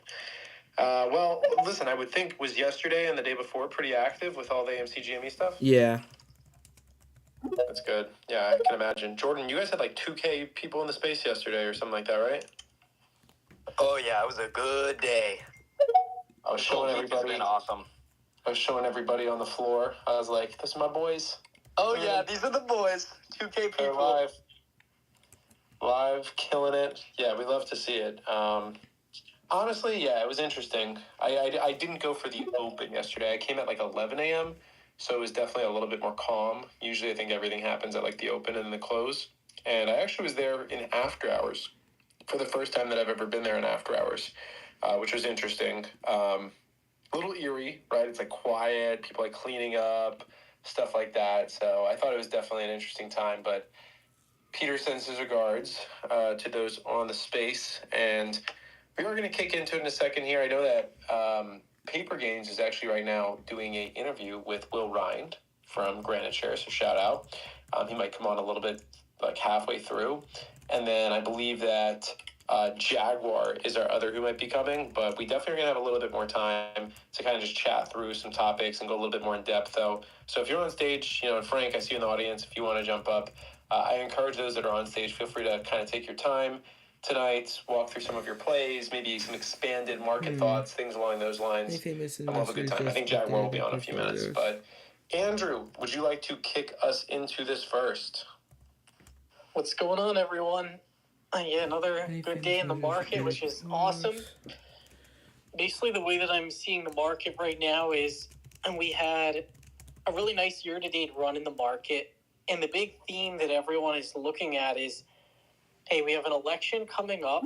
Typically, these election years are very strong for the market, but we have this inflation problem where the inflation's not really going away, and that could really hurt the bond market, which could in turn take down stocks. But we did end up getting some good news on the inflation front.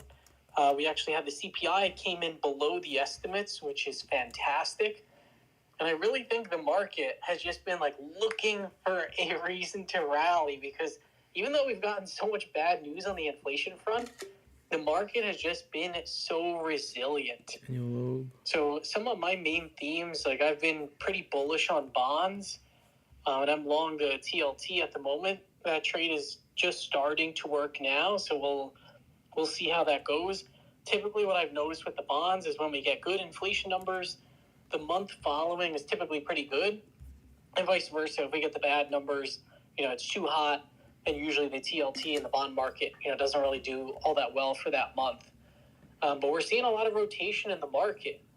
The areas that got hit the hardest by the higher interest rates were the small caps, and basically everything except for the Magnificent Seven. So now that we're starting to see a little bit of relief on interest rates, we are seeing the small caps, they're actually doing much better. And we're seeing moves like the GME move, the AMC move, And typically those happen at the end of trends. But to be honest, with interest rates potentially topping out, I do think it makes sense. Like if you're just looking for like the highest beta small cap play, that would be the really speculative stuff that has a lot of heavy short interest in it. So as I'm seeing this tape unfold, it's making a lot of sense what's happening. And I think now these trends are kind of in place. So we'll have to see how long they run. At this point, I'm not really going crazy, like buying a bunch of stuff. I think there was a lot of good opportunities to buy stuff when the market was dipping in April. So now I'm just kind of letting things ride and seeing what happens. The China theme is also one that I've been very overweight. That one is starting to work as well. So yeah, at this stage, I'm just kind of in the let it ride mode. And I think the next big asymmetric opportunity will be when everyone, gets incredibly long the market and we start to see some big speculation and all that stuff. That's when I'll start to look to, close out some long positions and then start looking for the short side. But I think we're a little bit early on that. So I'm just kind of chilling out and we'll see what happens. So yeah, for this week, like I said, I'm not going crazy, like adding risk now. But I think for my picks, I'm going to go with Alibaba, which is a big position of mine right now. And then I'll also go with the TLT, just because I think that one can keep trending. Yeah, looking forward to hearing everyone else's thoughts, and thanks for having me on. Yeah, I appreciate it, Andrew. I saw a funny tweet yesterday. They said, guys, I appreciate y'all pumping GME and AMC, but can we please do this for TLT? And I thought of you. Yes, please. That's what they're looking for. Roaring Kitty of TLT. That's what we need. All right. By the way, this past week, and we'll get to this, we had some really good stock picks. This was one of our best weeks in a while. We had only 1, 2, 3, 4 that didn't go the direction that we wanted, and we had 1, 2, 3, 4, 5, 6, 7, 8, 9 in the direction that we did want. So we went 9 of 13. Which is a 69% accuracy score. Nice, although I will say the winners far outweighed the losers that we did have. We had an overall return last week of over 4% on just the cumulative picks, which was almost double what SPY did in the past week, and about 1.5% higher than what QQQ did. So shout out to the panel. A great week this past week. So keep your ears peeled for more of the picks this week. And again, I do write them all down and I will publish them all as well. Evan, since we have you on here and you're on the live stream as well, I know, I would love to turn it over to you here if you want to cover maybe some thoughts on market sentiment, since you've now been trading this market. And I believe that you've been adding more cash to positions as well. You don't have to give your picks just yet. You can save them for later, or you can give them sooner if you want. But I'd love to hear your thoughts on market sentiment from you. Okay. Ooh. I don't have too much to add on this one. I'm just kind of taking the market as it comes to me. We're getting a lot of these 13F filings, which I'm looking into right now. I'm actually working on a thread with just a bunch of famous investors, what their holdings are. There's a good amount of buys, as there always is. Bill Ackman sold some Chipotle. Interesting. But, we're in a weird market right now where there's low volume and these meme stocks are ripping pretty hard. And it's creating some kind of low volume moves, low volume moves and low volume volatility, which I think Shai was talking about it last space. It's very summer type energy right now. And we're only in May. So, I don't know. We'll see. Maybe we're just waiting for the NVIDIA earnings coming up next week. Maybe we're waiting for some other stuff. But generally, the market's moving higher off of some strength in the meme stock names, and we'll see how long that lasts. But I don't have too many opinions about the market. I'm just hanging out, doing my thing, reporting on the news, waiting for those NVIDIA earnings next week, really. Sorry for the lack of a prophetic answer. Doesn't have to be prophetic, but you have been going in on some things. I know that you traded some Celsius and some other pieces. Have you been adding more to Apple? You think it's going to crack through all-time highs? Well, I own too much Apple already, so definitely not adding any more there. Yeah, no, I don't think that will ever happen. But it's by far my largest holding, about 2x anything else. I have been adding to a position that we were talking about on the last space. I always like to ask the question of what other people think and play a little bit of a guessing game. What's the name you think I've been adding to the most recently, Wolf? It's definitely Nikola or Selena. I heard you were pumping that today. Pumping that today. No, it's Snowflake is the one I've been adding to. So we'll see. We'll see how that one ends up playing out. But yeah, interesting times. Very nice. Yeah, shout out to our old stomping ground, Selena. Snowflake, too bad Shai couldn't make it to this one. Snowflake has been one that has been keeping people pretty much on their toes. It's still down about 15% year to date, but it's been making this nice basing formation for a week or two here, and I certainly am keeping my eyes on it. Real quick, before you talk, about your market sentiment, Nick, do you have thoughts on Snowflake here as a trader? Snowflake. I haven't seen that chart in a while after the earnings gap down. Let me take a peep here. No, I don't have any interest in trading this just yet. Earnings are, what is that, the 22nd after the close? So next Wednesday. Until we get a big volume kind of gap up to really take away the bear sentiment here, I just think there's so many better opportunities in the market that instead of trying to buy a stock that might be at the cheapest price it's going to be at in a little bit, I'm looking for like the stronger stocks that are pulling back to maybe like shorter term moving averages while it's already in an uptrend to not reinvent the wheel, but just get money into the stocks that are working better. So it's good to see that Snowflake's like off its lows by a little bit, 144 to 164, but like there's just so many more opportunities in the market that you never want to get married to one stock, at least as like a swing trader. I think doing that instead of just going through like a large list of, 50 to 100 of the strongest stocks in the market is really just going to take your eye off the ball, and in a market that right now has so many good opportunities. Did it really just working delete for it? Oh, sorry. I apologize. I thought I was on mute. No problem.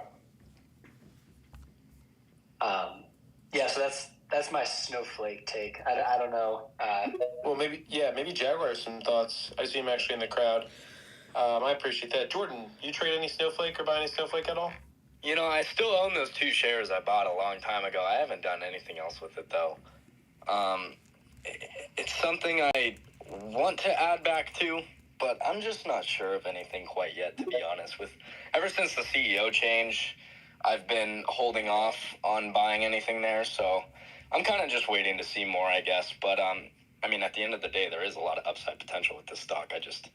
I'm a little hairy about adding it back to the long term, so we'll see. I still got those 2 shares, but haven't added anything back to it quite yet.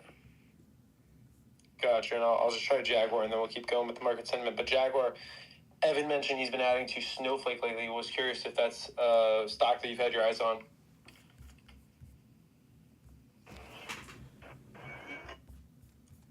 Hi guys, good afternoon. Can you all hear me? I'm in the car. Yeah, I want to make sure you all hear me. Yep. All right. So the question was about Snowflake. I actually discussed this in my podcast this morning with clients. That Bank of America note that came out this morning. Let's go back up a little bit. Let's go back to February. If you want to understand the story here with Snowflake and why the stock has been lackluster, and you will find out that the billings growth has been slowing for the past 3 quarters. Now, that in itself is not that big of a problem, because if there's cyclical patterns or seasonal patterns here, then the market would be fine. But then, in this particular case, we learned back in February, and then a week after the earnings report came out in February, we learned in early March that Salesforce was starting to encroach into some key core products that Snowflake has. And that basically had the impact of Street taking down the estimates, the forward estimates. But then since then, things got even more complicated. And they were covered in detail in the Bank of America note today. Now, in this note, Bank of America went to some of the largest partners that Snowflake serves. These are the global business intelligence partners, or BI partners. they consume Snowflake in large, and they are some of the largest customers. So their annual contract value per year is in 7 figures or maybe even 8 figures. And they ask these customers, they're direct customers of a Snowflake, how are the consumption trends? So they could get a good read on the upcoming earnings report. And in these comments directly from the partners, this is from the ground, they were basically pointed out repeatedly. The one word that was coming up, not from one customer, but several of them, is Databricks. What the heck is Databricks? He's lagging for me. Company that is gaining traction in AI and machine learning piece over Snowflake in almost all fronts in a rather rapid way. On top of it, Microsoft Fiber, which is another product that Microsoft Fiber has, was also quoted a couple different times as starting to gain traction. And then the third complaint that customers had, Snowflake product is priced very, very high compared to all of these new entrants into the space that are encroaching into its turf. So based on these thoughts, these competitive reasons, Bank of America issued this note. They said, look, I'm paraphrasing here, and pretty much in few words, they said, we don't have high confidence going into this earnings report. We're going to maintain our neutral rating, and we'll see exactly what the quarter will be. So, look, I think that stock was punished badly back in February, but to be honest with you, it could have been for good reasons. And I think we'll find out the next earnings report why that was. And it may not be done going down, to be honest. There may be more to go to the downside. So that's my quick thoughts on Snowflake. You have to kind of blend in the story and understand where it's been coming from for several months and quarter rather than just today's events from Bank of America notes. So that's my quick thought. I hope it makes sense. Very nice. Thank you, Paper. And I see Jaguar, I was going to say, I see Paper in the audience who I know would love to talk snow, so whenever he gets up here. But we can keep going with some more market sentiment now. Real quick, Nick, I will give you the shout out early on in the space here, just so everyone can know. We do have 300 people in here. You absolutely killed it this past week in our stock picking competition. One of your picks, which was Zim, went 37.8%. And your other pick, Sim, barely moved. Not bad. So between the two, average return of 18.56%. Blew everyone out of the water. I took second place, but you were double me for first. So I give hats off to you. Curious to your thoughts on market sentiment. Thanks. Yeah. Part of this is the large gains is definitely because of the market, right? Like we can say this stock has high opportunity, but without the market really rallying, you're not going to get much of a move out of any stock that you choose. So with ZIM, I just kind of wanted to walk through and that Amazon, pick really quick and then go to market sentiment because sold Microsoft, it really has a lot of the price action that I look for now in stocks that I trade. So we had a nice big volume move on 426. We were already above like the 5, the 10, the 20, 50, all the kind of key moving averages. Sold Microsoft, sold Berkshire. Basically right on top of each other and then starting to turn to the upside.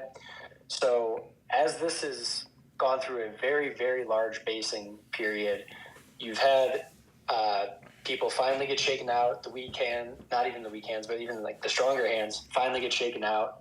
It rallies, then goes through kind of this secondary consolidation in the base. And that's really what the basing phase is all about, like getting the true holders of the stock, not me as a swing trader, but like the true people that have conviction in the stock to get in and kind of wash everyone else out. Then you get that huge value move. Sorry if you heard that, by the way. I just burped. And puts us back on. It's weird being on radar. Spaces and kind of live, trades so you guys sideways hear for everything I a said little and do. bit, and then has a really ugly bar here on 5-2 on May 2nd, with like about a third, maybe a half of the volume on the kind of breakout day. And what that tells me is people that were chasing it a little bit higher, they got caught and probably shaken out one last time before this really large move. And one thing that I've studied going back through market leaders in the past kind of bull cycles is whenever you have a bar like this, where everything is looking good, we had a nice kind of breakout bar, whatever you want to call it, and then you give back a lot of that price action with a decent amount of volume, the next day is super important.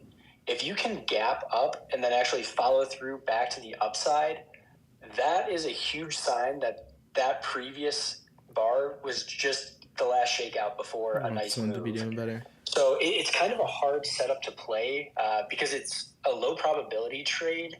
But if you see a kind of like a dagger bar like that after a really nice breakout candle, if you get a gap up the next day, I like to buy those at the open and just manage my risk against the poor acting day's close. It's not a high probability trade. I get stopped out of a majority of those plays, but when they do work, they tend to have this like rocket power, like ZIM did last week, where it had 1, 2, 3, 4, 5 gap ups in the last 7 or 8 trading days. So good pattern to go back and study. Good volume on the way up, shake out, gap up, and then follow through to the upside. And you can see average volume pick up as it continued to rally. So that's a ZIM chart lesson as we have a little bit more time to talk. But market sentiment, everything is looking really strong. One more time, let's keep it on Warren Buffett's portfolio. The semis were a big tell for me. Semis and crypto were the big two tells for me. Pretty well. Oh. SMCI had 2 major gap down areas that were potential resistance today, along with the 50-day moving average. And it ate we got 9 people in here, 11 people in here. Someone say hi in the chat. Can you read this on my screen? I don't know if it just rips to new highs here. I'm kind of looking for a pullback to like the $900 area. Maybe that tightens up with the 50-day, and then we get a move. But the fact that we got the candle like that today, along with the rest of the market, is not a bearish sign to me. Now, again, I wouldn't be putting on a ton of exposure for anyone coming in off the title. This is where it's from. QQQ's up 9 days in a row. Warren Buffett's portfolio updated. But overall, for a longer term kind of trend, 40% up. That's a positive feedback. And then with Bitcoin, this is my largest position. I put it on today. This has been basing out for a couple weeks now. We had a really nice kind of shakeout, reclaim of the lows, tight price action. You got the pivot at 64,000, and then we broke out of that area today. And that's typically a start of a new trend. After you get Buffett the shakeout first bought on Apple in May 2016, it looks like. And then that tight pivot, if you can confirm and follow through on that higher low after the shakeout, typically that leads to a new trend. So the Bitcoin position that I put on today, I just bought the leverage one, BITX. Apple, yeah. I'm looking to just hold that for a longer term move. So even if there's some fluctuation here and we come back to that 64K pivot, I'm going to really try to play this against today's lows and hold this for a larger move. Because time and time again, my biggest mistakes as a trader is always like meticulously following a stock, getting an A+ entry point, and then selling half the position on day one. And I can't tell you how many times I've done that in the past. So I'm really trying to be patient as we come out of this. This is probably hard to read too, actually. We know how quickly Bitcoin can run and how strong it can This is be. Warren Buffett's top 10 holdings weeks over time. Let's see, what is this? Yeah, about 2 months of basing. Even that's still not super cool. I really like the setup here. So with those two kind of like semis and crypto getting a risk on, indexes at new highs. Yeah, look how quickly he bought Apple. Apple coming off the lows with so much power, now above all the key moving averages. If Apple's in an uptrend and you have the big institutions making money, they're more likely to take more risk in growth areas than if they're getting slammed on major positions like Apple. They tend to sell other positions into strength to offset that loss. So when you have the kind of NVIDIA might be the king of the market, Apple is still a major player. When you have Apple back trending up above key moving averages and the growth stock's also working, it's not really the time. They should be to giving out fight some that stock trend. picks soon too. We might pull back for a couple days, but any pullback I would be looking to add versus just sell here for a potential double top. Perfect. Appreciate the rundown there, Nick. Looking forward to hearing the picks in a little bit. Real quickly, though, Mr. Paper Gains has joined the stage. Paper Gains. Fresh off of Brandon Shares chat. Yep. What's going on, man? What's happening? Where are we? I'm coming in late. Give us a couple thoughts here on market sentiment. Oh, market sentiment. Never short a dull market. That's the sentiment. You know, it's. I mean, we just keep grinding higher. The momentum is not like we've had it, but the trend is just so far, I mean, pretty clear. So, I mean, as much as you want to short something, it's not happening, right? We breached all-time highs today, closed pretty much on the actual highs. But it's not, I don't see a short signal. Maybe we come back and retest it, but it does not look like it's ready for any of that just yet. So, I mean, you know, there's still a lot of good stuff. I'm looking around today, you know, some of the tech names pretty high right into like their major levels of resistance, but also looking around, there's some other things that are just now starting. So, I think we widen out, and I still, you know, look at IWM, right? Like that's probably, to me, you know, where I really want to be. Even commodities are going still, like while equities are doing everything they're doing. So, I mean, overall, it looks good. Dollar at the lows, you know, it's cautious for me. So I'm long, but I do have like my finger on some shorts, like ready to pull the trigger if the setup or the trigger happens, right? The real caution for me is just like the slow grind higher. You know, as larger traders are riding this, people will tend to just move stops up a little bit every day. And, you know, like Dick was just saying, you know, I'm not 8-9 days straight in a row.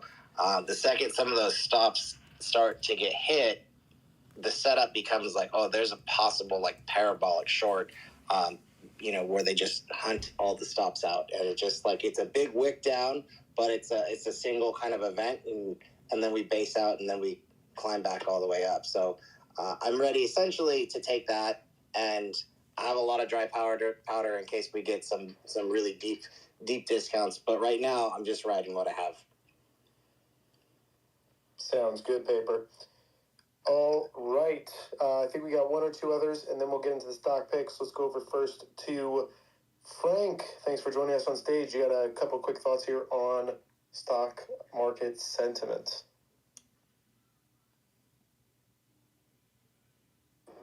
Hey guys, I'm driving. No worries. Yeah, I think last Wednesday, Paper and I were on Spaces, and I'm like, Paper, I was getting beat up on this little short I had in NQ, and I'm like, this thing is just grinding, and I'm like, never short a dull market. It's like one of the oldest sayings ever, and it's been that way for over a week. And yesterday, when they reclaimed it that quickly, like yesterday afternoon, I'm like, tomorrow is going to be another up day. And it wasn't only an up day, it was a bang up day. Like, we had one opportunity to buy them this morning at This post isn't doing good enough $9.50, for it to be pinned.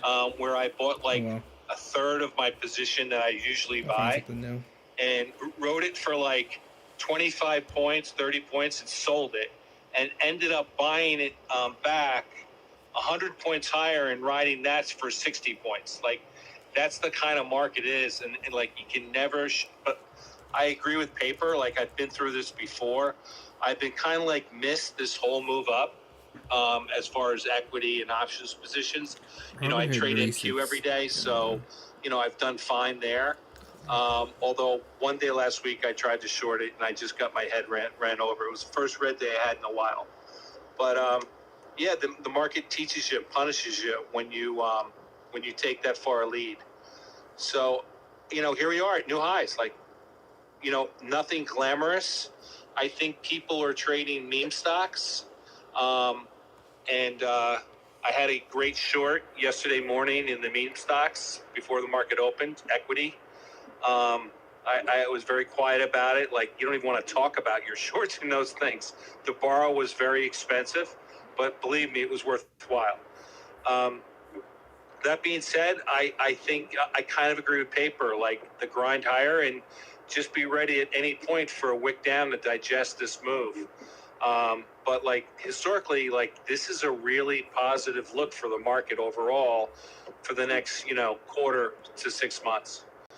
I actually was listening to Jaguar and I was thinking about, I was actually long Snowflake when it dropped, and I got out of my position and I was angry short and did well and have been kind of staying away from it, kind of covered my loss and texted paper this morning, like, I think I might buy some calls before Snowflake earnings, like, which is, kind of like throwing a little bit of money at it. And I heard Jaguar and I read the report today and I'm like, yeah, that order's canceled.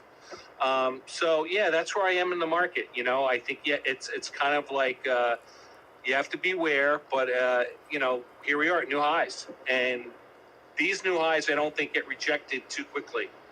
I think you see a spike down where it scares people and then you buy it. So yeah, that's where I am. Yeah, that's almost like exactly what I was trying to say. Like, if you get a spike down, it's a buy at the end of the day. Sweet, guys. Good stuff. And Jordan, you want to throw a few thoughts in the mix? Oh, yeah. Well, SPY new all-time high today, right? Gapped up into there. I've been playing bullish on pretty much everything. I don't think I've shorted in weeks since I tried to short Carvana again. So that I think that was the only short I've tried in a few weeks. Other than that, I mean, we're playing long on pretty much everything. I've been riding CELH. I've traded that Enphase, and I traded a little Amazon today, and Berkshire Beat for the first time ever, but pretty much just been all on Enphase. I mean, all on CELH the past few weeks. It's been amazing, feeling really bullish with this market. Only thing that's interesting, I mean, it's been happening the last time we made new all-time highs as well, but just this lowering volume, it kills for sure. It's a lot tougher to navigate the markets when the volume is this low. But obviously today, I mean, you find that trend like that. We talk about it all the time. Ride that 15-minute 9 all day, or that 5-minute 21 EMA. You can see every dip on SPY today to that 21 EMA on the 5-minute chart was bought up.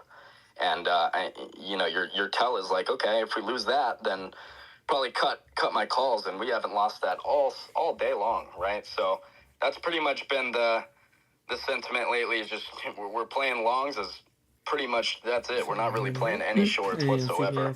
I know Frankie and the futures guys, they were catching a few shorts over the past week, but those are pretty quick scalps for the most part, right? They're not sitting in those forever, and this market is raging to the upside, right? So I'm going to keep going with the upside plays until it stops working. Volume is still really low, which is interesting, but we just got to deal with that, and it's not too big of a headwind, especially if you're buying time. If you're buying time on these contracts, you're going to be fine, even if the volume is super low and it kind of has that choppy price action to it. Because even though we're ripping, like you look at today's chart, we had some good impulsive moves to the upside. But I mean, if you're sitting in 1-day cons or 0-day cons, it's tough when those dips do come, right? Even though they're not big and they're only to the 21 EMA, it's hard to sit in those, especially when you're going sideways. So as long as you're buying time, I think you're fine in this market right now. Only concern is that lowering volume, really. But we've seen that before, right? We've seen these markets absolutely rip, even off that lowering volume. So just keeping an eye on that. But other than that, feeling really bullish at this market right now. Risk is on. That's what I would say. All right, sweet. I think everybody's had a chance to get some market thoughts in here. Jag, if you want to share more, you'll have time on here. I know that you were mostly talking a little bit Snowflake beforehand. Did you want to share anything else before we go into the stock picks? No, we can just go to the stock picks. The one thing I 100% agree with Jordan, and I think everybody else too here, is it is highly unusual to see this very light volume at this time of the year. It's not holiday time period. It's not, I don't know, it's not Thanksgiving Friday. It's not Christmas Eve. It's not New Year. It's not 4th of July. Memorial Day is a couple of weeks away. And, but we are drifting lower and lower in the average volume ratios. So to give you some context, the average volume, and when I say average, I'm looking at the 10-day average volume in the SPY, is typically around 76 million shares. And you can do this on a whole market if you like, or I'm just using the SPY here. So it's about 76 million a day. And that 10-day moving average has gradually come in lower from 76 million to about 65 million a day. And we have been doing between 25 and 35 million a day. Less than half or more, and sometimes of already lower 10-day average volume. Today was only slightly better because the volume was high in the morning after the CPI came out, but it still was below the average. And I've given references to this in the past that, for context, on Thanksgiving Friday last year, we did 29 million shares. And that day, the stock market closed early at 1 p.m. Eastern Time. There have been days in the last 2 weeks when we did less volume in SPY than we did on Thanksgiving Friday. Paul, guess the watch hours. So I don't even know what to make of it. It's not usually the time of the year when we see volume drop off like this as the index gradually drift higher towards new 52-week high, but something to be mindful of. That's all I have to say on the bigger picture side, sentiment side, but we can go to stock picks. And Wolf, please call me out as the last person because I am driving and I want to get to my destination before I have to talk, because I will have to look at my phone so I can give you the fundamental context that I normally do with my picks. You got it. No problem at all. Thank you, Jaguar, for sharing that with us. Perfect. Okay, let's roll into these stock picks. I did call it out earlier, but Nick easily took first place this past week. Shout out to him. So I'll turn it over to you for first picks for this week. All right. First pick, I'm just going to go with BITX. I kind of laid out the idea for the Bitcoin new uptrend here, so don't want to overcomplicate it. Putting on size at this point, like, for the competition, it's one thing, but for putting on a new trade, I would be a little bit cautious putting on size here. If it can pull back into the pivot at like 64K, that would be the area that I would try to kind of reload and then manage against today's low. Okay. Buying up here, it can work. And for the competition, I think we're going to be trending for a little bit. So I like the power behind the name. But when you're entering a stock or trade, crypto, whatever you trade, you always have to have tight, logical stops. So a little bit harder to get tight and logical stops at this point with the move already in there today. But I do think that this is going to continue to trend. So for a week-long competition, we'll just go with BITX. It's a 2 times leveraged Bitcoin ETF. And then for the second one, I keep going back and forth, but I think I'll go with CAVA, Kava. This is one that continues to stair-step higher. I think, made a new high on Friday of last week. Basically just trading sideways this week, which is fine. Technology is kind of taking the reins this week. A lot of the restaurant fast food places have been trading sideways this week. Another one to watch is Sweetgreens, SG, especially if that pulls into 30. That was the one that I was on the fence with. But I'll stick with Kava since it's an IPO already making new highs, where Sweetgreens still has a little bit of overhead, but that is coming out with a lot of power. So my play with Kava, Paul, I saw trade-wise, is we have this gap from the 9th to the 10th last week that to start this week, we undercut the low of that gap, but then closed back above the 5-day EMA. Whenever you kind of trade into a gap but close above it, to me, that's just a supported gap. And I draw that a little bit differently on my charts. I color it green, just showing that buyers did step in at this price by the end of the day to pick up shares. Yesterday, we tested that gap again, closed right at the highs. Today, we bounced off the 5-day, didn't even get to that gap. But if we do go through some kind of consolidation or pullback here after everyone's all excited, the 10-day EMA is now coming up into that gap zone. So I would be looking for an undercut of the gap and the 10-day EMA. So that would be right around 75.38. And then when you do get that undercut, I'm buying the reclaim of the gap's low, 75.38, and then just managing my risk against the low of the pullback. That might be 1%. It shouldn't be typically more than 1%. So you get really tight stop right around an area that should have support. I say should because the stock could just completely fall apart. But we've seen that area tested twice. Buyers stepped in.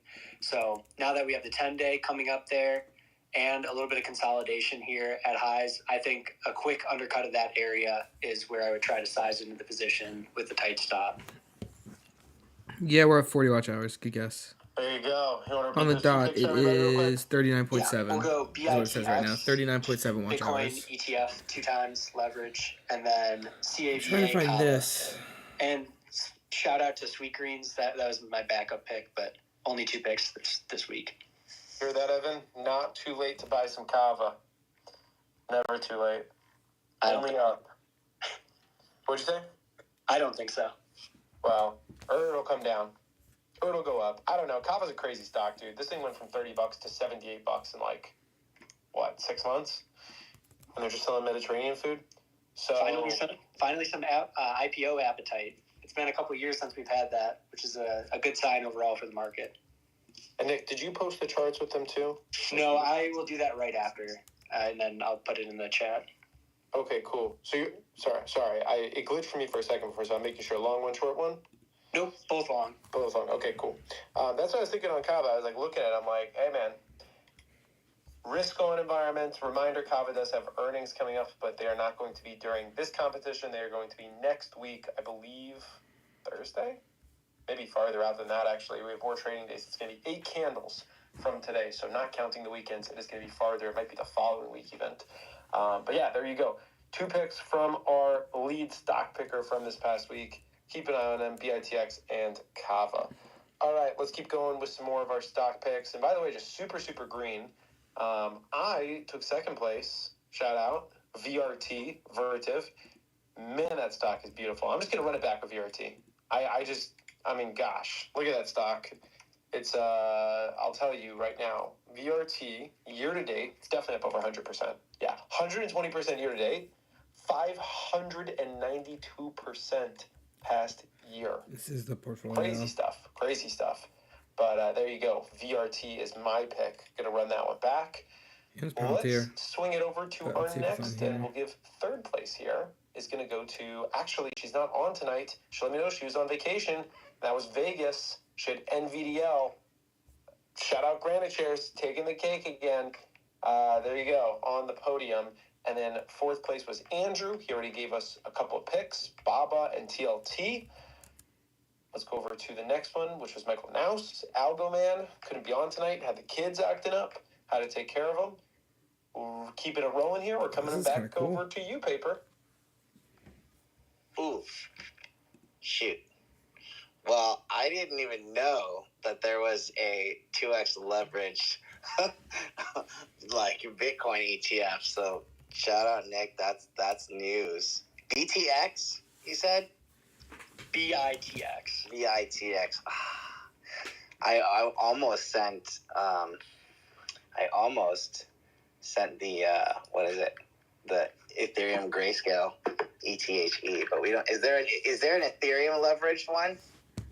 I'm sure that there is somewhere. You could maybe try CONL. I mean, that was gonna be where I might go.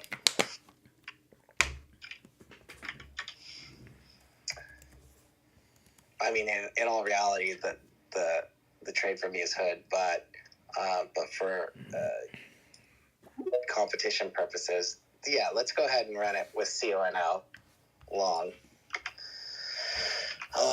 There's so many reversals now happening on these, like some of these other smaller tech ones. Jeez. CONO, I like. I'm still checking. Oh my God. Wolfie, I'm stuck. There's so many things to pick. I don't know what to do.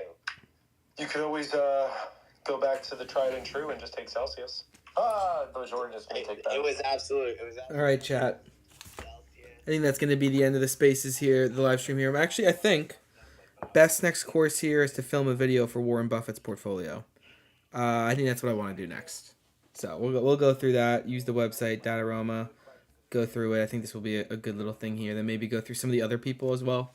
If you are in this live stream now, make sure you're subscribed to the channel. Doing more of these things. I'm going to be live again tomorrow. Should be a nice and busy day. Some live trading in the morning. We've got a lot of other stuff coming. So I appreciate each and every single one of you guys for joining in and making these live streams so special. Trying to grow something big here. Road to 4,000 watch hours. Shout out to each and every single one of you. Subscribe. Hit the bell button as well if you guys want to get notified whenever I go live. I'm probably going to be posting a video here in the next couple hours, I would say, about Warren Buffett's portfolio and then some of the other ones, and then we'll see from there. But appreciate everyone. Hope you guys have a great day. And, yeah, hope you guys join me for tomorrow. Have a good one, team.